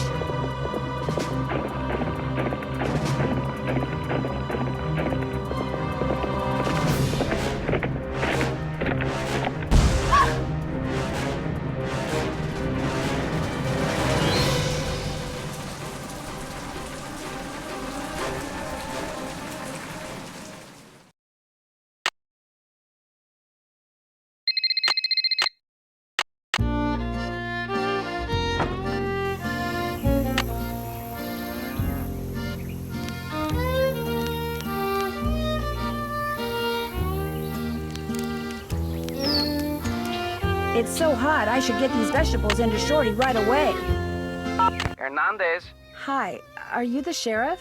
Yes, ma'am. My name is Nancy Drew. I'm staying at Shadow Ranch. Oh, yeah? I spent a good part of last night out there. I know. I never got a chance to talk to you. Is there something I can do for you? Would it be all right if I looked around in the pump house? Sure. I'm all done in there. Should have had my deputy take that sign down. Mind my asking why you want to look around? Wait a minute. Dave told me about you. You're the girl detective. Amateur detective. I don't know. Dave seemed to be real impressed with you. In more ways than one, I might add. Thanks for your help. My pleasure. Looks like the pipe is pretty badly corroded.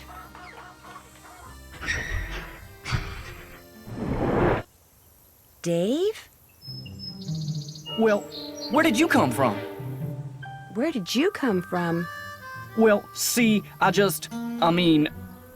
looking for Dirk Valentine's treasure. What do you know about it? See, my great Aunt Ellie was Frances Humber's cousin. When she died, she left me a bunch of stuff, including an old letter she'd gotten from Frances. In the letter, Frances said that Valentine had hidden a bunch of loot somewhere and wanted Frances to find it by following the clues he left for her. Frances was real smart, see? Loved puzzles, played the piano pretty good too. Anyway, after Valentine met his end, Frances was too broken-hearted to care about some treasure. She told Aunt Ellie that if she could find it, she could keep it. I also found this picture. That's Frances's father, Sheriff Merrill Humber. There's something written on the back. Stairs to cellar. That's Frances's handwriting. Looks like the other half of the message got torn off. I was hoping that the treasure might be under the stairs in here, but no such luck. I didn't know this place had a cellar. As far as I know, no one does. The entrance is secret. These stairs lead to a secret door behind the bookcase in the den. What do the Raleighs think about all this? The Raleighs don't know. I was afraid that if I told them, they'd... See, my brother's dead broke. No job, health's bad. I was thinking if I could just find the treasure... It is their property. I know, and I'll tell them, I swear, soon as they come back. They got enough on their minds right now. What about all the accidents that have been happening around here lately? I don't know anything about that horse or any of the other stuff that's been going on around here, I swear. Now, if you'll pardon me, I need to tend to my chores. No, wait. You don't have to leave. Looks like I'm back in the den. Mineral deposits? Can I help you find something? Hey there, Nancy. Man, I wish the Raleighs were here. How come? I'm really looking forward to you and me sitting down and having a nice conversation, especially with all the weird stuff that's going on. I'm so busy getting all their chores done in addition to my own that I barely have time to talk to myself, let alone to you. Enough of me complaining. What's up? Got any chores you want me to do? Do exactly what you did for me yesterday, and I'll be forever grateful. Start by picking all the ripe stuff in the garden again. Well, I'd better get going. Pleasure talking to you.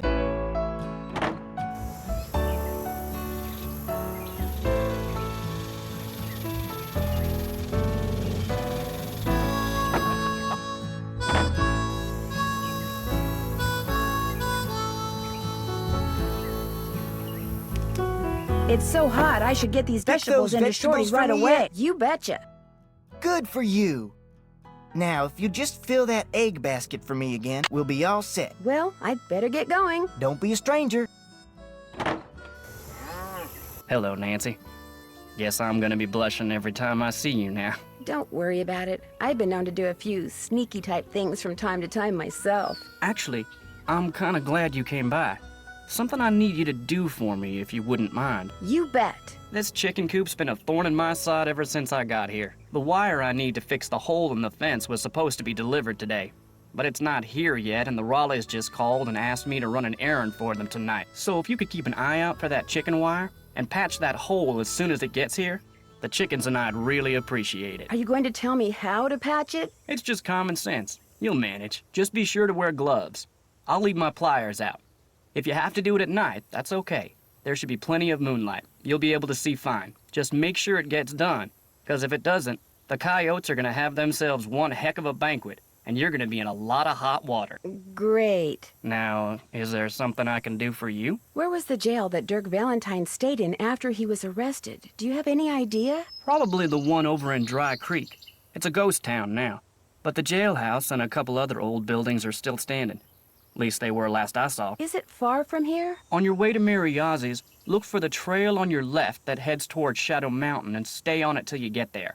It's about an hour and a half's ride. This got something to do with the treasure? It might. Well, let me know if you need anything else. I'll let you get back to work. Ma'am?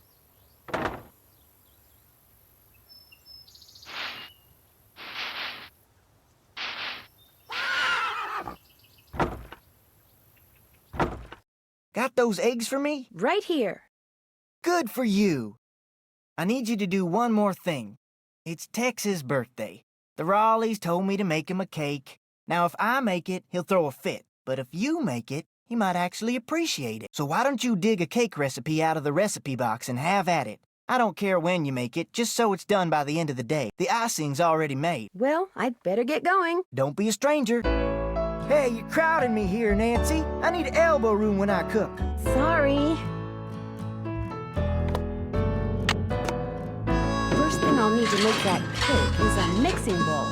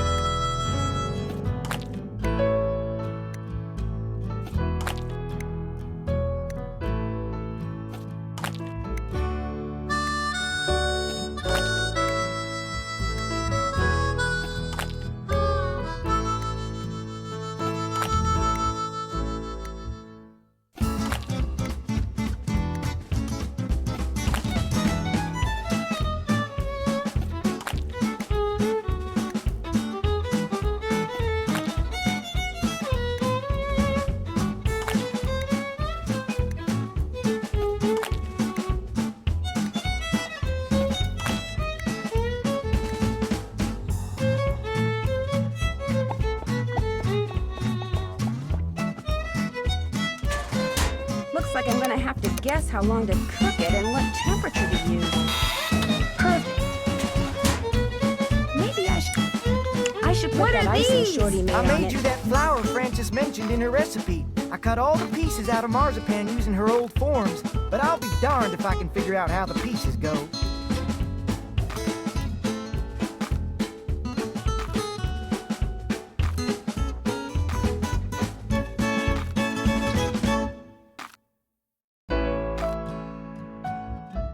It's a tulip. What's this? That's food coloring, so you can paint that marzipan flower.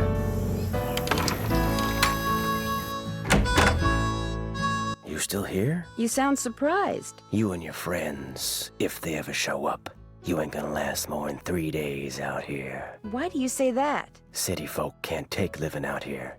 Too rugged, too much work, too dangerous. Is it okay if I go riding? Nope. Feed the chickens and the horses in the corral first. Could be fatal if you mess up, so don't. Talk to you later. No hurry.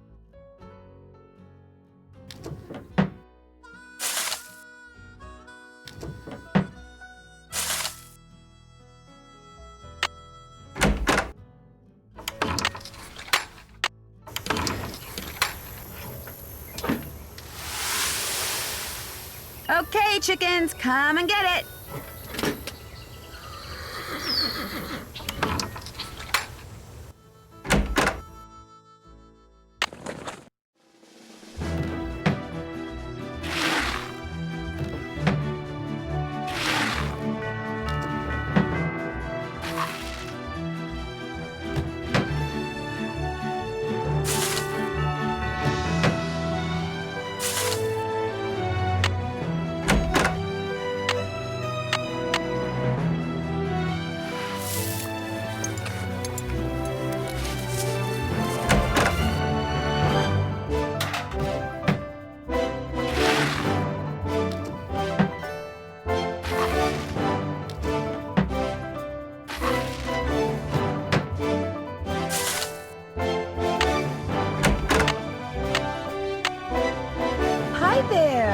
two aren't too shabby looking either.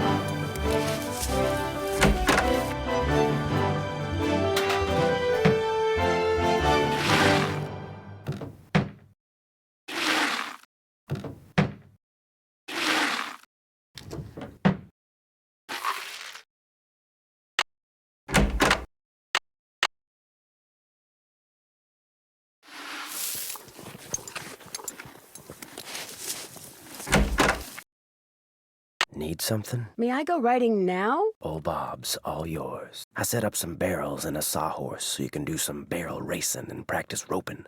Whenever you're out there, I'll watch you and time you. If you get good enough, like, say, you get your time below 10 seconds, and if you can lasso the sawhorse, like, say, 4 times out of 5, I'll give you your very own lariat. You can practice as much as you want, whenever you want. Just don't go walking off with my rope, 'cause I'll be watching. Talk to you later. Yahoo!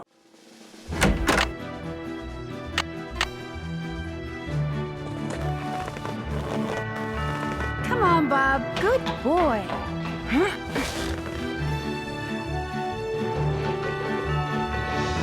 Perfect. Yes. Perfect. Yes. Congratulations. Yeehaw!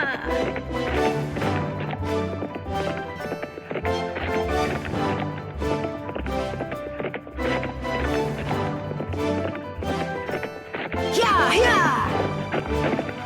9.5. How about that? You did it. All right. Now I can get my own lariat. I did the barrel race in under 10 seconds and broke the sawhorse 4 out of 5 times. Do I get a lariat? Yep, here you go. I'm kind of surprised at you. Why? Figured you'd be good for some laughs out there. You weren't, but there's still hope. This little vacation of yours ain't over with yet. Talk to you later. Yahoo!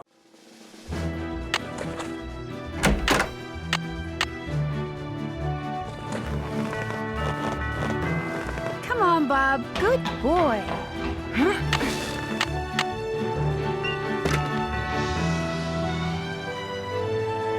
That looks like Mary Yazzie.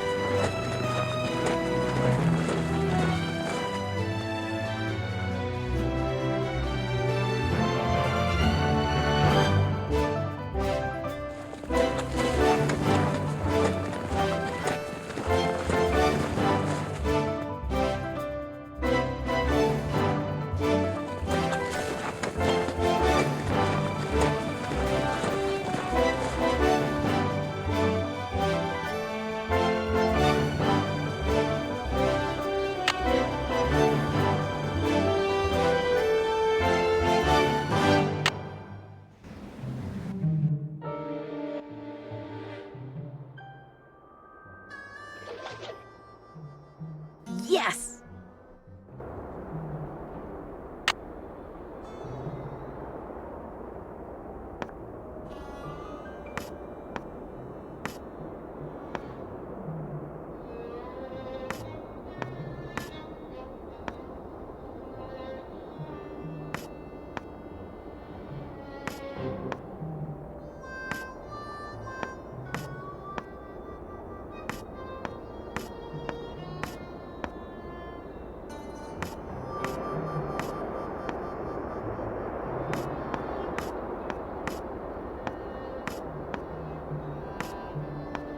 Beneath Cappy's keys, Pappy's name, please.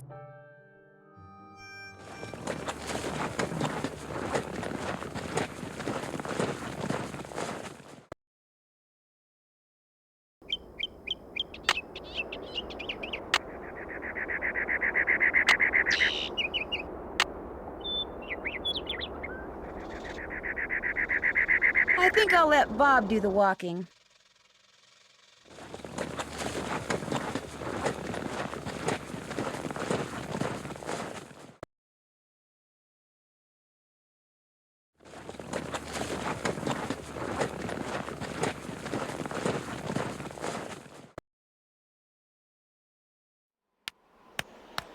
Probably just a bird.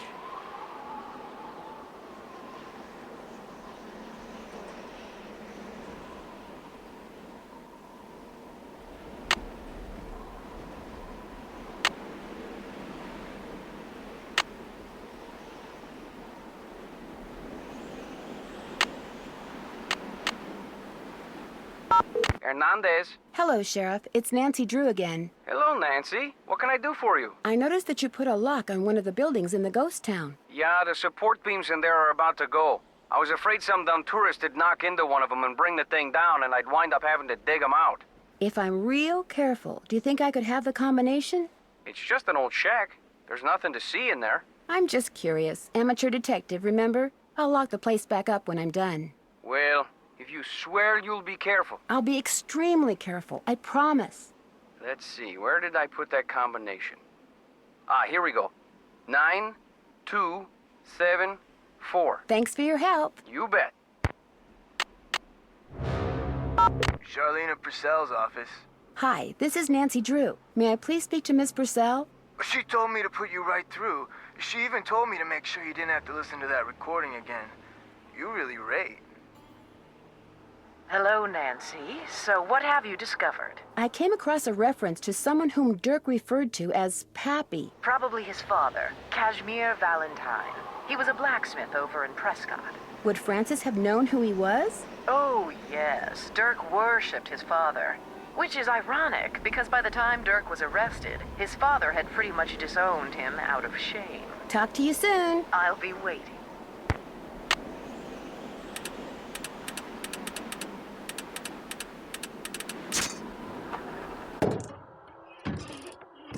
Looks like I need to put in a password.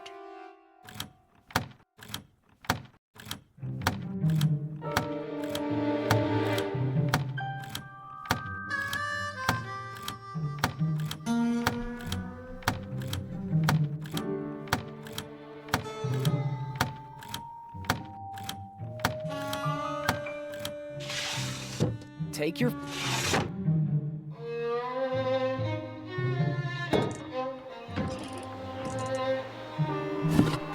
I'll bet I saw a design just like that in Cappy's. Maybe I'm supposed to do something with it there.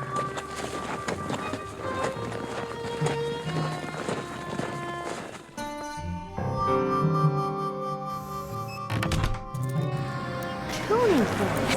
Maybe Dirk meant Hi, can I help you with forks. something? I noticed some tuning forks over there. Would it be okay if I borrowed them for a while? Tell you what, if you go out and find me 10 arrowheads for this display I'm working on, I'll give them to you for free. You can put them in this. I already have 10 arrowheads, see? So you do. It looks like I only need 9 to finish this display. So here, keep this arrowhead. Thanks for your help, Nancy. Those tuning forks are all yours. It was great talking to you. Come in again.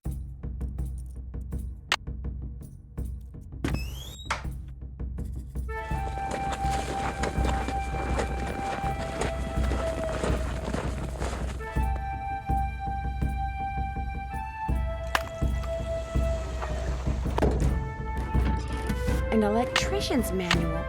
Wonder what that's doing here. This outline reminds me of something.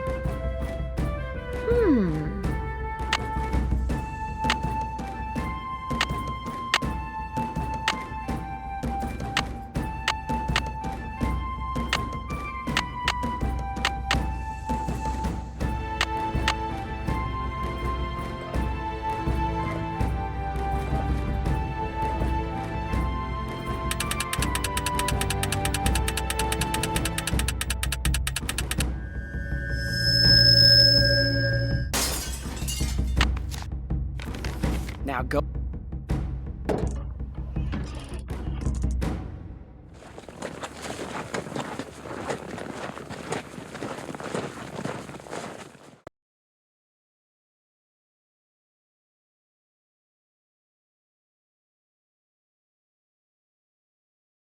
That looks like Mary Yazzie and Tex?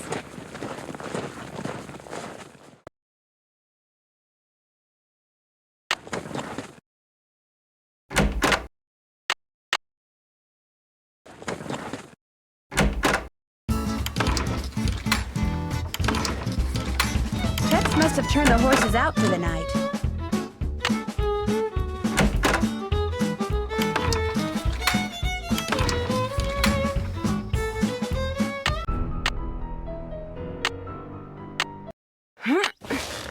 I'm ready.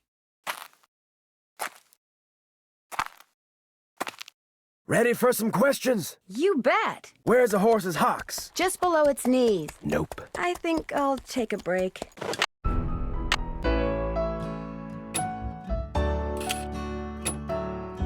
That doesn't go there.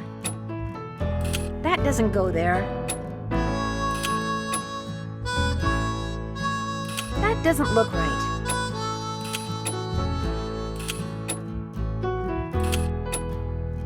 There. Sorry, coyotes. No chicken dinner for you tonight. Oh my gosh, my gloves. They're glowing. That powder in the ghost town.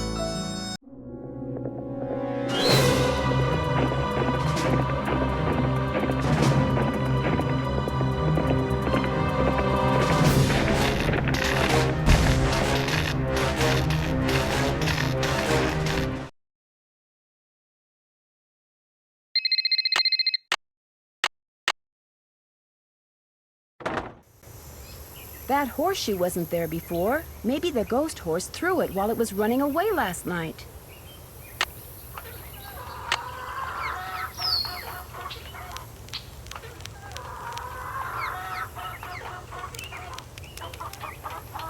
It's so hot, I should get these Nancy, vegetables into Shorty right I figured away. after last night you'd be long gone. I know I would be if I were you. Things aren't that bad. Not that bad. I'm in here with no water. I'm terrified to turn the gas on for fear something's gonna blow up. And if that generator goes, I could be cooking in the dark for days. Weeks. Well, not weeks, because no way am I staying here that long. I'm so freaked out now I'm not sure I can last one more day. Just hang in there. I have a feeling that all this is going to be over soon. Listen to you. Cool, calm, optimistic. I'm a wreck and you're a rock. Of course, you're also dead wrong and totally deluded, but I'm still impressed. Want me to do anything before I go riding? Same old, same old. If you bring me all the ripe stuff from the garden, I'll give you a basket to fill up with eggs. And once you're done with that, you'll be good to go. Got all the right vegetables right here. Good for you. Now, if you just fill that egg basket for me again, we'll be all set. Well, I'd better get going. Pleasure talking to you.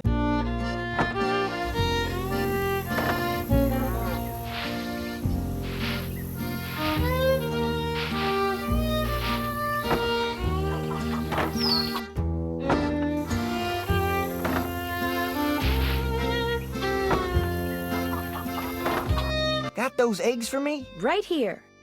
Good for you. Anything I can do for you now? Well, I'd better get going. Drop by anytime.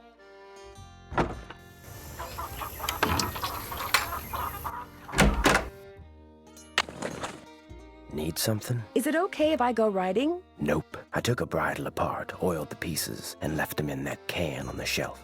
You can't ride till you get the bridle put back together right. I put the bit next to the can. Talk to you later. Yahoo! Okay, there's the headstall. Now, let's see. This goes here. That looks right.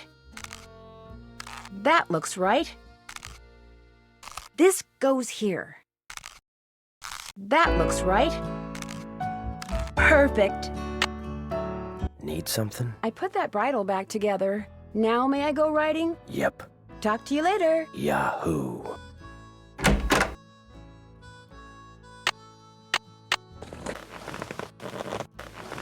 Come on, Bob.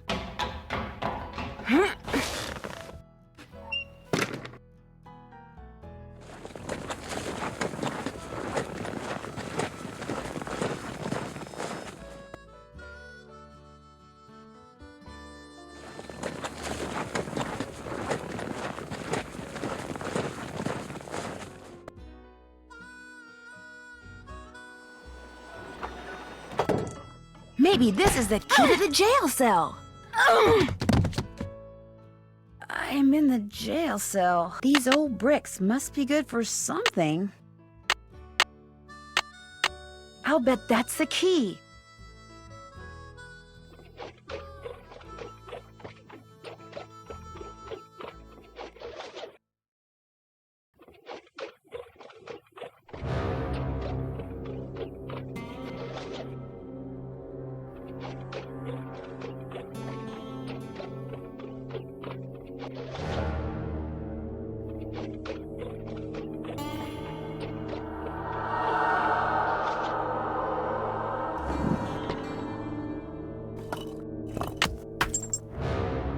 Come to Mama.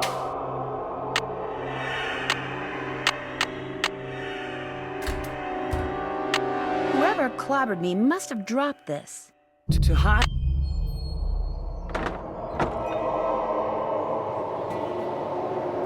There's a letter down there. Did you know?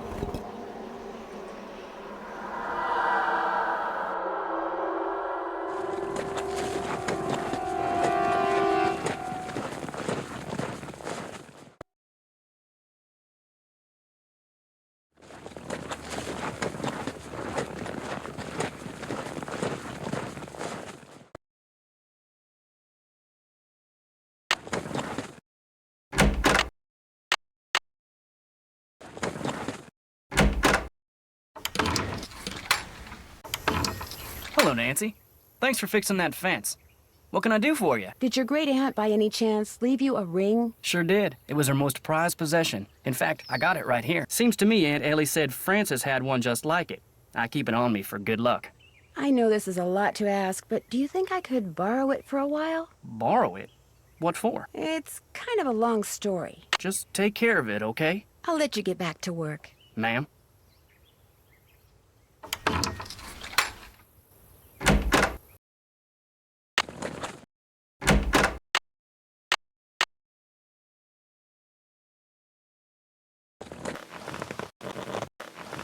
Come on, Bob.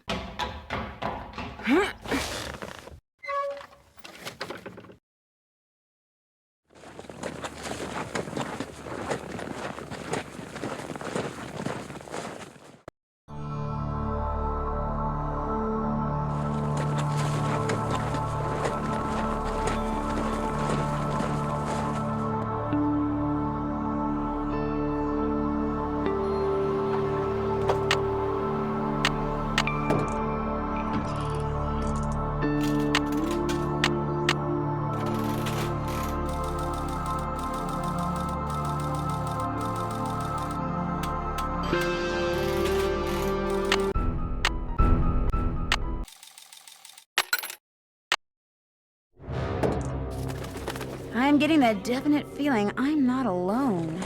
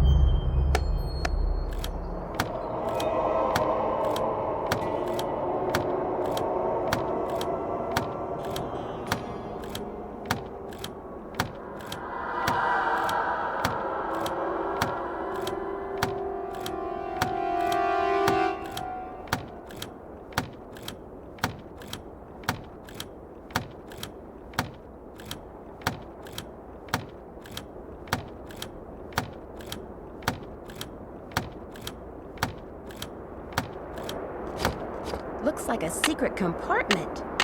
If you hold...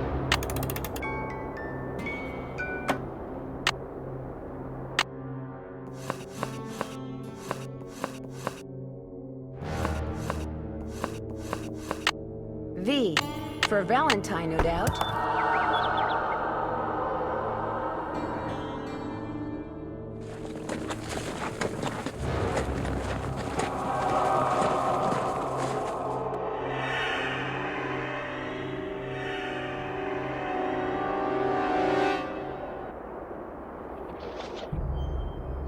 Ta-da! At Charlie... It's a...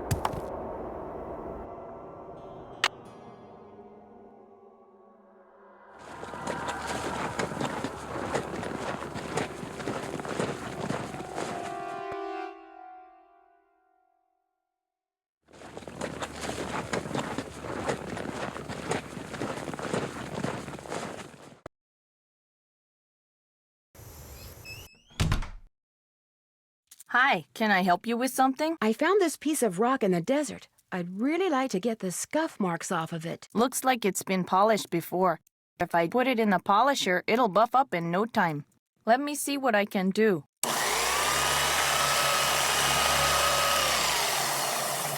It's a picture agate. Great. Thanks, Mary. It was great talking to you. Catch you later.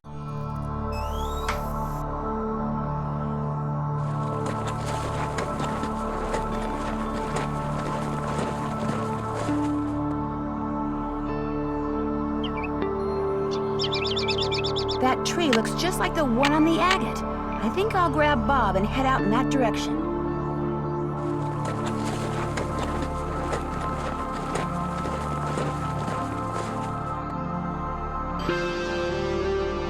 I could lasso that tree branch and pull myself up. Oh yeah! Ancient cliff dwellings. Awesome!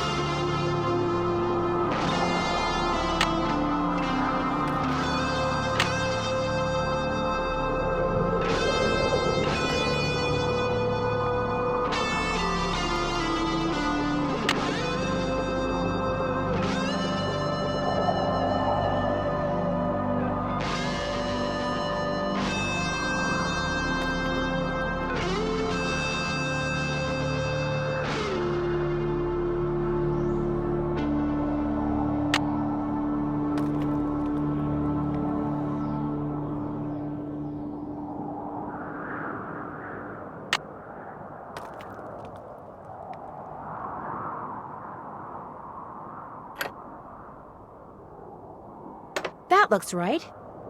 That looks right. That looks right. This goes here. This goes here. There it is. Solid gold hearts. Uh-oh. Why, hello, Nancy. Find the treasure yet? So you're the one who's been sabotaging the ranch. That's right. Here my buddies and I went to all that trouble. Wrangling that horse, busting that pipe, cutting those wires trying to scare people off the ranch so we could tear the place apart looking for the treasure. When all we really had to do was what I just got done doing. Follow you. You went to a lot of trouble for nothing. The treasure's gone. Well, now, I don't believe you, Miss Nancy. Oh, and by the way, it's too far to make it back to the ranch without a horse, and I just ran yours off, which means you, to use an old cooking expression, are toast. That's what you think. Looks to me like the only way out is the way you came in, Nancy. So, ready or not, here I come. There's gotta be a way to stop Shorty. Think! I'm getting close. There. Now I better hide. Last door. After I get the treasure, I'll deal with you. Whoa! You switched door markers on me, didn't you? That was downright mean, Nancy. I could have hurt myself. At least you can do is help me off of here. How about it? Nah, I think I'll go get the sheriff and let him help you off of there.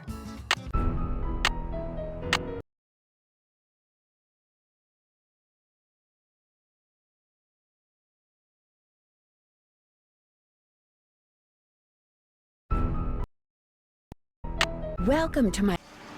Night, miss. Good luck.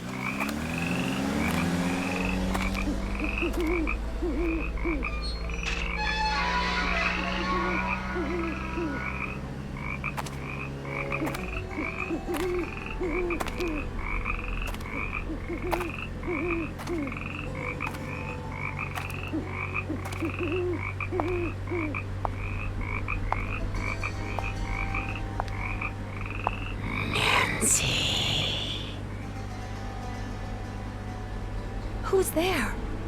Hello?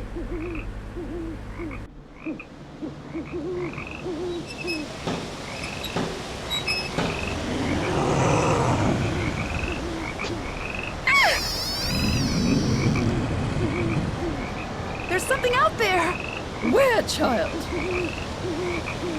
Over there! I mean, something was out there. Come in.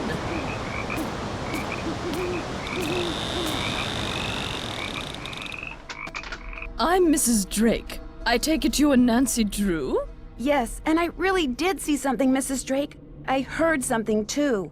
Oh, people are always seeing and hearing things on the moor at night, especially you Americans. Why don't you just go on up to your room? It's the one with the moon on the door. I'd like to see Linda, if I could. I'm afraid Linda is, not quite ready to meet with you just now. But please, come see me after you've unpacked. I'll be in the conservatory. All right, thank you.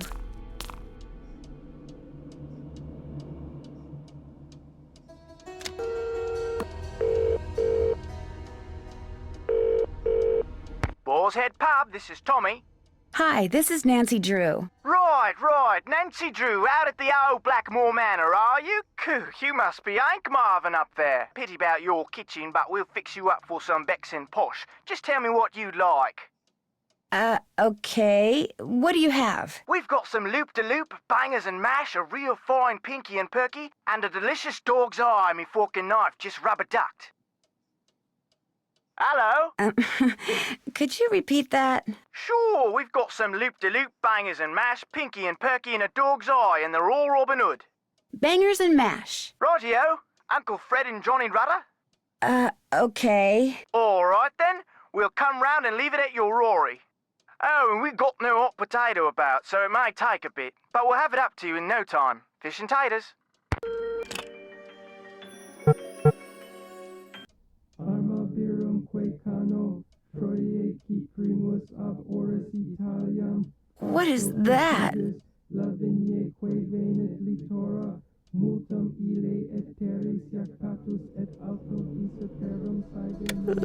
Maybe I'd better have a look around.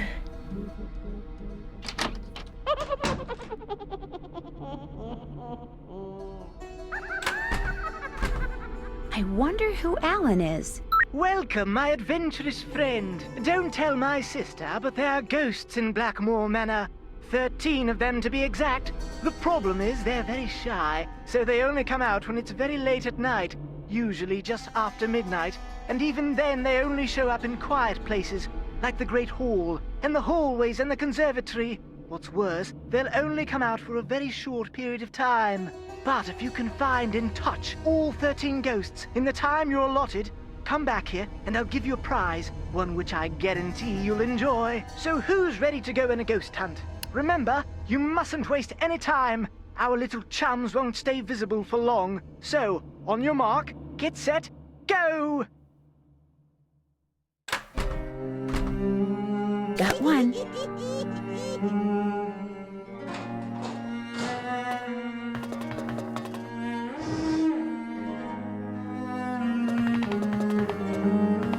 Three down, 10 to go.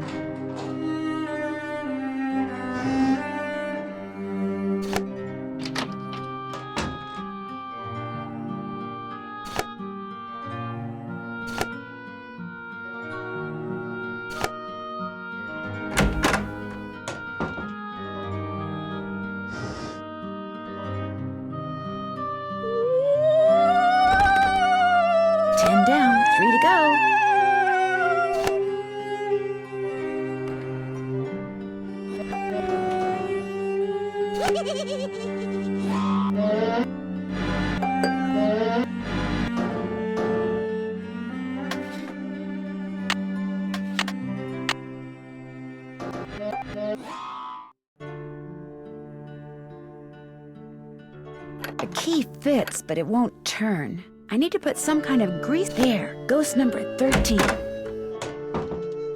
That must be the food I ordered. Bangers and mash, huh? Looks like sausages to me. This smells delicious. I can use my Johnny Rudder to grease up that lock outside Jane's room.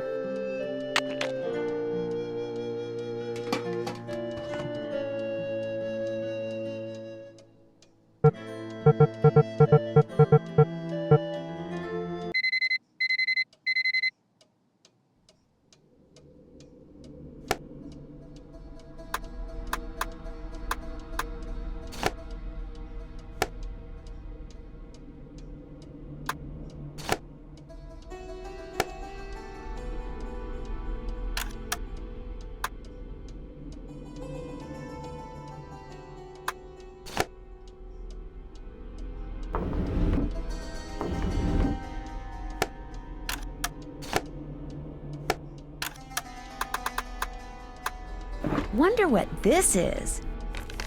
This lens is supposed to go into a telescope that sits on a tripod.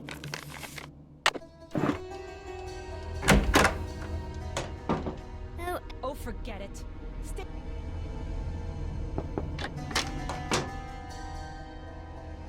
Linda?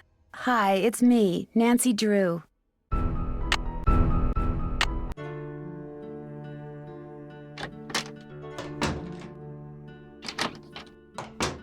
Hi, you must be Nancy. I'm so pleased you're here. I'm Jane. I know you've come to visit my stepmom, but I'd love it if you could pop by whenever you get the chance. Oh, we'll have such fun. Let's play a game. Not right now. Maybe later. I'd like to ask some questions first. Sure, what do you want to know? About Mummy? I mean, Linda. I do hope you'll help. She's been a bit out of sorts lately. When did she start getting sick? I was playing in Mummy's room when she wasn't there, and when I looked up, there was a lady, all dressed in black, putting something on Mummy's nightstand. The woman left something? The lady put a note on Mummy's nightstand, but I didn't read it. That's when Mummy started feeling poorly. I don't want to think about that. Let's play a game. It will cheer me up. Not right now, but maybe later. You can come in any time you want, even if I'm not here. I've got some really smashing things. I'm so happy you've come, Nancy. I hope you can make Mommy feel better. Oh, you startled me. You must be Nancy. I'm Jane's tutor, Ethel. Hello, Ethel. Jane is very excited you're visiting. You're all she's talked about for the past week. She's obviously a very intelligent young woman. Yes, well, I'm sorry, but I'm in a bit of a rush. I need to go over some things with Jane. Oh, I guess I'll be going then. It was a pleasure meeting you, Nancy. Our paths will cross again, I'm sure.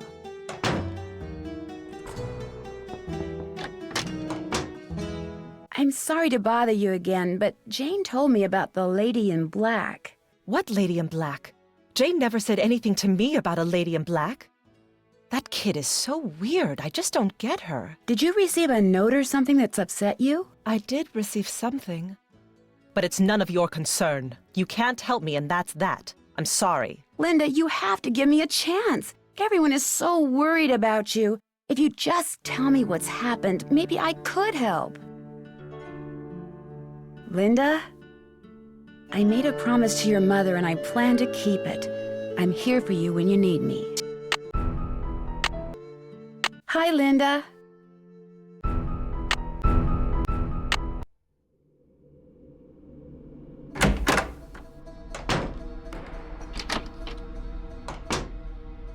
Hi, Nancy. Do you know of any secret passageways in the manor? I found one, but all it did was lead to this funny picture. Do you think you could show me where the passageway is? Wouldn't you rather play a game with me? I'm so bored. If I play a game with you, will you tell me where the secret passageway is? Okay. I got this at this really neat museum in the States. It's supposed to be an original Maya game, but don't worry. You don't have to, kill people or take their hearts out or anything. It's really easy to play. You roll the corn and move your warrior the number of dots on the corn. If no dots, then you get to move 5 spaces. You get 2 turns, but you can pass on your second turn. You just keep on going down this track, and you can capture my person if you land on him. Whoever gets all the warriors wins. I'll be blue. Here we go. Your turn.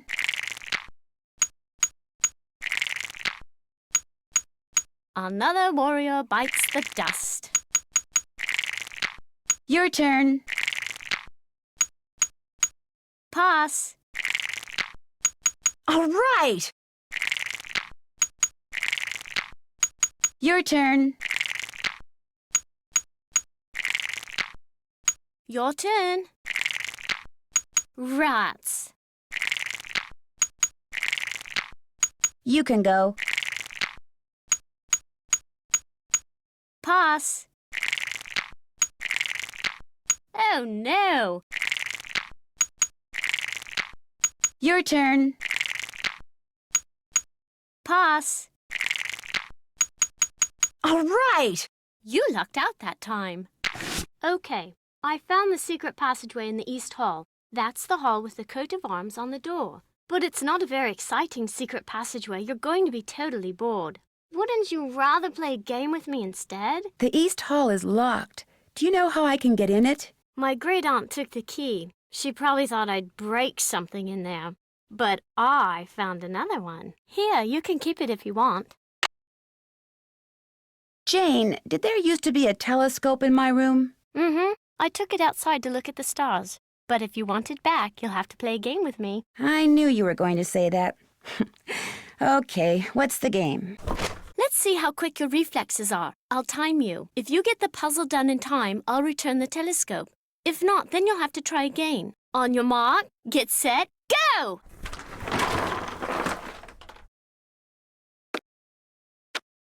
Five minutes.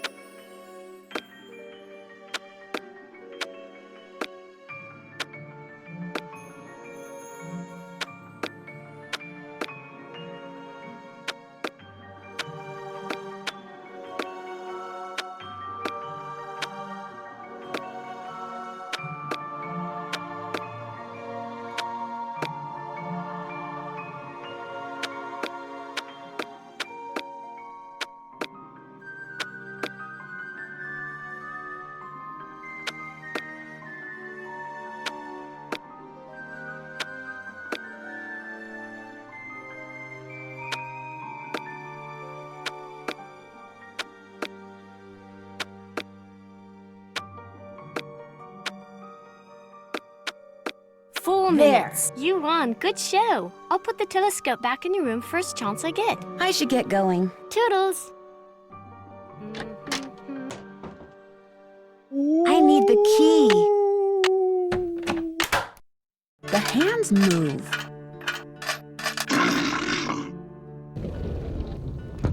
If I want to look around in there, I'm going to need a flashlight. So, did you find what you were looking for in that secret passageway? Let's just say you live in a very interesting house. I don't want to hear. It's so scary to think people can be looking about behind these walls. But you shouldn't tell anyone about them either. If you do, they'll probably close them off and say they're too dangerous. Do you have a flashlight? A flashlight? Oh, Nancy, flashlight is an American term. In the UK, we call it a torch. I don't have one, but I do have a whole bunch of glow sticks. If you want one, you have to play a game with me. That's the rule. This is a game I bought to... On your mark, get set, go!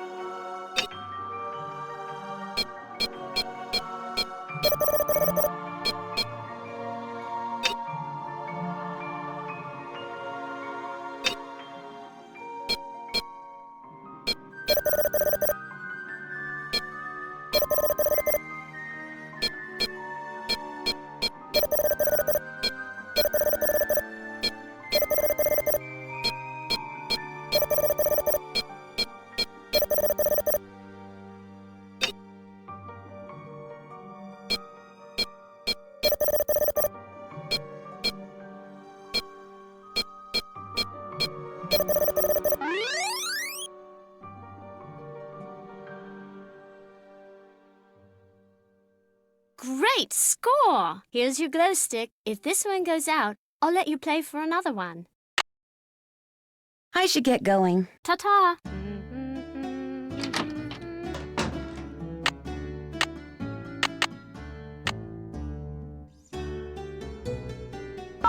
Hello?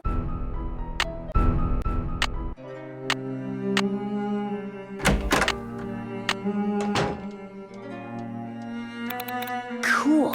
There are symbols in that mural that I couldn't see before. Wonder what goes there.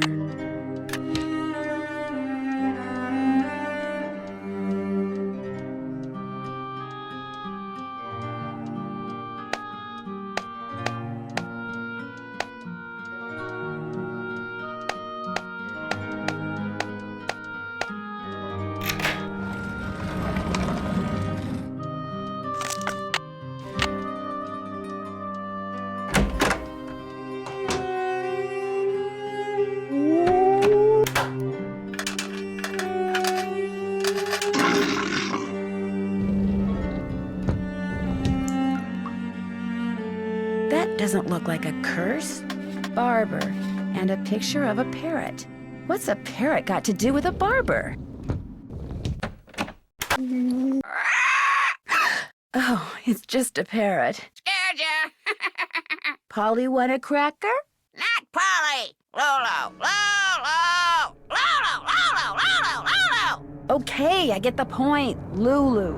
Lolo! Lolo! Lolo! Lolo! Does the word barber mean anything to you? What's the magic word? I have no idea. Lulu, what magic word? Magic word, magic word, magic word. A deal's a deal. The word annoying comes to mind. Ding! Sorry, that is incorrect. Magic word, magic word, magic word. A deal's a deal. Okay. I guess I'll go try to figure out what the magic word is. Cheerio.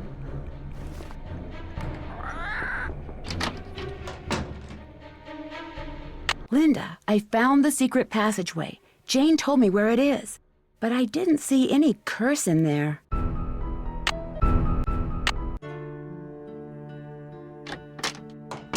I'll bet something tells me I better not mess with this until I know what I'm doing. It stopped working.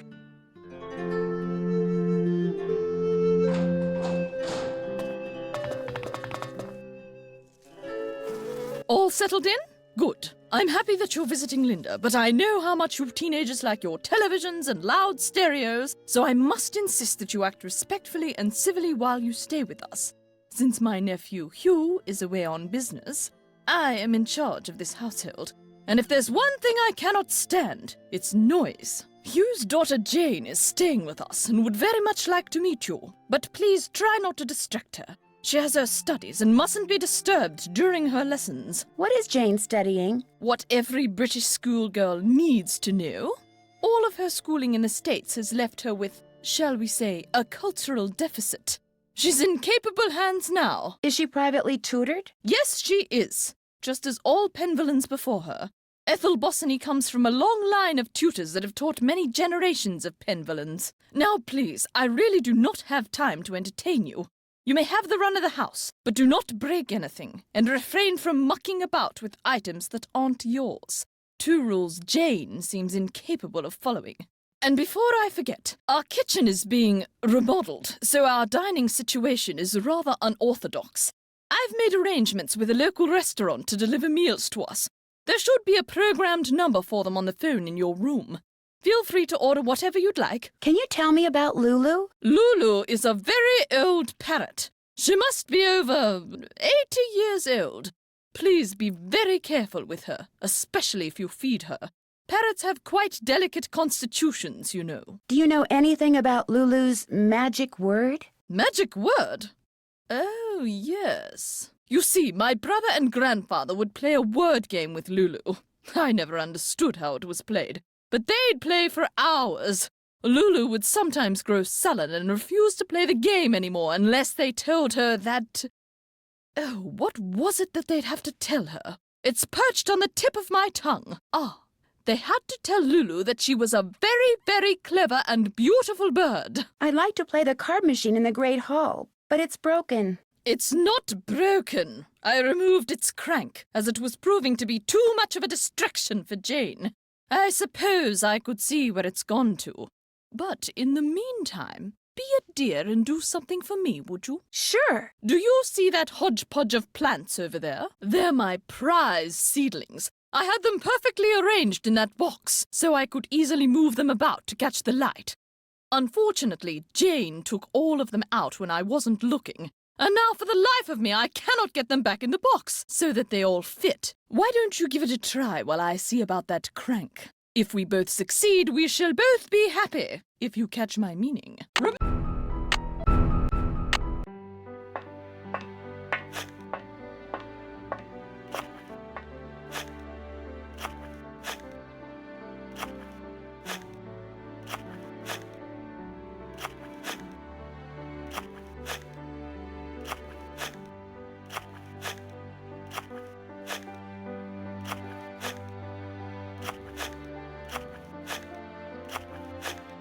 There.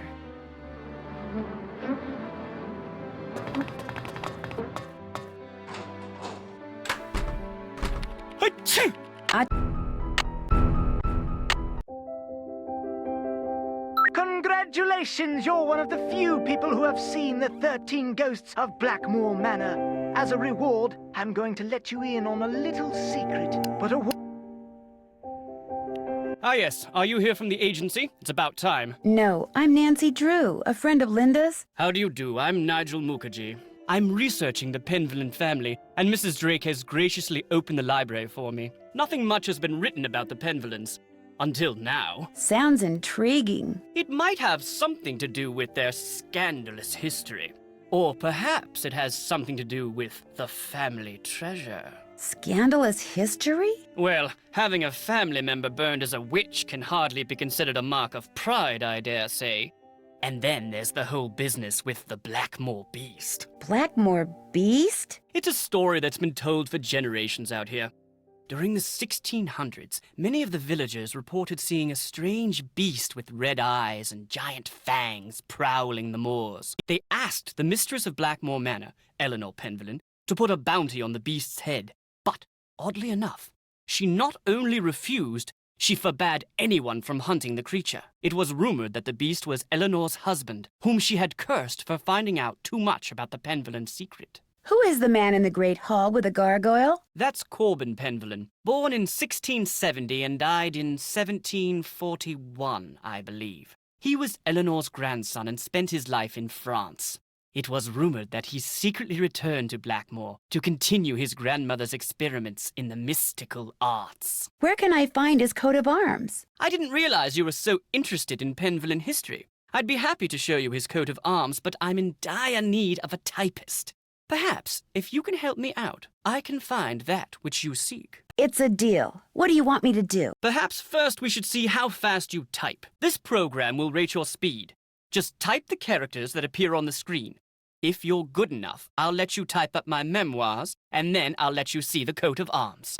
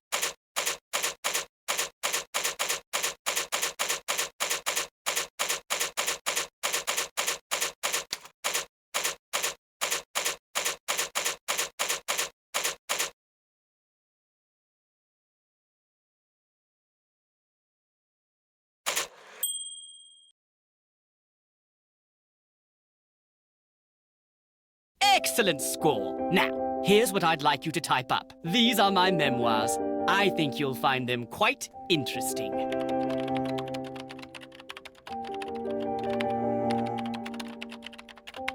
These are the most boring memoirs I've ever read in my life.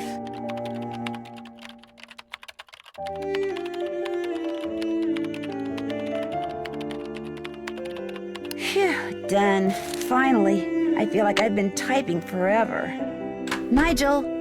Nigel! Key without toil, no fire without oil. No key without toil, no fire without oil. No key without toil, no fire without oil. No key without What are they doing? No fire without oil. Oh yeah, my actions ensure that my name will endure to the end.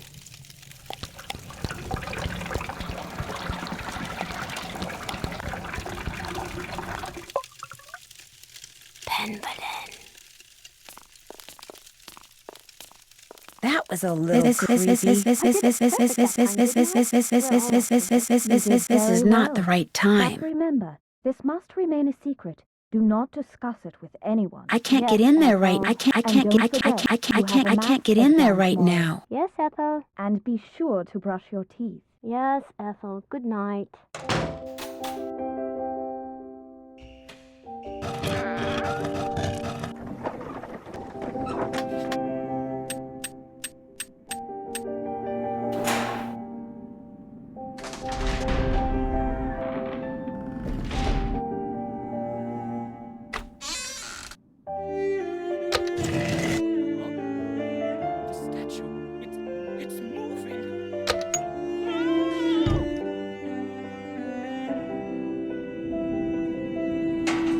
It looks like the rest of this grid is on the other side of the wall.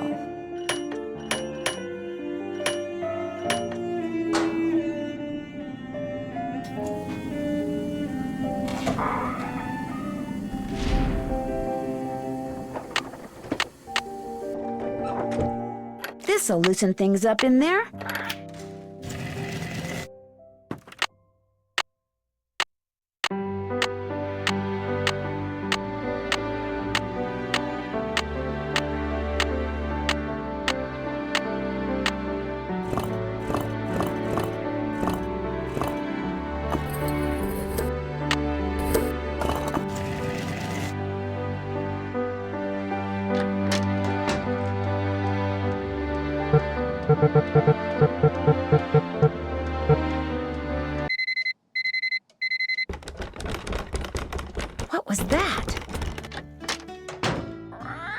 Polly really is a stupid. Hello. I know the magic word. Magic word, magic word. What's the magic word? Lulu is a very, very clever and beautiful bird. Clever and beautiful. How true, clever and beautiful. Easy, Lulu. You're hurting my ears. So, what's your word? Barber. Bleach. Bleach, bleach, bleach, bleach, bleach. Bye, bird. Lulu. And the winner is Lulu.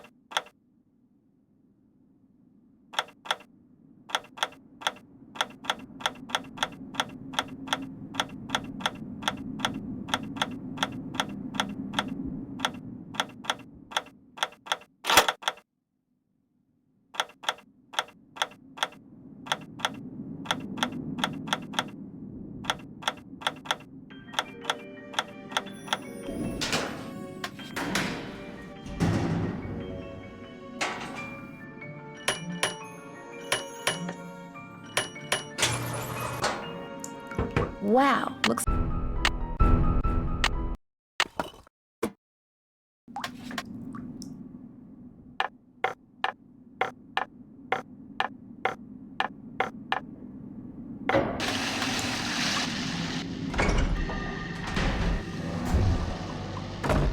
Oh my gosh, the room is moving!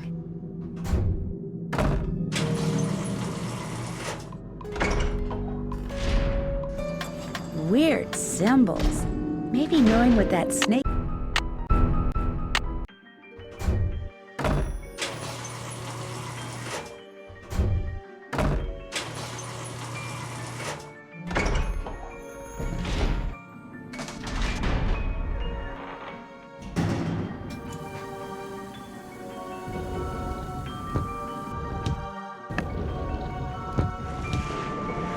Whee!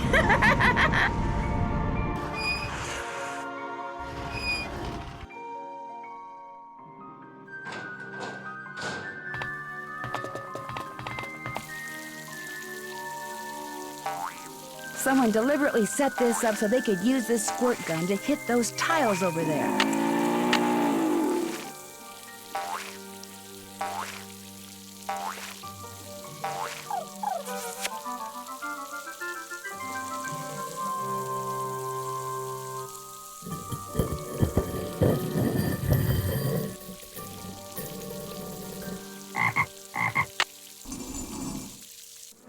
Have you seen? The well is filled up again. It's very curious, but quite wonderful. I managed to get all those seedlings back in the box. Wonderful. And I managed to find that crank. There you go. Great, thank you. Goodbye. The pleasure is all mine, child. Who's hungry? Who's ready for some nummies? Did you say...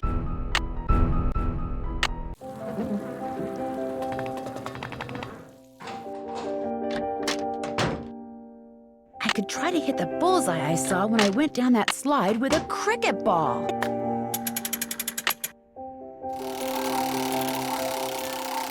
Those symbols look familiar.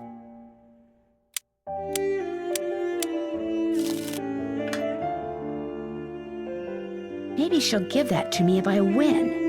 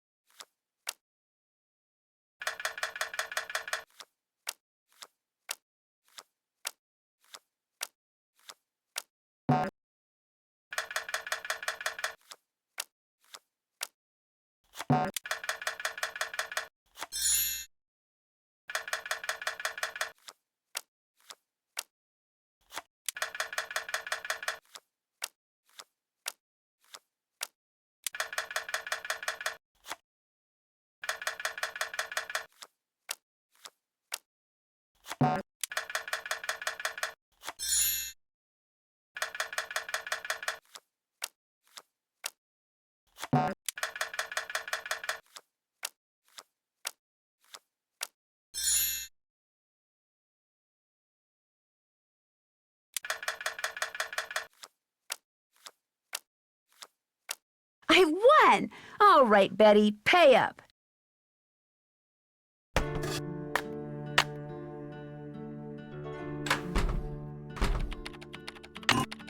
Yes?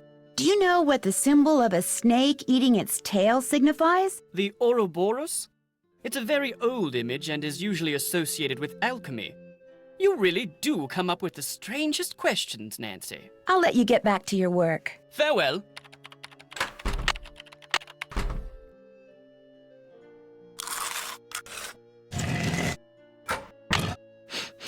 Smells like oil.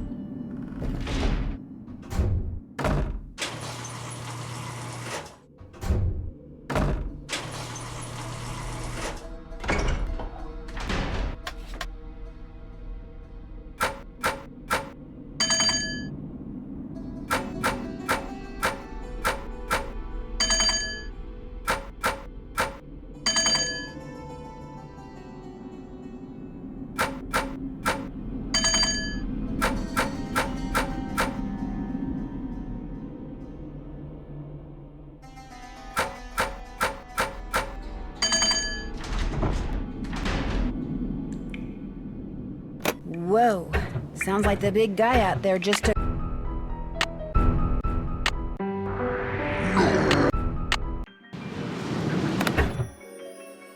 Looks like some winds are stronger than others.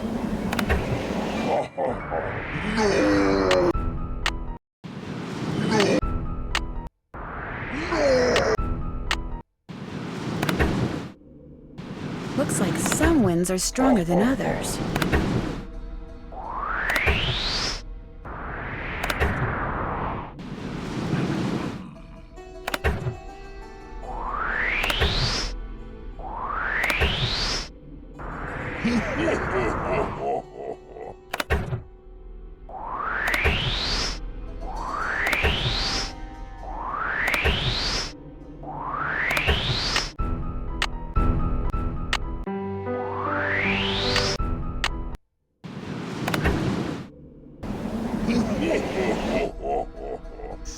It sounds like air is going to the forge.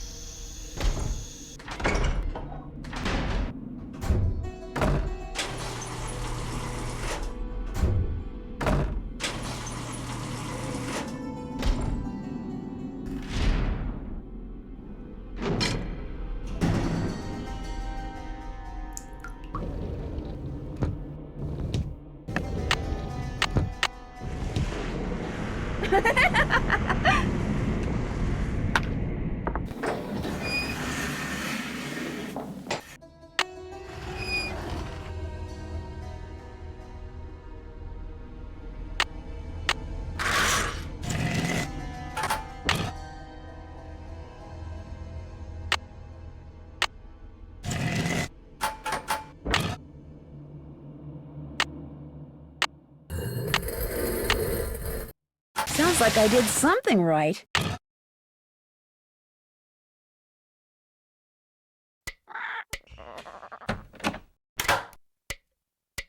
This wand probably works through magnets.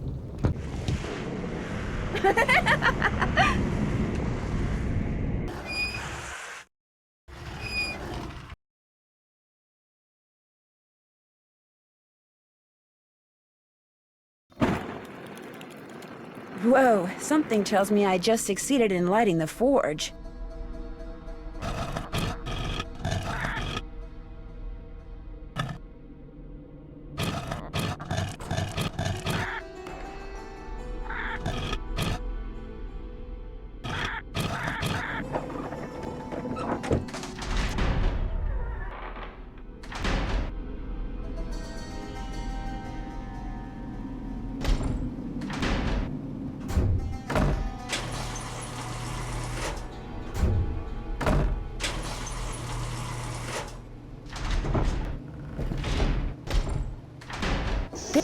This looks like by pulling out different plugs, I can create different patterns in the mold.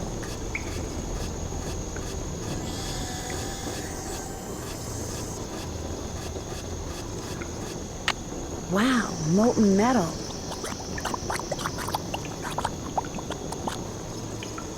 There, that looks right. A keyhole.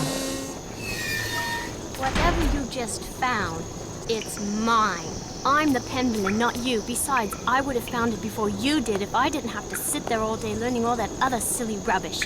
What is that? Looks to me like a meteorite. A rock? 600 years of secrets and mystery and puzzles, all because of a stupid rock? No way. There must be something under it. No, don't touch it! Help! Nancy, help me! It's pitch black in here. I can't see anything. Get me out of here, please. I'm sorry I was mean to you before. I'm sorry for everything. Do I detect a guilty conscience? It's my fault Linda's sick. I mean, she's not really sick. I just made her think she is. I left that curse in her room and gave her allergy pills and put her medicine in a moisturizer. Why? I just wanted to go away. I just wanted to be Daddy and me and Mommy, my real Mommy. Please don't make me talk anymore, Nancy.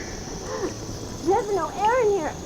I can't breathe. I've got to figure out a way to get that box off of her fast.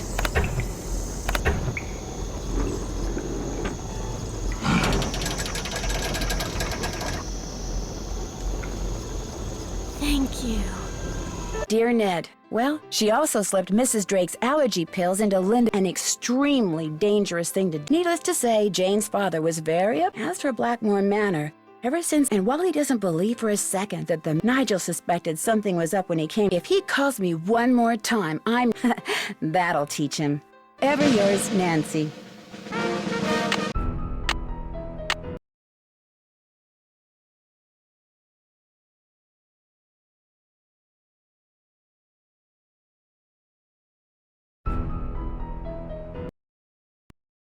Welcome to my... The year, 1930. The place, the road to Titusville, where we find Nancy Drew behind the wheel of her blue roadster, pondering this question. Why did Emily Crandall, a girl whom Nancy knows only through their mutual friend Helen Corning, ask Nancy to drive all the way out to the Lilac Inn to see her? Does it have some... The spunky teenager turns off the main road, blissfully unaware that Emily isn't all that waits her at the end of the driveway. No, Nancy Drew is about to get her first taste of the mystery, intrigue, and adventure that are to become her destiny.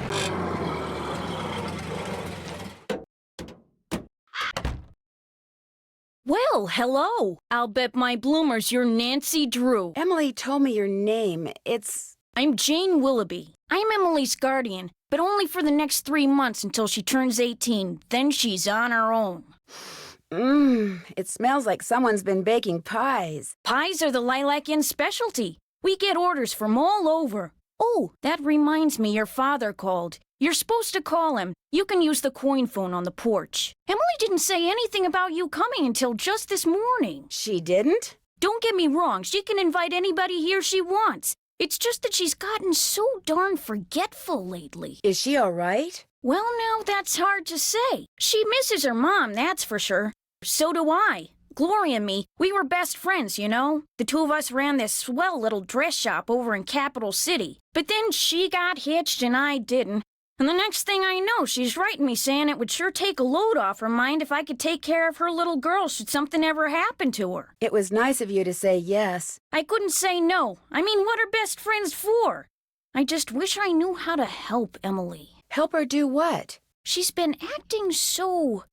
Look, go talk to her. She probably just needs to spend some time with a bearcat like you instead of some dumb Dora like me. Go on up, she's in her room.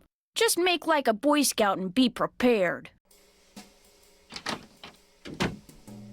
Nancy, hi. Welcome to the Lilac Inn. Oh, and before I forget, thank you for that nice note you sent me when Mom died.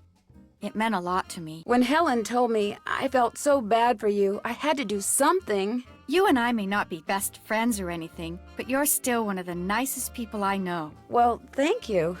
That's why I'm hoping you'll do me a favor. A big favor. You and your dad. What kind of favor? Shh. What's wrong? I thought I heard something. Your father has a safe, right? You need to put something in a safe? See this jewelry? I'd like you to take it home with you and put it in your father's safe. It's beautiful. It was my mother's. The few times I saw her wear it, she looked just like a movie star. I was hiding it here in my room, but all things considered, I'd feel a lot better if you would just take it home and have your father lock it up in his safe. What do you mean, all things considered? Strange things have been going on around here. That's all I can say. I know it sounds loony, and Jane probably told you that I've been acting loony, but please do this for me. What was that? Emily, come downstairs, quick! The kitchen's on fire! Come on, we better get out of here.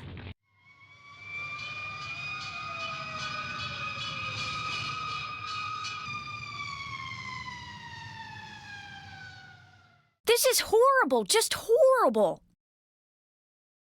The fire chief says the stove was completely destroyed and there's smoke damage everywhere. The inn'll have to shut down for months, maybe even for good.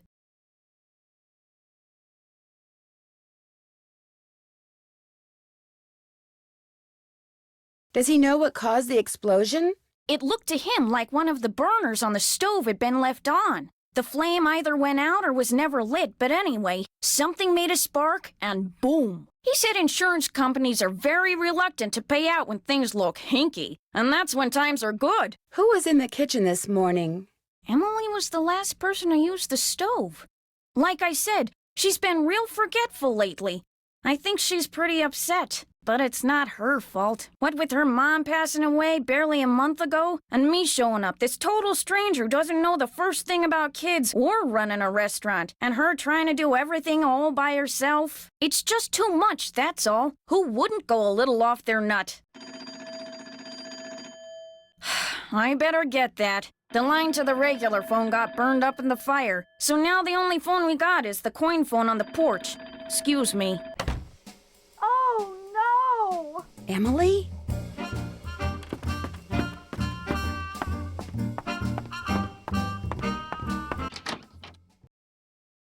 My mother's jewelry! It's gone! Someone must have stolen it while we were all downstairs.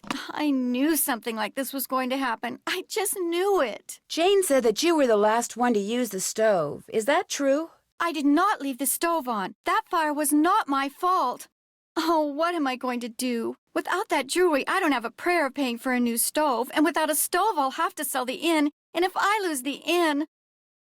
I wish Mom were still here. I wish Josiah Crowley had left us the money like he always said he was going to. That's what I wish. Who's Josiah Crowley? He was this old man that lived next door. He died last year. He spent most of his time here at the inn, and he led my mom and me to believe that he'd left a lot of money for us in his will. He gave us a clock, and afterwards, he'd always point to it and get this little twinkle in his eye and say, "Time will tell."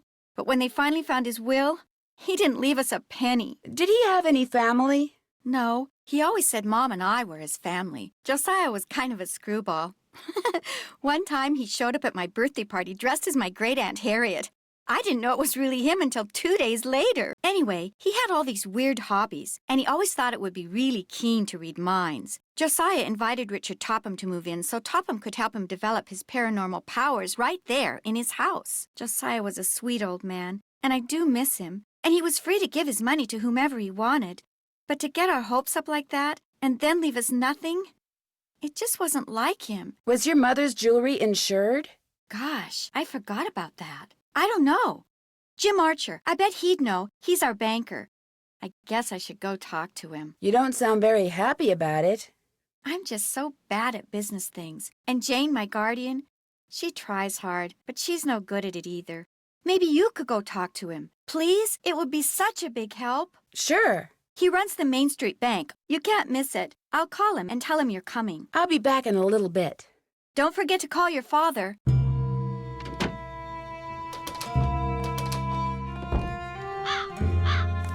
Got it. Looks like someone recently had a key appraised.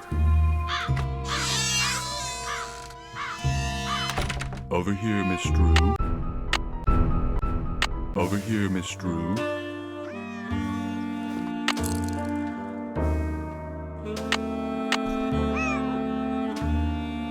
How nice of you to drop by. And thank you for walking instead of parking in the driveway. I'm expecting a pupil. I'd hate for her to have to park on the road. Mr. Topham?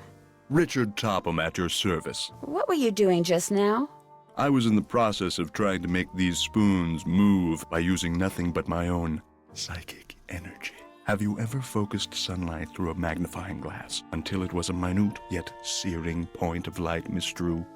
Yeah, I guess. You see, that's what I do with my cerebral emanations, my thoughts. I focus them until they're a beam of pure energy which ultimately disrupts and transforms the molecular force field surrounding the target object. Is that what you teach people in your school? How to beam their thoughts? I take them through exercises designed to help them increase their output of phantasmic energy. If you want to sign up for an introductory session, I believe I have an opening today. No, thank you. Oh. I'm afraid I'm busy, young lady, far too busy to engage in idle conversation. When would be a good time for me to come back? I'll be blunt, Miss Drew. I've discovered that the more time I spend with the, shall we say, intellectually unendowed, the more my cerebral pulsations seem to diminish. I'm afraid I cannot speak to you further unless and until you prove that you are worthy. That is, that your brainwaves are not unacceptably inferior and thus deleterious to mine. How would I do that? What I have here is an exercise in logic.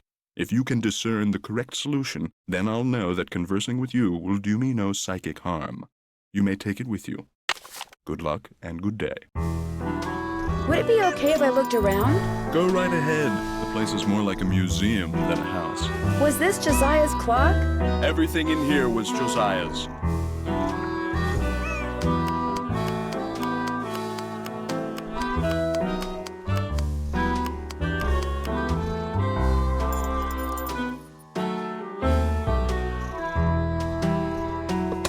Wonder what this mirror's doing in here.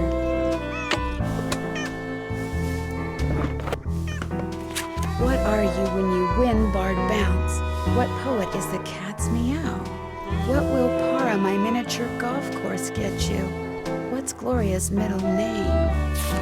Becoder is in the rivet. 2 to the right. It looks like Josiah lent a trivet to someone, but I can't make out to whom.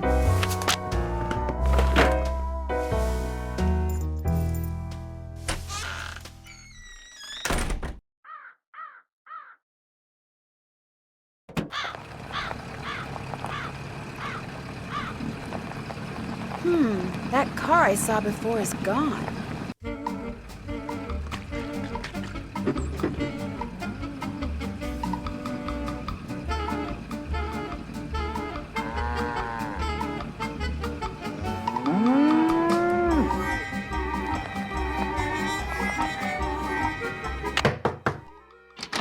Mrs. Sheldon? Yes? My name's Nancy Drew. I'm a friend of Emily Crandall's. Did you go to Titusville Telco and get my bridge cards from Mr. Kowski? Well, no, but...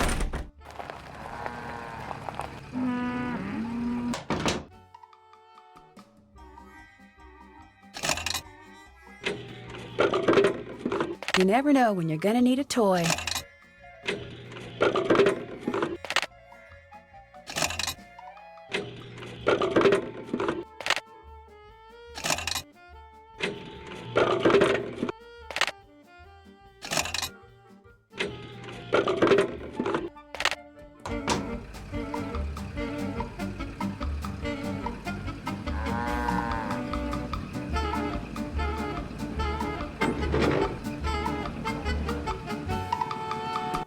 Are you Mr. Waddell? So what if I am? I found this receipt, and I just wondered what you could tell me about it. Let me see that. One key, determine resale value, item 493. Oh yeah, this was for that key Jim Archer wanted me to appraise. Jim Archer wanted you to appraise a key? It was very ornate, had jewels all over it. Fake jewels, as it turned out. When I told him it was worthless, the cheapskate refused to pay me and told me to keep it. Do you think I could have it? Sure, once you pay the appraisal fee. Which is? $1.50. Here you go. Good, here's the key. Enjoy. Hello, I'm looking for Jim Archer. Right through that door.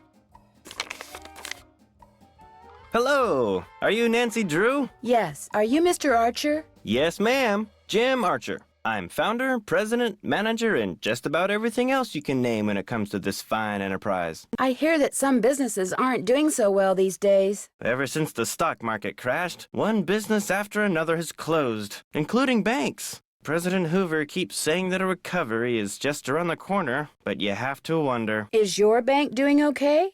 I'm happy to report that we're doing just fine, thank you. Excuse me. Main Street Bank, Jim Archer speaking. No, I don't. I'm sorry, but... Yes, I know, but... All right, then just bring it by.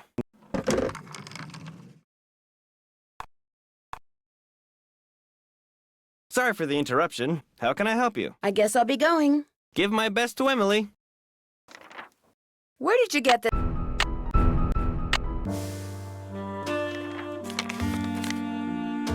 Hello again. The key that you had Mr. Waddell appraise. Could that be the key to the clock that Josiah Crowley gave you? It might have been, I suppose. You know about that? Yes. In fact, I paid the appraisal fee. I have the key right here. How industrious of you. You see, when he told me the key was worthless, I lost all interest in it. So, it would be all right if I kept the key for myself? I have no use for it. In fact, if you want that old clock, you can have it too. I guess I'll be going. Goodbye now. It would sure be nice to be able to open this thing.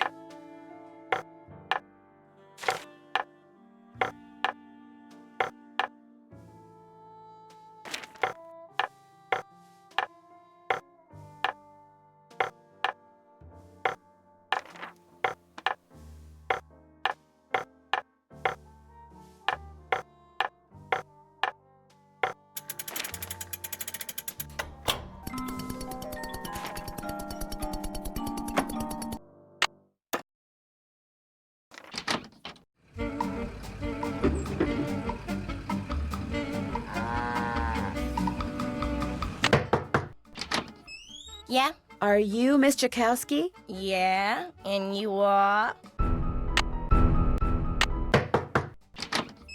Hi, you pick up those tickets? Well, no. Keep your shirt on. Raffle tickets? Orphanage. Mrs. O'Shea, now.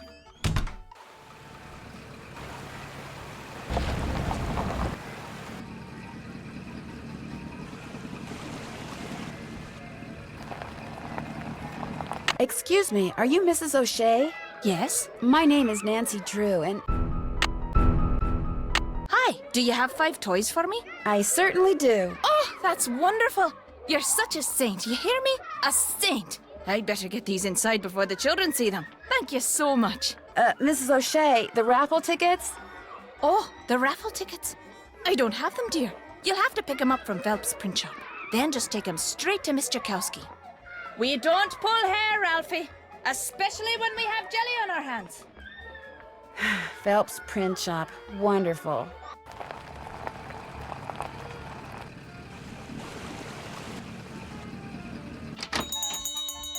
Sorry, young lady, I'm about to close. I'm just here to pick up the raffle tickets you printed for Mrs. O'Shea. Aw, darn it. I did tell her I'd have those done today, didn't I? Well, I'm sorry, but they're just gonna have to wait until tomorrow. Oh, but I need to have them today. And I need to go fishing.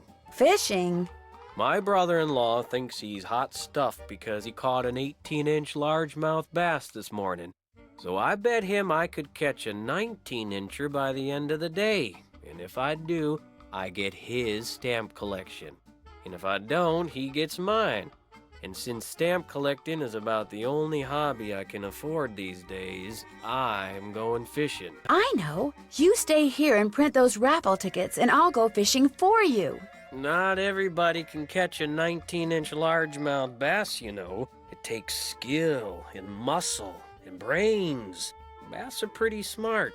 I can do it, Mr. Phelps. You better be right, because you're not getting those raffle tickets until I get my 19-incher. You can use my gear. I left everything out at the fishing hole. Great. I'll see you later.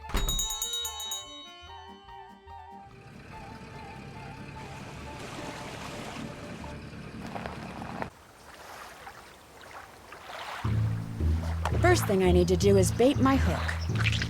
Yuck. Now I toss this in the water, and when the bobber goes under the water, I need to pull the line up fast.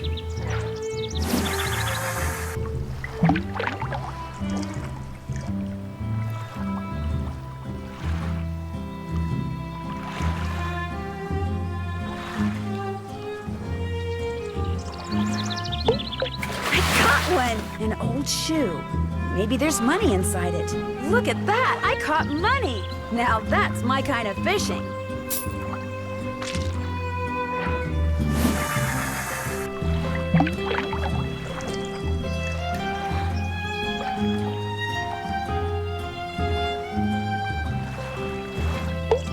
I got a fish! Looks like 19 inches to me. I should get this fish to Mr. Phelps before the smell gets any worse.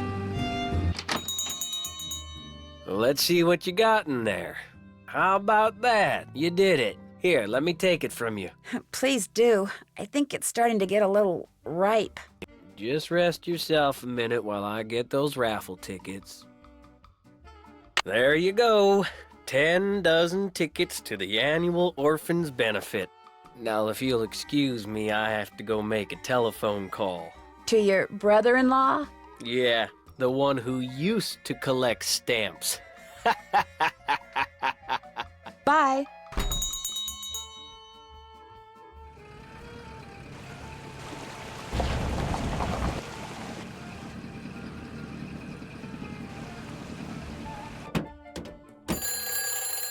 I guess I should answer that. Hello?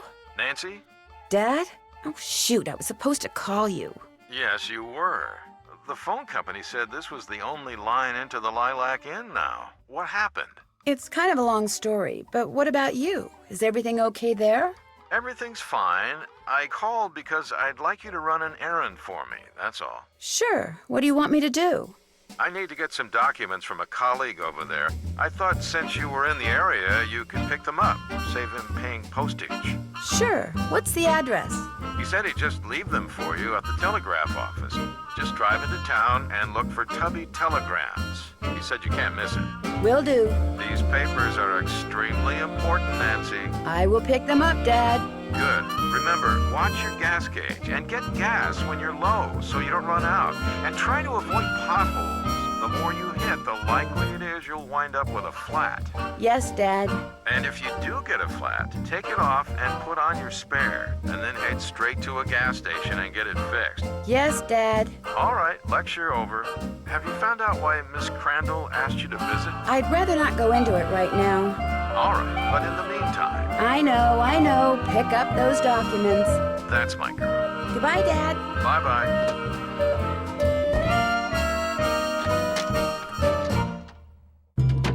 Hi, Nancy. What was your mother's middle name? Lois. Why? Oh, just curious. I'll be back in a little bit. Okay.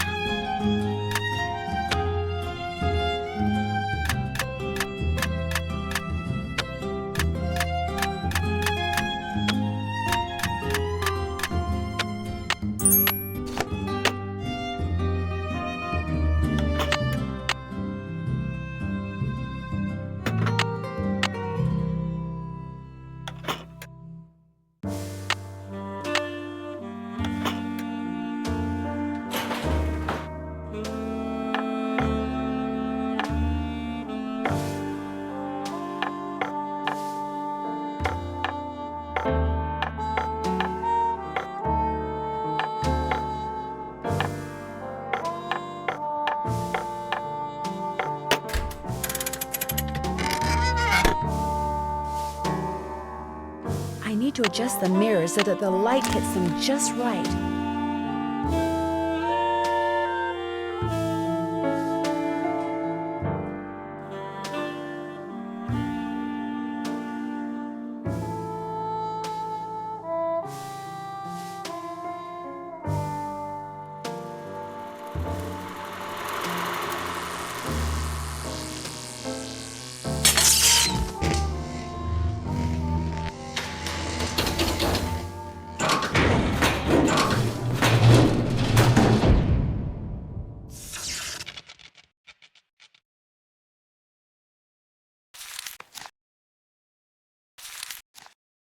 I wonder what these symbols mean.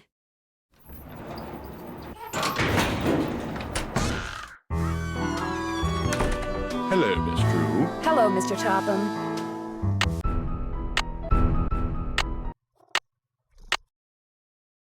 That looks right. Am I smart or what? I'm getting there. That looks right.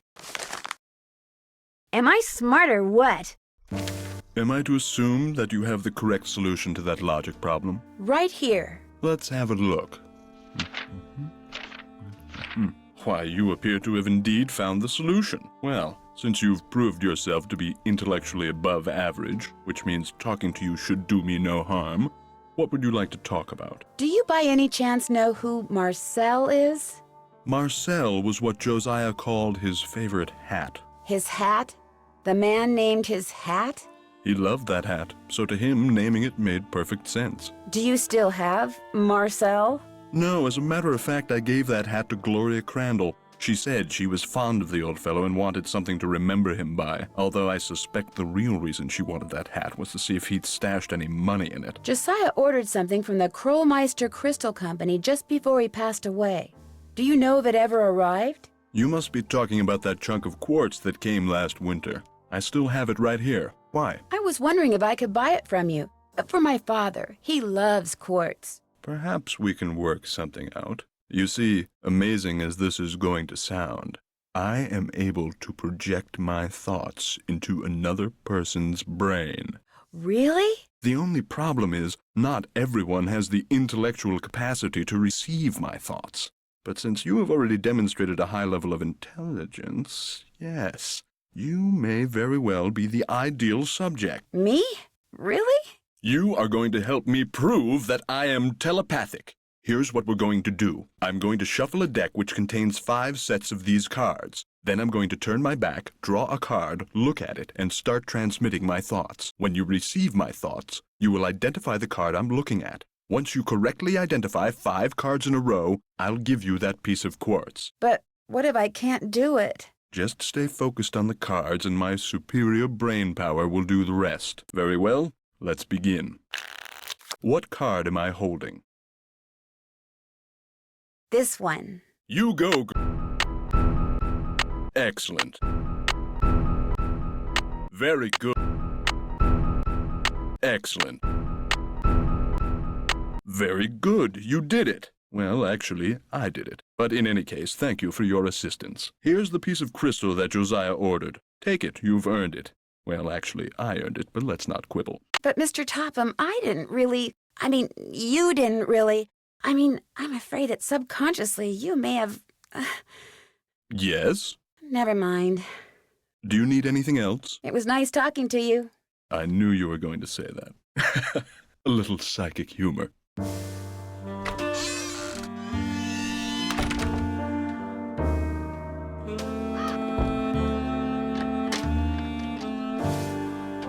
Hi, Nancy. Would you happen to know where your mother put Josiah's favorite hat? Look in the drawer right below me. That's where all Mom's mementos are. I'll be back in a little bit. You're the bee's knees. Looks like a safe deposit box key.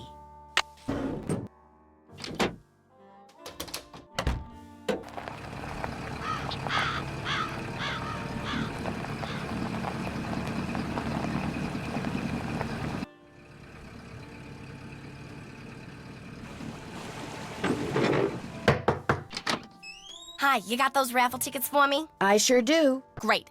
And here are Mrs. Sheldon's bridge cards. One of the gals spilled Moxie all over him, but I cleaned him up real good, so let's not tell Mrs. Sheldon, okay? Okay. Thanks for your help, Miss Jakowski. Thanks for your help. Bye now.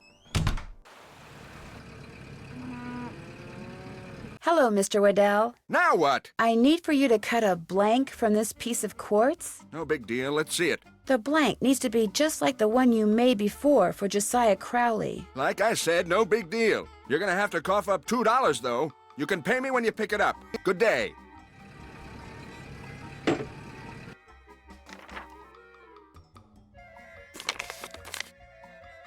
Hello again. Did Josiah Crowley have a safe deposit box here?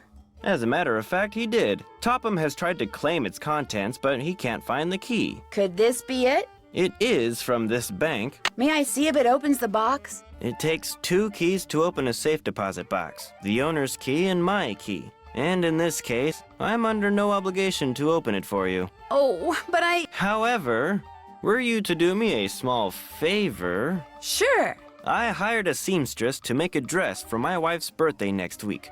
Unfortunately, the seamstress and I had a falling out, and now I need to find someone to finish the dress. Just hire a new seamstress. Oh, the fact of the matter is, the dressmaker quit because I couldn't pay her. I misled you before. Business is not fine. This bank is on the brink of ruin. Oh, I'm sorry to hear that, Mr. Archer.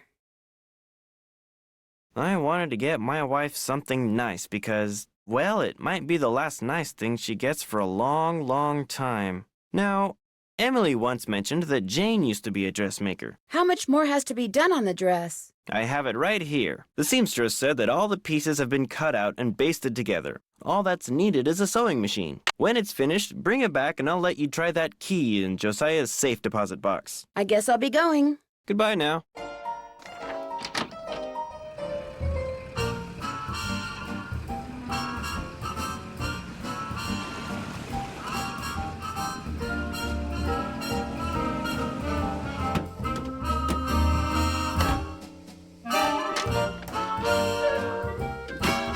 Is this your sewing machine? Actually, that belonged to my mom. She and Jane used to be dressmakers. Mom Would was it be going There's no needle.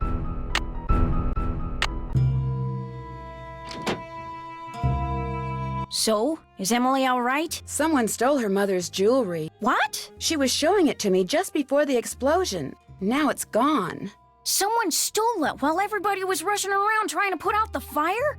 Hypers! If you can't trust a fireman, who can you trust? Who else knew Emily had that jewelry? When Gloria was alive, she could have told people about it, or people may have seen her wearing it. And when she died, they knew the jewelry had to be around here somewhere, right? Does anyone in particular come to mind? Sorry. It's been hard enough getting to know Emily, let alone anyone else in this backwater burg.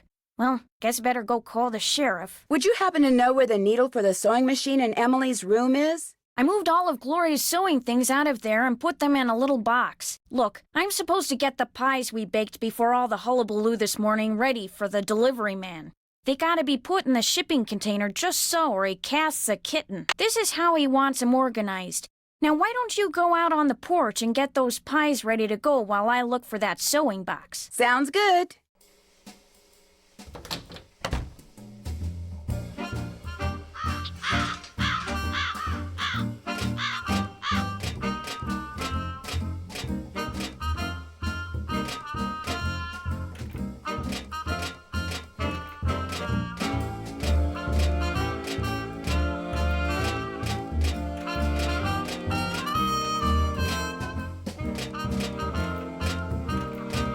There, that should do it.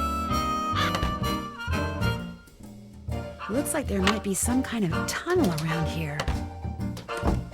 Thanks for doing the pies. The more I do it, the worse I seem to get at it. Here's that box. I'm sure that sewing machine needle is in there somewhere. I see it. Remember, when it comes to using it, you're on your own, kiddo. Well, I'll talk to you later. You betcha.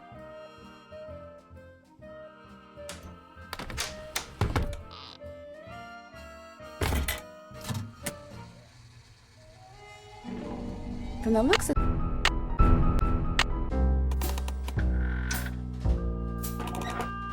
Jeepers, I'm behind one of the walls in Emily's room.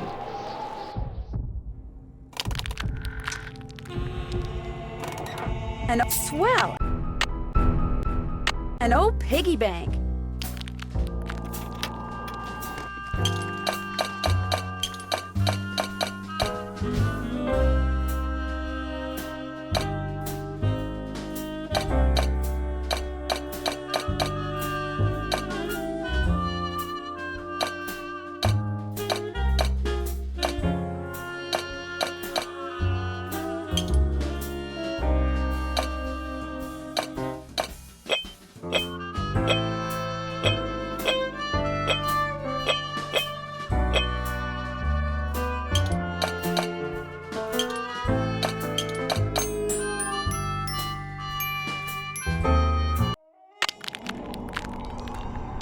Guess I better not leave the lights on. Jeepers, that sounds like Richard Topham.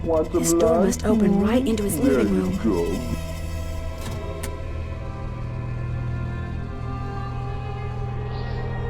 Guess I better not leave the lights on.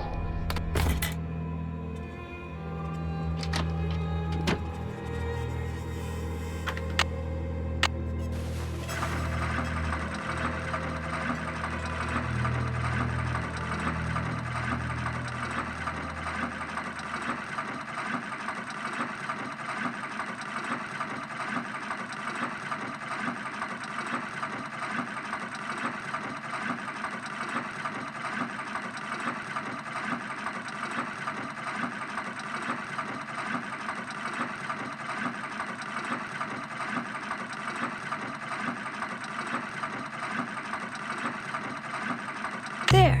Not bad, Miss Drew. Not bad at all.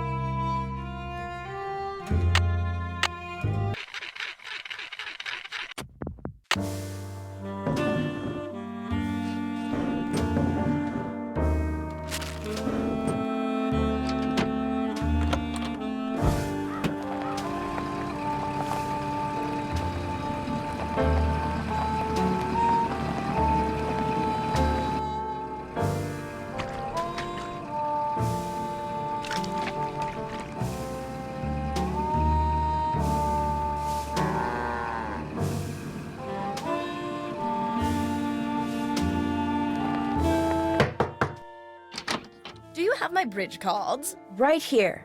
Good. And here is Josiah's trivet. I didn't realize when I asked to borrow it that it was such an eyesore. But once a sumptuous dish of my buff stroganoff was placed atop it, I assure you, no one noticed. Now do run along. My guest will be arriving any minute, and that dress of yours, it's, well... I like this dress. It's very flouncy.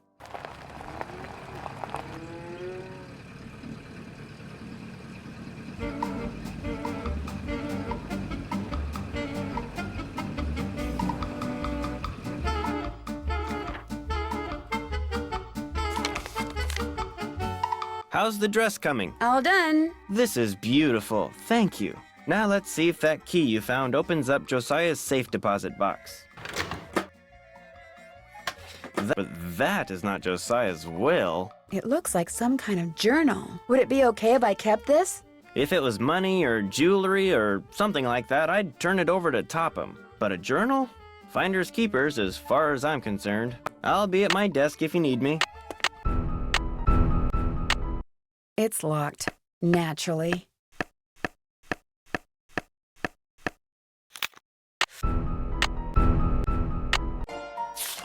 Pyramus, 7.057 megahertz.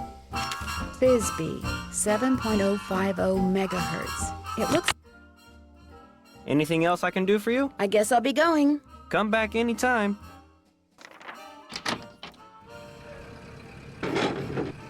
Hello, Mr. Waddell. Are you done making that blank? Have you got my fee? Right here. Good. Here's the blank I cut for you. Enjoy.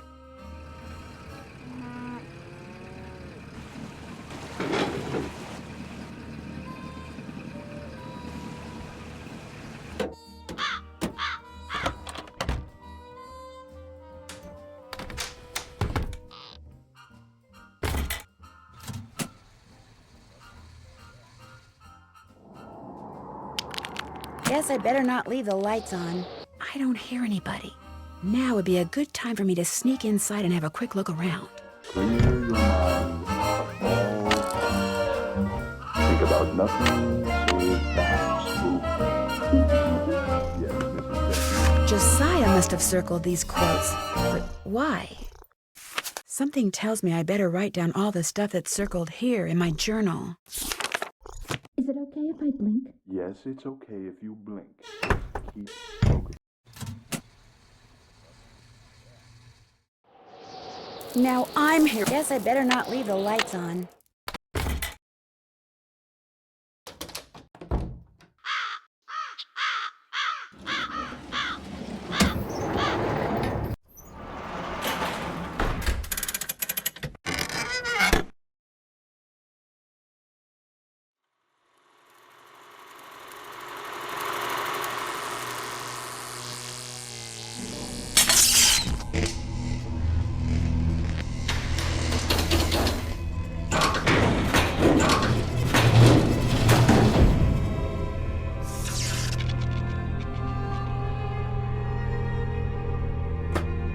Looks like Josiah was a ham radio operator.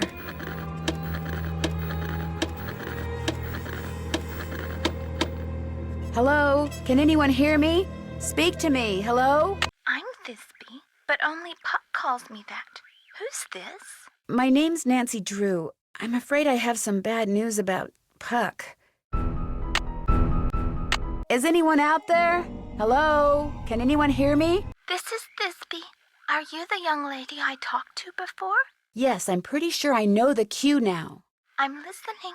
If we shadows have offended, think but this and all is mended, that you have but slumbered here while these visions did appear. The authorities are alert for bad water, so do not go this way. The authorities are alert for bad water, so do not go this way. That's what I was to say, although my delivery was much better when Puck was coaching me. So Puck told you he was an actor? He told me that acting was his life and that he'd gotten rich and famous doing it. No matter who he was to the rest of the world, that's what he was to me, and that's how I want to remember him. And now, as Puck was fond of saying, I bid you adieu. Over and out.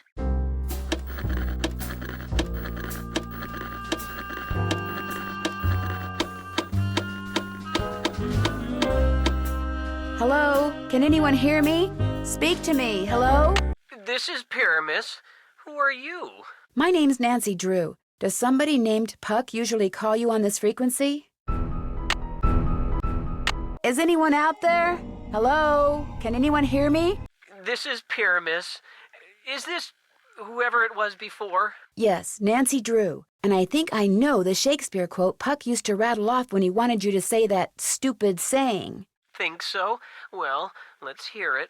Thou speakest aright. I am that merry wanderer of the night.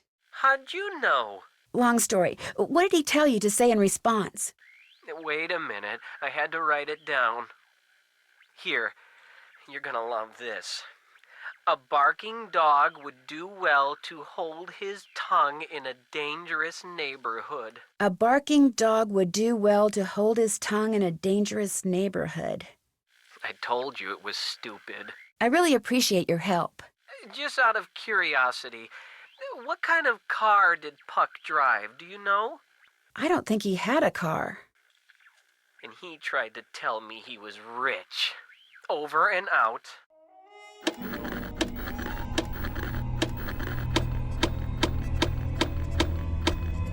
Hello? Is anyone there? Hello? This is Flute, but you sure don't sound like Puck, so explain yourself. My name's Nancy Drew.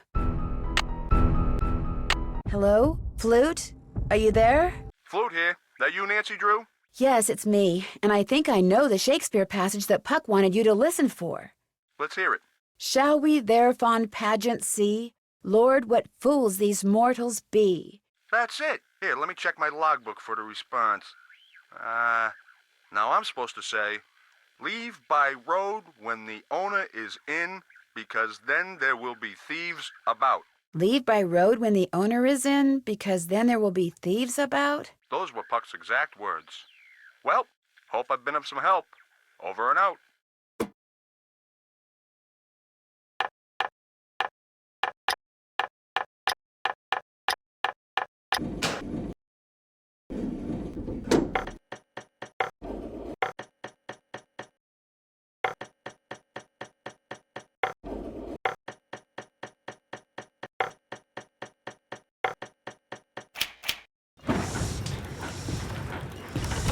Whoa!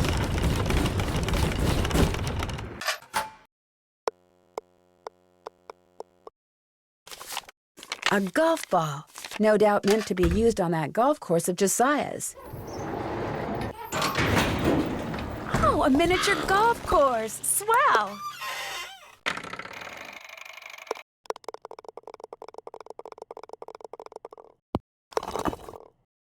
Another safe deposit box key? Emily, please, just settle down. It's all right. It's not all right. Stop lying. Something's wrong with me. You've got to go talk to Emily. She's in a bad way. What do you mean? What's happened? Please, go talk to her. She won't listen to me. I'm no help at all.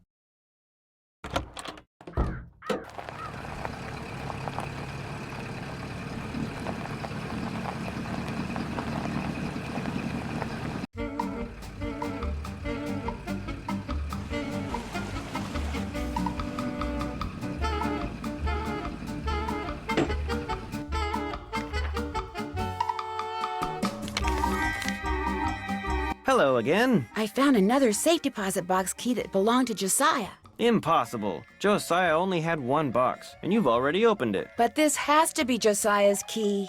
It is one of ours. Where did you get it? I won it playing golf at Josiah's with a special ball. I had to ace one of the holes. Why does that sound familiar? I know why. That's what Clara always called me, her ace in the hole. That's who this key belongs to, Clara Pickford. So, Clara Pickford was really... I wonder what this Gloria is. Dowd, now Crandall, and Jane Willoughby, circa 1912. Jane Willoughby? That doesn't look the least bit like Jane Willoughby. No, it certainly doesn't. I'd better get back to the Lilac Inn and have a talk with her right now.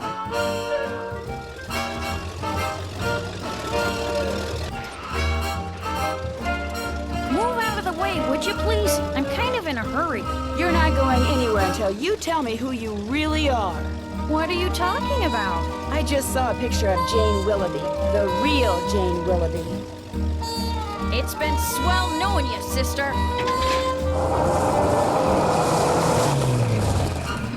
I can't let Jane out of my sight.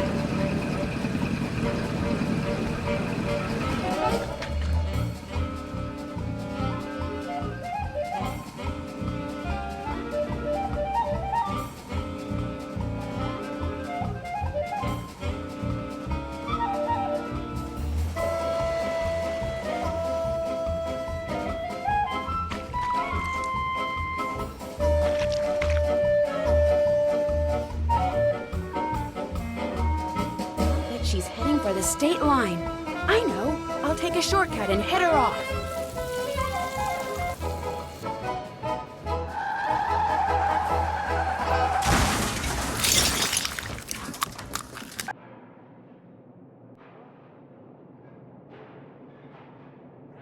Why couldn't you just mind your own business?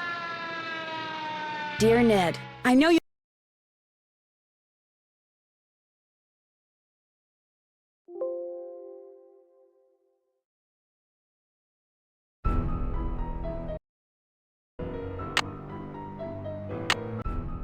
Dear Han... Well, people, now that our little orientation tour is over, let's get started. Okay, I, again, am Lori Gerard, and the first thing I want to do is thank you all for coming. John Gray, I am so thrilled that you're taking time out from that TV show of yours to do some ghost hunting here with us. I mean, Ghost Chasers is like the best cable show ever. And Charlena Purcell. I cannot tell you how much I adore those romance novels you write. Your characters just seem so real. And all that stuff you know about the Old West, you are just awesome. And Tino Balducci, only the most famous police detective in the country. And then there's Frank and Joe Hardy. They're amateur detectives. My dad and their dad are old friends. And you must be the other amateur detective, their friend? Natalie? Nancy Drew? Whatever. All right, I'll bet you're wondering where we're going. Well, we're going to Copper Gorge, Colorado. Why?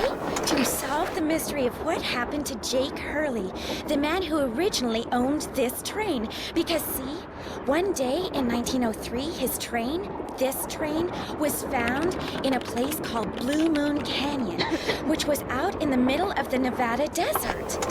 Only the engineer was on board, and he was dead. As for Jake Hurley, he had disappeared from the face of the earth. Oh, and two more things.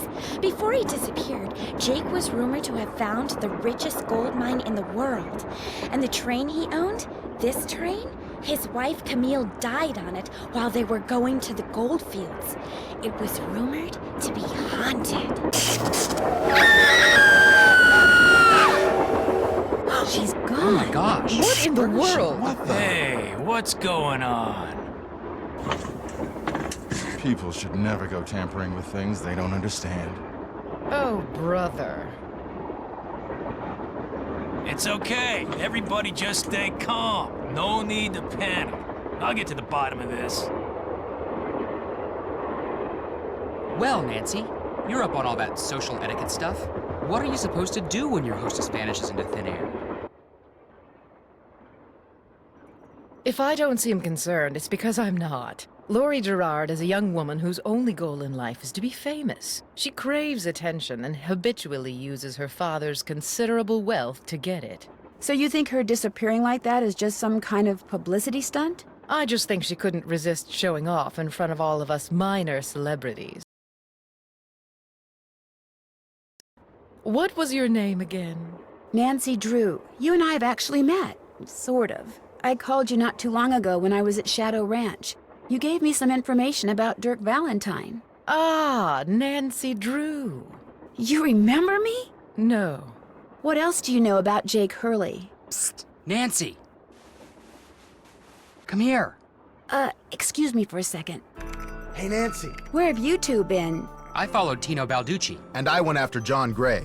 He went straight to the room in the car that used to be Camille's and didn't come out again. I could hear all these weird noises coming from inside. Did you talk to him? I was just about to go in, but the next thing I know, Joe's got my arm in a vice grip and is dragging me back here, babbling about how Balducci's our guy. He found something on the floor right where Laurie was standing when the train went dark. I saw him pick it up and put it in his pocket. Then he left. Did you ask him about it? When I tried to talk to him, he just kind of brushed me aside and said something snotty like, "I'm on the job here, Junior, so just go back to the playground and stay out of the way." In case you two hadn't noticed, we're not getting a lot of respect around here. Can't we at least tell Balducci that we do stuff for ATAC? You know the rules. ATAC? American Teens Against Crime. We do a lot of undercover work for them. Wonder Cop's probably never even been undercover. Joe, let it go. What'd Charlena have to say? She thinks Laurie is faking this whole disappearance thing. She's not the only one. How can you say that? You heard Laurie scream. Anybody can scream, Joe. Especially girls whose fathers have given them acting lessons along with everything else they've ever wanted. What about you, Nancy? What do you think? I kind of agree with Frank. You've got to be kidding. Talk to you later. Sounds good.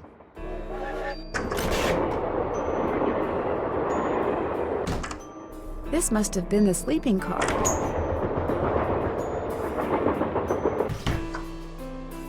Hi, you're that Nancy person. How you doing? John Gray. You look pretty busy. Right now I'm taking time-lapse electromagnetic readings and recording background noise. This was Camille's private car. If she had something to do with Laurie's disappearance, analyzing these readings may give me a clue as to Laurie's whereabouts. Are you saying that Camille's ghost kidnapped Laurie?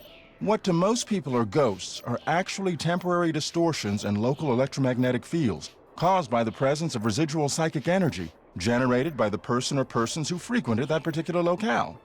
That's my working theory, at least. That's very interesting. It's all very scientific. But the fact is, Lori's missing, and I, for one, am doing everything in my power to find her.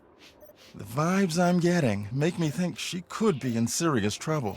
Charlena Purcell thinks Lori is just playing some kind of joke on us. Charlena Purcell writes romance novels. End of comment. Thanks for the chat. Goodbye. This looks like some sort of game.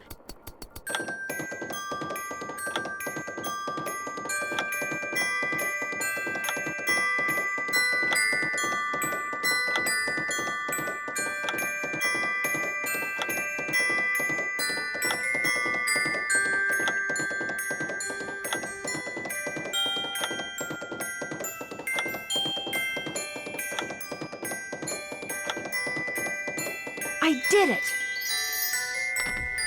Wonder what's in here. Looks like some kind of sewing sampler. I wonder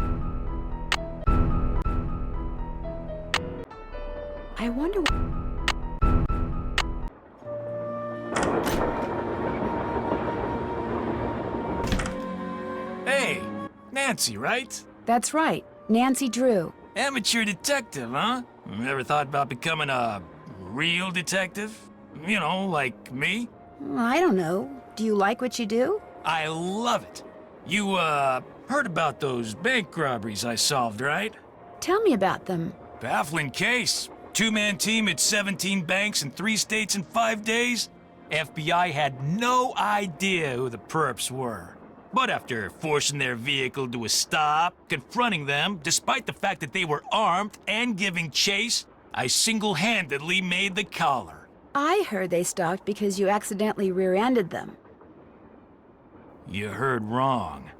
You see, Nancy, when somebody does something really remarkable in this country, the first thing everybody else does is try to tear them down. Reporters, late-night comedians, even some of my fellow officers. All have been spreading vicious lies about me. Why? Because they've never done anything remarkable in their sorry little lives, and they're jealous. Anyway, you should look around in here. Lots of interesting stuff. This was Jake's private car, you know. I understand that you found something on the floor in the dining car. Yeah, at first I thought it was an old coin, but it turned out to be some kind of slug. Where do you think it came from? Probably been lying there for 100 years. May have served a purpose back then, but now, worthless. May I see it? Sure. In fact, here, keep it. Wear it around your neck or something. That way, when people ask you where you got it, you can tell them Tino Balducci gave it to you. The Tino Balducci. Oh, thank you. What else can I do for you? Hope I didn't take up too much of your time. Not a problem. An old scale. Strange. It seems to be built into the wall. Those symbols look like the ones I saw in that sampler.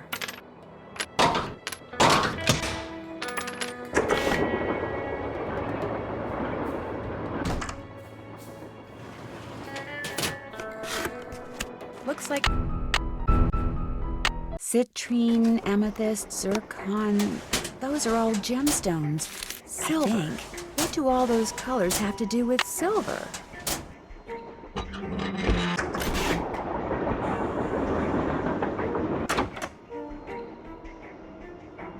Looks like an old-fashioned cigar box. Wonder why it's locked.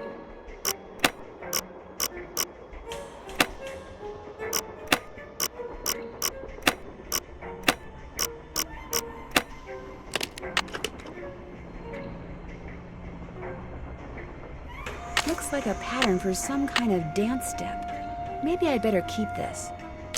Wilson Carbide and Acetylene Works. Always your friend, Thomas Wilson.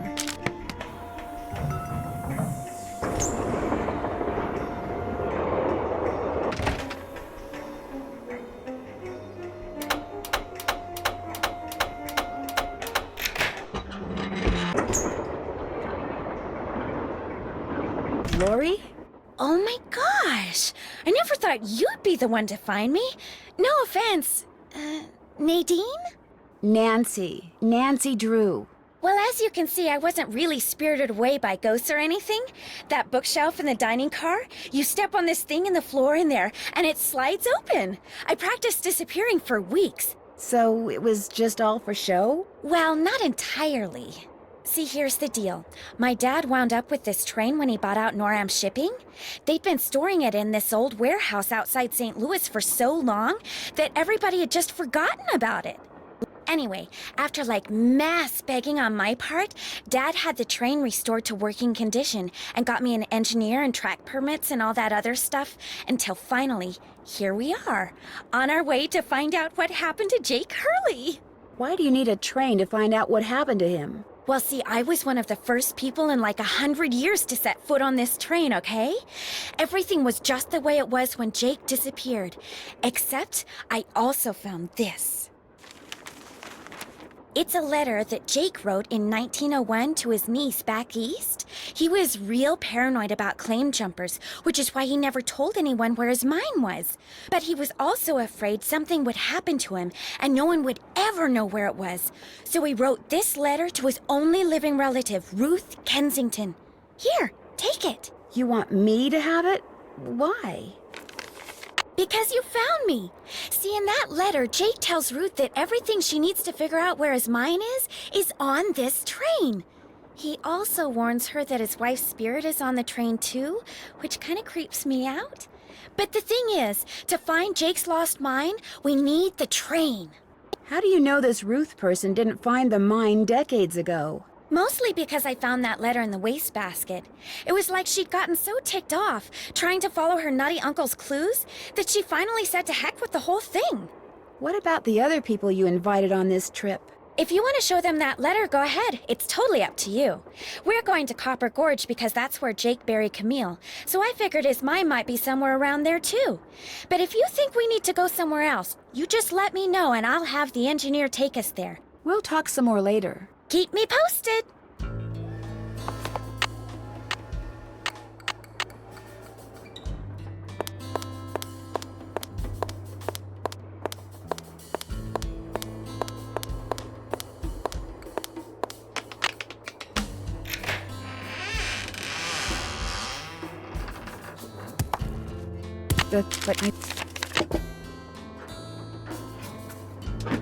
I bet I know what this is for. Hello? Hi, Beth. Hey, what's going on? The name of the company that made Jake's wife's dancing shoes is too faded to read. But to find Jake's mine, I need to know what it is. Hey, I know what you can do. Take a picture of them with your cell phone, then send it to us, and we'll check them out for you. But I thought you guys had to paint Bess's room. Boring. Besides, we're going to have to take a break soon because we're almost out of paint. Probably because Bess has gotten more on me than she has on the walls. Anyway, send us a picture of the shoes via cell phone as soon as you can. Actually, I already sent you a picture of the shoes. Well then, hey, we're on it. Ah, you guys are the greatest. I know. Need anything else? I'll talk to you guys later. Okay.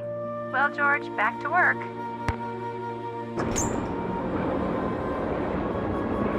That must be the projector, Jake. Looks like I need to enter 8 letters into this thing. The question is, which 8 letters?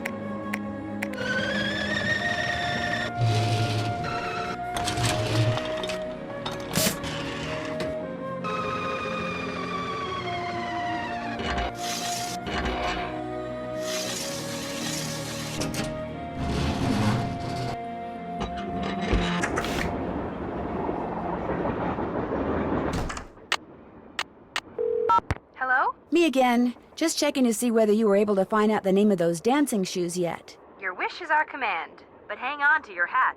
The name is a real mouthful. The shoes were made by Chaussette Chateauyantes, Chausssettees,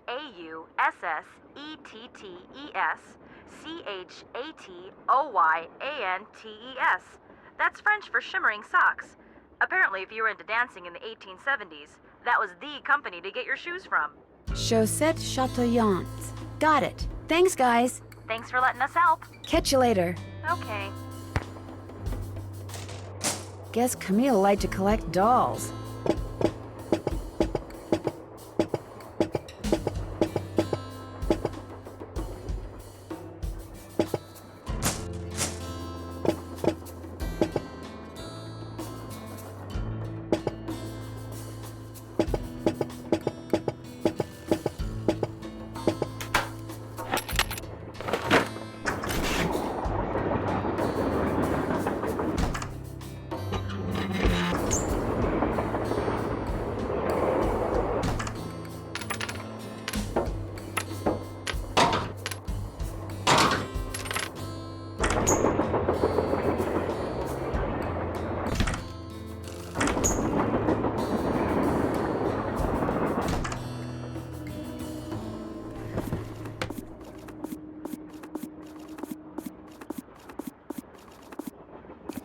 Left pickaxe and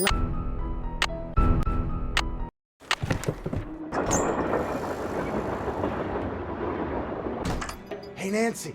What's with the Cheshire Cat grin? You found Lori. Yep, she's holed up in the caboose. And as a reward for finding her, she let me have this. It's a letter from Jake to his niece in which he leaves clues telling her how to find his mine. Only the clues are extremely obtuse. You found Lori, you got the letter with all the clues. Guess you don't need us anymore. Oh, Joe, quit pouting. Want any help? Are you kidding? You bet I do. Now you're talking. See you soon. Sounds good. A square and a duck. Now, where have I seen those before? James Thurston.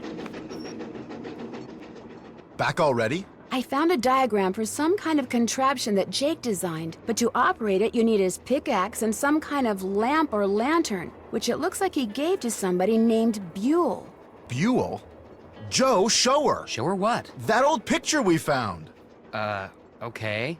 We found this on the bookshelf. See?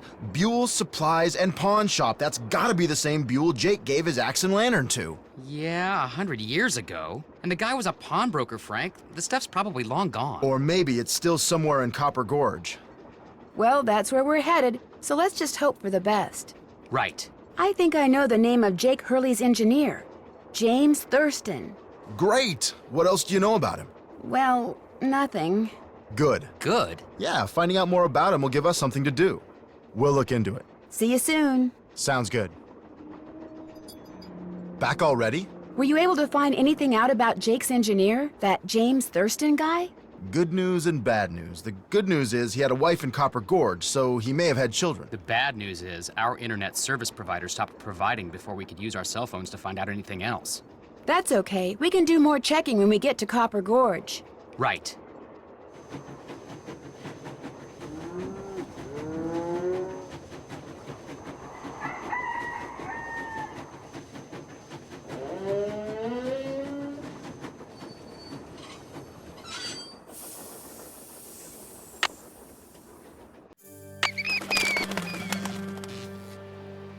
Hey there! Welcome to Buell's Old Time Taffy House. Come on over here. Welcome, stranger. Listen, you by any chance get here on that private train what's parked out yonder? As a matter of fact, yes, I did. There's a rumor going around that Charlena Purcell's on board. Is that true? As a matter of fact, yes, it is. Hot dang if that don't beat all. I've read every single book that gal's ever written. Best writer whatever lived. Did she get off the train too? I don't think so. She's pretty busy. Charlena Purcell herself right here in Copper Gorge, breathing the same air as me. Hot dang! Well, welcome, little missy.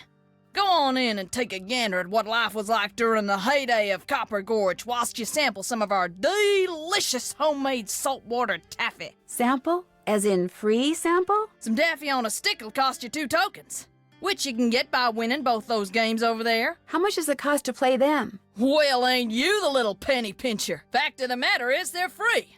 Less you go messing with the artifacts I got in here. Do that and you'll be headfirst in the nearest snowdrift before you know what hit you. Where'd all these artifacts come from? Been in the family for years. For centuries, in fact. See, Buell was my great-great-uncle. This building used to be his general store. During the glory days back in the 1880s, he commenced a pawnbrokering, so the miners Copper Gorge was crawling with back then could raise some cash to pay for grub and tools and such. But pretty soon, the mining boom went bust. And there was Uncle Buell, stuck with a whole store full of junk. Only it wasn't junk to him. Debris from lost lives and broken dreams, what he called it. Couldn't bring himself to get rid of it. So, he passed it on to his kin. My great-granddaddy's the one who come up with the idea of turning the place into a tourist attraction. Great talking to you. Ditto, little missy.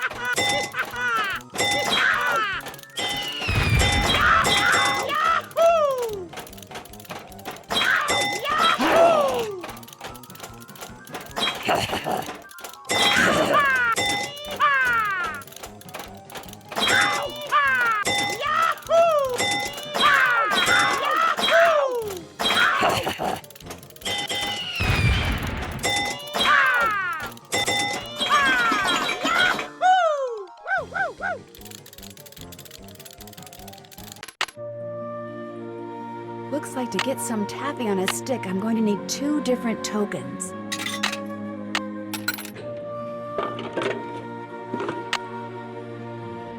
J.H. I wonder if this used to be Jake Hurley's trunk. You still here? Do you know what's in that old trunk over there? Why? You ain't been fooling with it, have you? Oh no, of course not. It's just that I think it might contain a lamp and pickaxe that used to belong to a miner named Jake Hurley. Well, if it does, you can forget about him, 'cause it's locked. None of my kin have ever been able to figure out how to open it. Not even my cousin Alvin. And he went to junior college. Would it be okay if I tried to open it? Well, now, I certainly ain't gonna let you break it open if that's what you're getting at. Oh no, I would never use force, believe me. But in order to try to get it open, I would have to, touch it. Nope, sorry, not gonna happen, little missy. Unless... Unless? Tell you what, you get Charlene Purcell to come in here so's I can shake her hand, and I'll let you fiddle with that trunk till the cows come home. You know what? I've got a better idea. Now, what could be better than me coming face to face with the lady who writes the finest literature this here country's ever seen? Well, that's just it. If you were to just meet her, you'd have nothing to show for it. Afterwards, she'd go her way and you go yours, and that would be it. But if you were to, say, get her autograph, well, then you'd have something to hang on the wall and brag about. Okay. Make it so's I can meet her and get her autograph. Oh, but the thing is, she's on a deadline, and if you take her away from her writing, she may fall behind. And if she falls behind, her publisher may pull the plug. And if her publisher pulls the plug, it could ruin her career. Do you really want to risk ruining Charlene Purcell's career? Good heavens, of course not. All right, you just get me Charlene's autograph, and you got a deal. Just make sure she uses my name. I want it real personal-like. You bet. And your name is? Fatima, with an F. None of that weirdo PH stuff. Okay, Fatima. I'll be right back.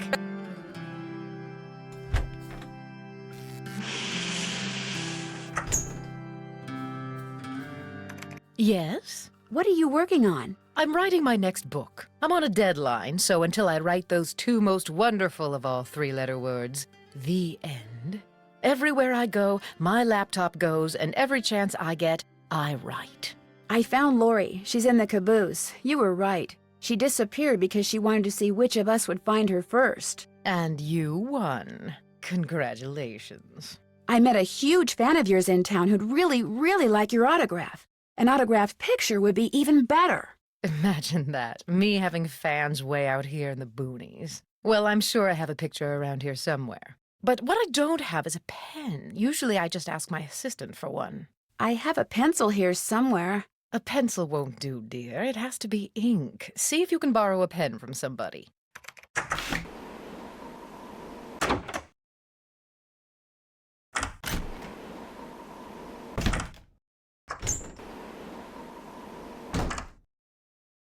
Well, it's the little lady detective. What do you need? I found Lori. She was hiding in the caboose. Oh, yeah? It turns out that slug wasn't so worthless after all. That slug? I mean, I knew that slug was a clue. That's why I gave it to you. I mean, I could have found Lori no sweat, but I thought, hey, why not give somebody else a shot? And you came through. Nice job. Thank you. But look, from now on, if you come across anything that may have something to do with Jake Hurley in his mind, let me know, okay? Just so I can, give you advice, help you sort things out. After all, the opportunity to work side by side with a world-famous police detective doesn't come along every day, Do you by any chance have a pen I could borrow? Why, I'm surprised at you. Don't you know that every detective should carry a pen? Actually, I carry a pencil. Well, as it happens, I got lots of pens. Tell you what, if you can play that Leapin' Lizards game I found over there and do better than I did when I played it, which shouldn't be that hard seeing as how smart you are, I'll give you a pen. What do you say? Sounds good to me. Okay, the object of the game is to get rid of as many lizards as you can by jumping them with other lizards until you can't jump anymore. Last time I played, I wound up with just 5 lizards. If you can wind up with only 4, the pen's yours.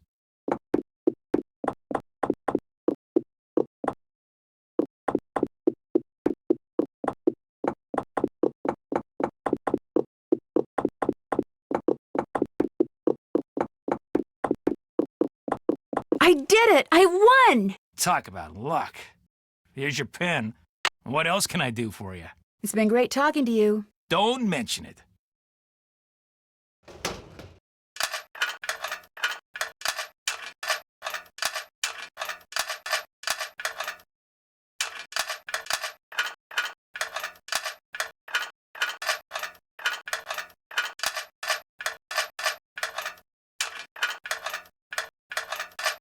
There, all done.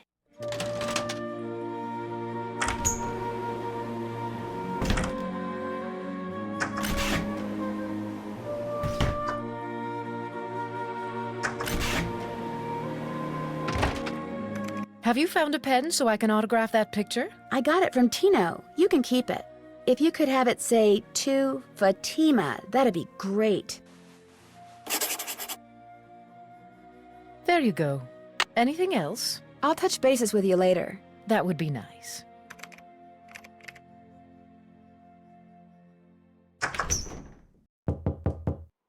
Yes, You startled me. Do you work here? I do.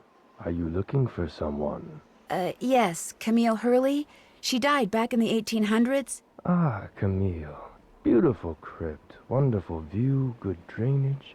Whoever buried her must have loved her very much. May I go inside it? You may, but unfortunately you can't. Why not? I accidentally dropped the key down the grate that's in front of the crypt. If you can retrieve it, you can keep it. I'm having another one made. But if you do go into the crypt, just remember, you won't be alone. Well, there's the key. Gotcha.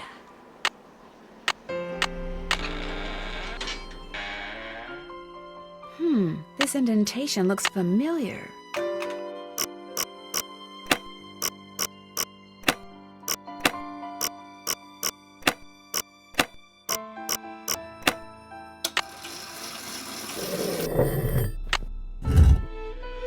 In the letter he wrote...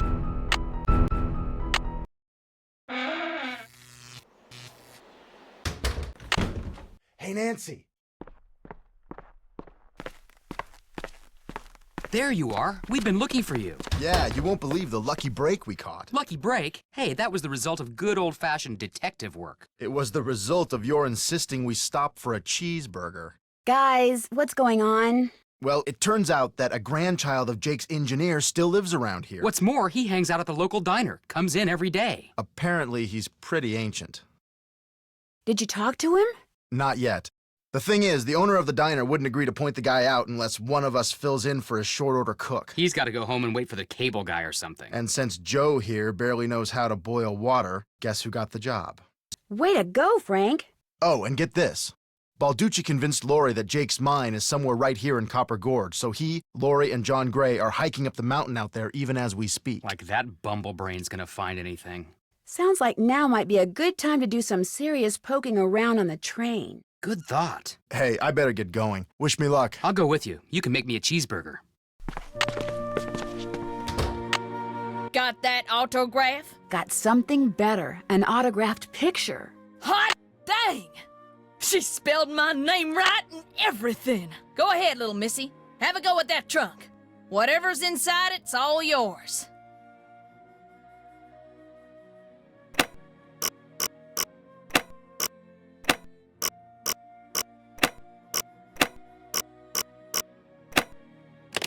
Well, here's Jake's lamp. Another slug. Could come in handy. But where's his pickaxe? Welcome back. Have you by any chance ever come across a pickaxe that had the initials JH carved into it? Why? Because it used to belong to Jake Hurley, and I really, really need it. I thought it would be in that old trunk, but it wasn't. You got that trunk open? Wait till I tell Cousin Alvin. He thinks he's so smart. As for that pickaxe, so happens I got it upstairs in my kitchen. Use it to open the coconuts Aunt Lucy sends me every year from Hawaii. Do you think I could have it? Why, no, you can't have it. How would I open them coconuts? Hey, I could have just gotten you Charlena's autograph, but instead I got you an autographed picture, which is way better. You owe me. Oh, okay. I'll let you have the pickaxe. After you do something for me. Sure. I got a bunch of taffy over there what needs sorting. Just follow the directions that are posted by the machine. Them belts get moving pretty fast, so you gotta keep your wits about you. While you're doing that, I'll fetch that pickaxe. You got a deal. There we go. Wax paper for the taffy. Would you mind if I took a piece of wax paper? Guess I could let you have a piece.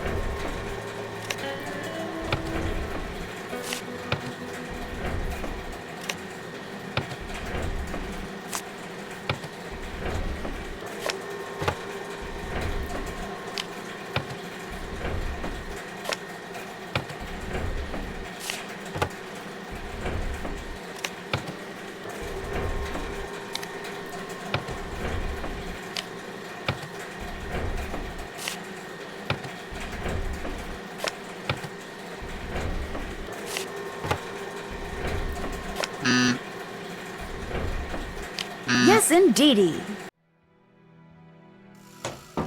Got that taffy sorted? Finally. That was hard. You sneak any freebies while you were at it? Oh no, I would never do that. Well, ain't you the goody two-shoes? Truth is, wouldn't have minded too much if you had, long as you fessed up to it. Here's the pickaxe. Cracked the handle pretty bad on the last batch of coconuts. You sure you want it? Positive. There you go. Don't hurt yourself. I won't. Thank you. Hello? Hey, it's Frank.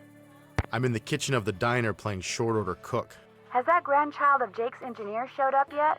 Just came in with this lady who's even older than he is. And get this, he's a retired miner, so every time I finish an order and ring the pickup bell, he thinks it's the mine shaft elevator bell. And for some reason it makes him start telling his lady friend about his grandfather.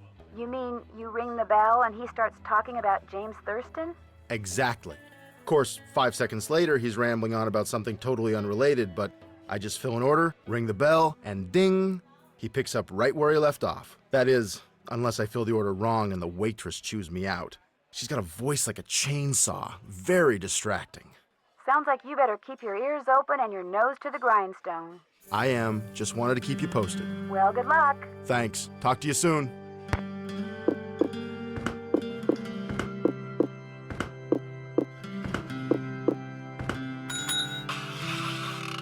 So do you know what you want to order yet, Edna? I'm still looking. Did I tell you that my granddaddy was the engineer on a private train owned... Yes, sir, Jake Hurley told my granddaddy things he never told another living soul. Not even his wife. I tell you about her, Edna? I don't think so. Camille was her name. The way my granddaddy died, that was kind of strange, too. I ever tell you how my granddaddy died? No, I don't think you did. My daddy, he came home from school one day to find a railroad official telling his mom that Granddad been found dead in Blue Moon Canyon, Nevada. He was in... I ever tell you about the craziest thing Jake Hurley ever did was tell Granddad the secret to finding his mine. He made him swear to tell it to my daddy and nobody else. Eventually, my daddy, he told me, and it was so bizarre that I remember it to this day, though I sure don't understand how it'd help anybody find his mine. But since my daddy didn't tell me not to tell anybody, this is what crazy Jake Hurley told Granddad, word for word. The eye of the tiger is fixed on a star. Zircon lies in fingers that scar. Amethyst floats in a hand from the deep. Citrine is what the foul mouth shall keep. Tourmaline by a soft arm is ensnared. Peridot rests at the foot of the mare. The eye of the tiger is fixed on a star. Zircon lies in fingers that scar. Amethyst floats in a hand from the deep. Citrine is what the foul mouth shall keep. Tourmaline by a soft arm is ensnared. Peridot rests at the foot of the mare? Frank, are you sure that's what he said? I'm positive. Are you sure that's all he said? Look, this guy was old, okay? I mean, we're talking Jurassic. And guys that old don't joke around. They don't have time to. What you just heard is what I heard, word for word. See you later. You better.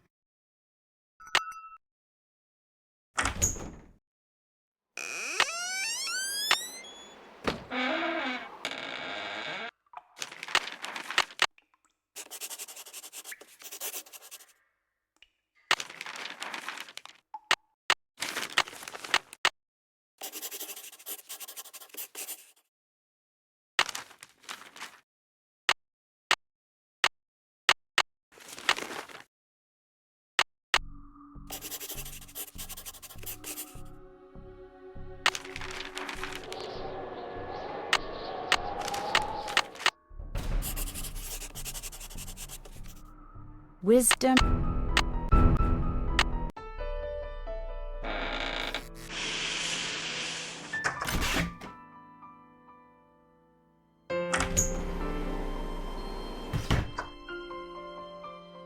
I need 4 numbers to unlock this, and there's, what, 10,000 possible combinations? More pipes to connect.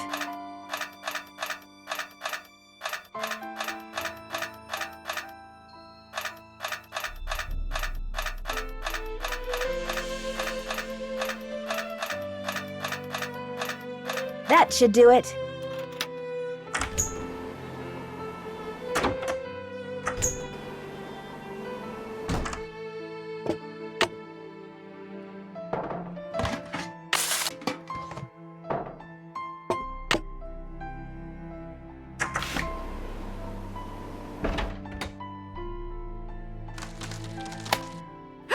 Oh no, what I need is some duct tape.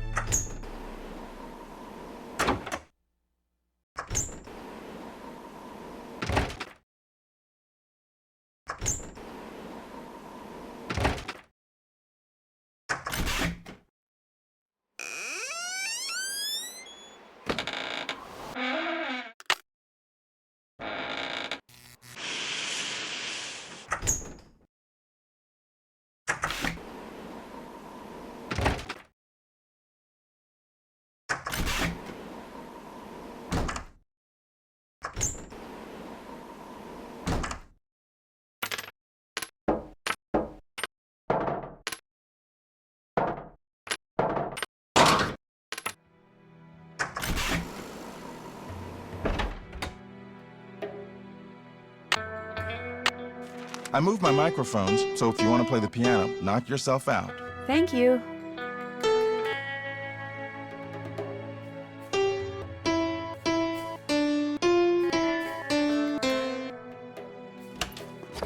A spyglass.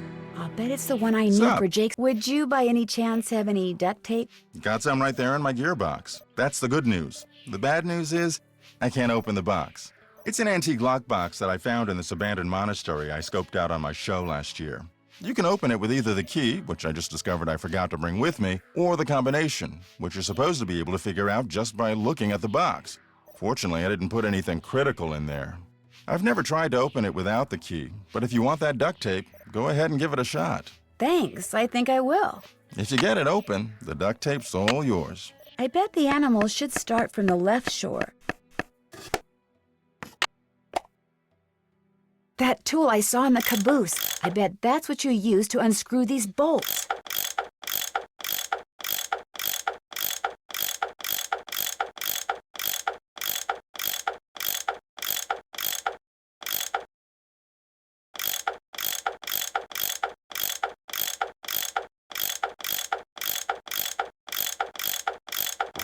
More pipes. Why am I not surprised?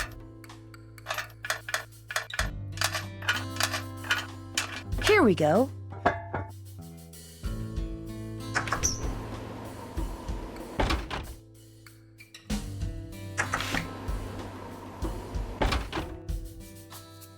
And naturally, we have still more pipes.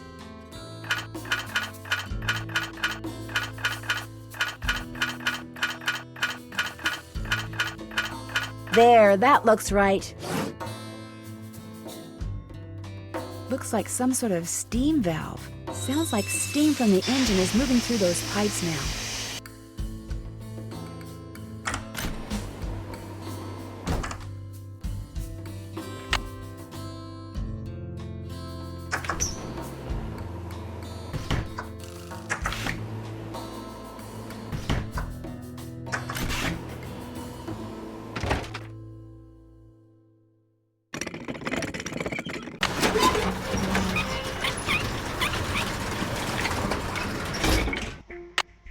Okay, looks like that goes there. There, it should work now.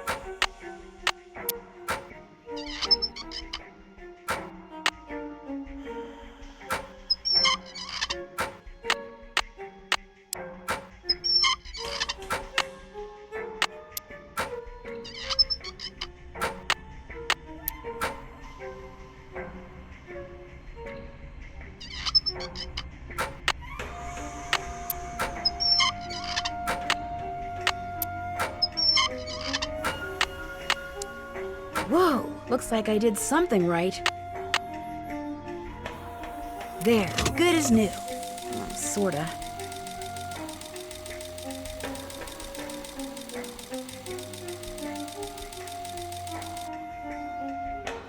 And we have liftoff.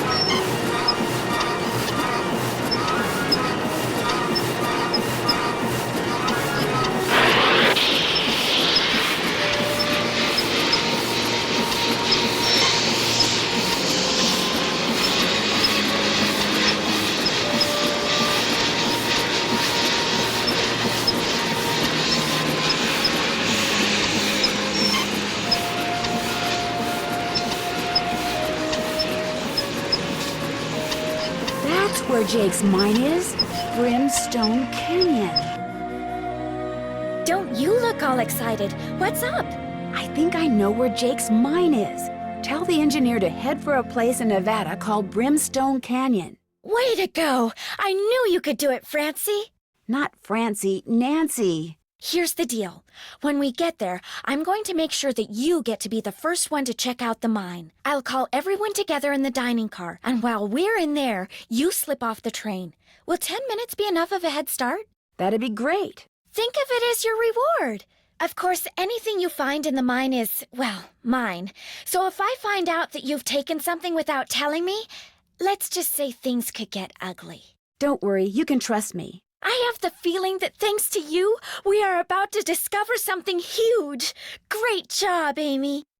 Thank you. All aboard.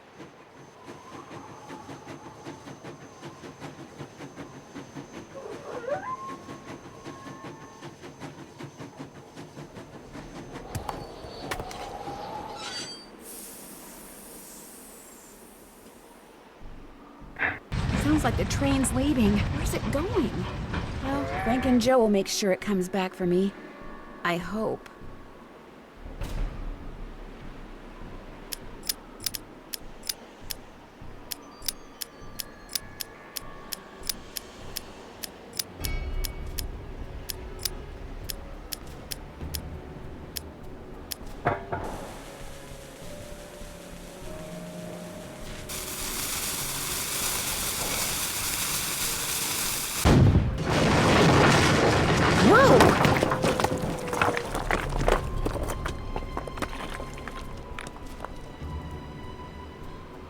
Oh, right. This is the entrance to Jake's mine.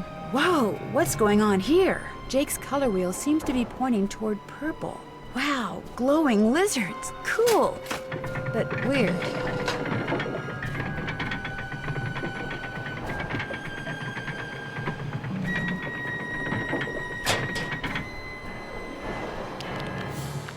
Uh-oh. Okay, so far so good. I should be able to get through there now. Jake Hurley, I presume? Looks like a letter. Your humble friend, Abe. Oh my gosh, this is from Abraham Lincoln. And April 14th is the day he was assassinated. This letter must be worth a fortune. That's just what I thought, too.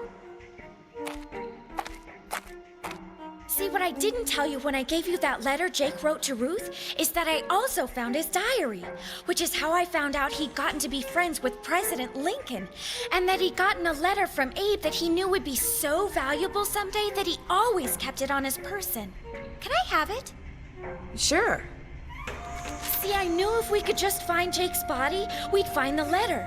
And you did it, Amy. You did it. I'm going to be famous. Good famous for once. So you never really cared about finding Jake's mine? Nah, I mean, it would have been nice if it was filled with gold and silver and stuff, but this is what I was really after. And you followed me because you didn't trust me? I trusted you to find it. I just didn't trust you to give it to me. And now that you have, you know, I'd really, really be famous if I could say I found this all by myself. But even if I got you to lie for me, how do I know you'd keep lying? Oh my gosh. What if there was like this cave-in and we were trapped, but I was the only one who made it out? Excuse me? Oh my gosh! That way I could not only say that I found the letter, but that I tried to save you. Only you did something stupid, and it was all I could do to save myself. Oh my gosh! I'd make the national news for sure, and people would say I was smart and resourceful and courageous even. Lori, you can't be serious. That's crazy. You don't understand. People are finally going to respect me. I have to do this. Sorry. Lori! The opening's blocked. I'm trapped. I better get out of here before something else caves in. Maybe I could get out of here in this.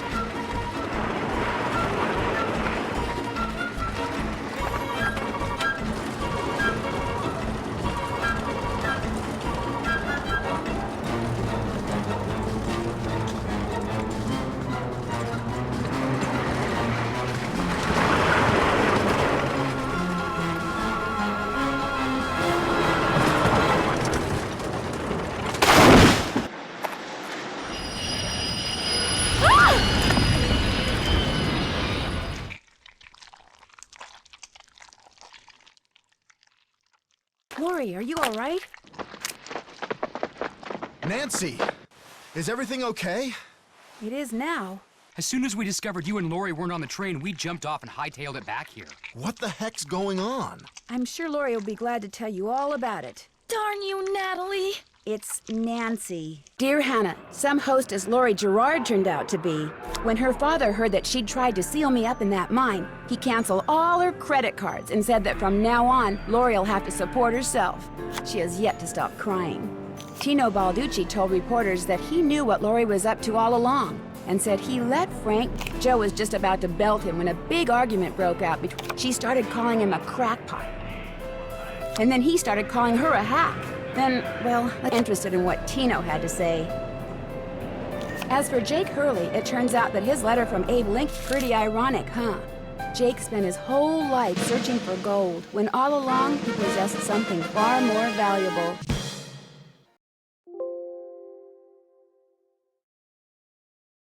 Have you ever been to Paris, France? Well, préparez-vous, because that's where my next mystery adventure takes place. I'm going to be the assistant to Minette, a famous fashion designer. I'll be working undercover to find out why she's been acting so peculiar lately, throwing tantrums, firing people. She's even started wearing a mask for no apparent reason. Her studio is in this spooky-looking centuries-old moulin. That's French for windmill. Of course, that doesn't have anything to do with her strange behavior. Does it? One way to find out. Help me solve my next case. Danger by design. À la prochaine!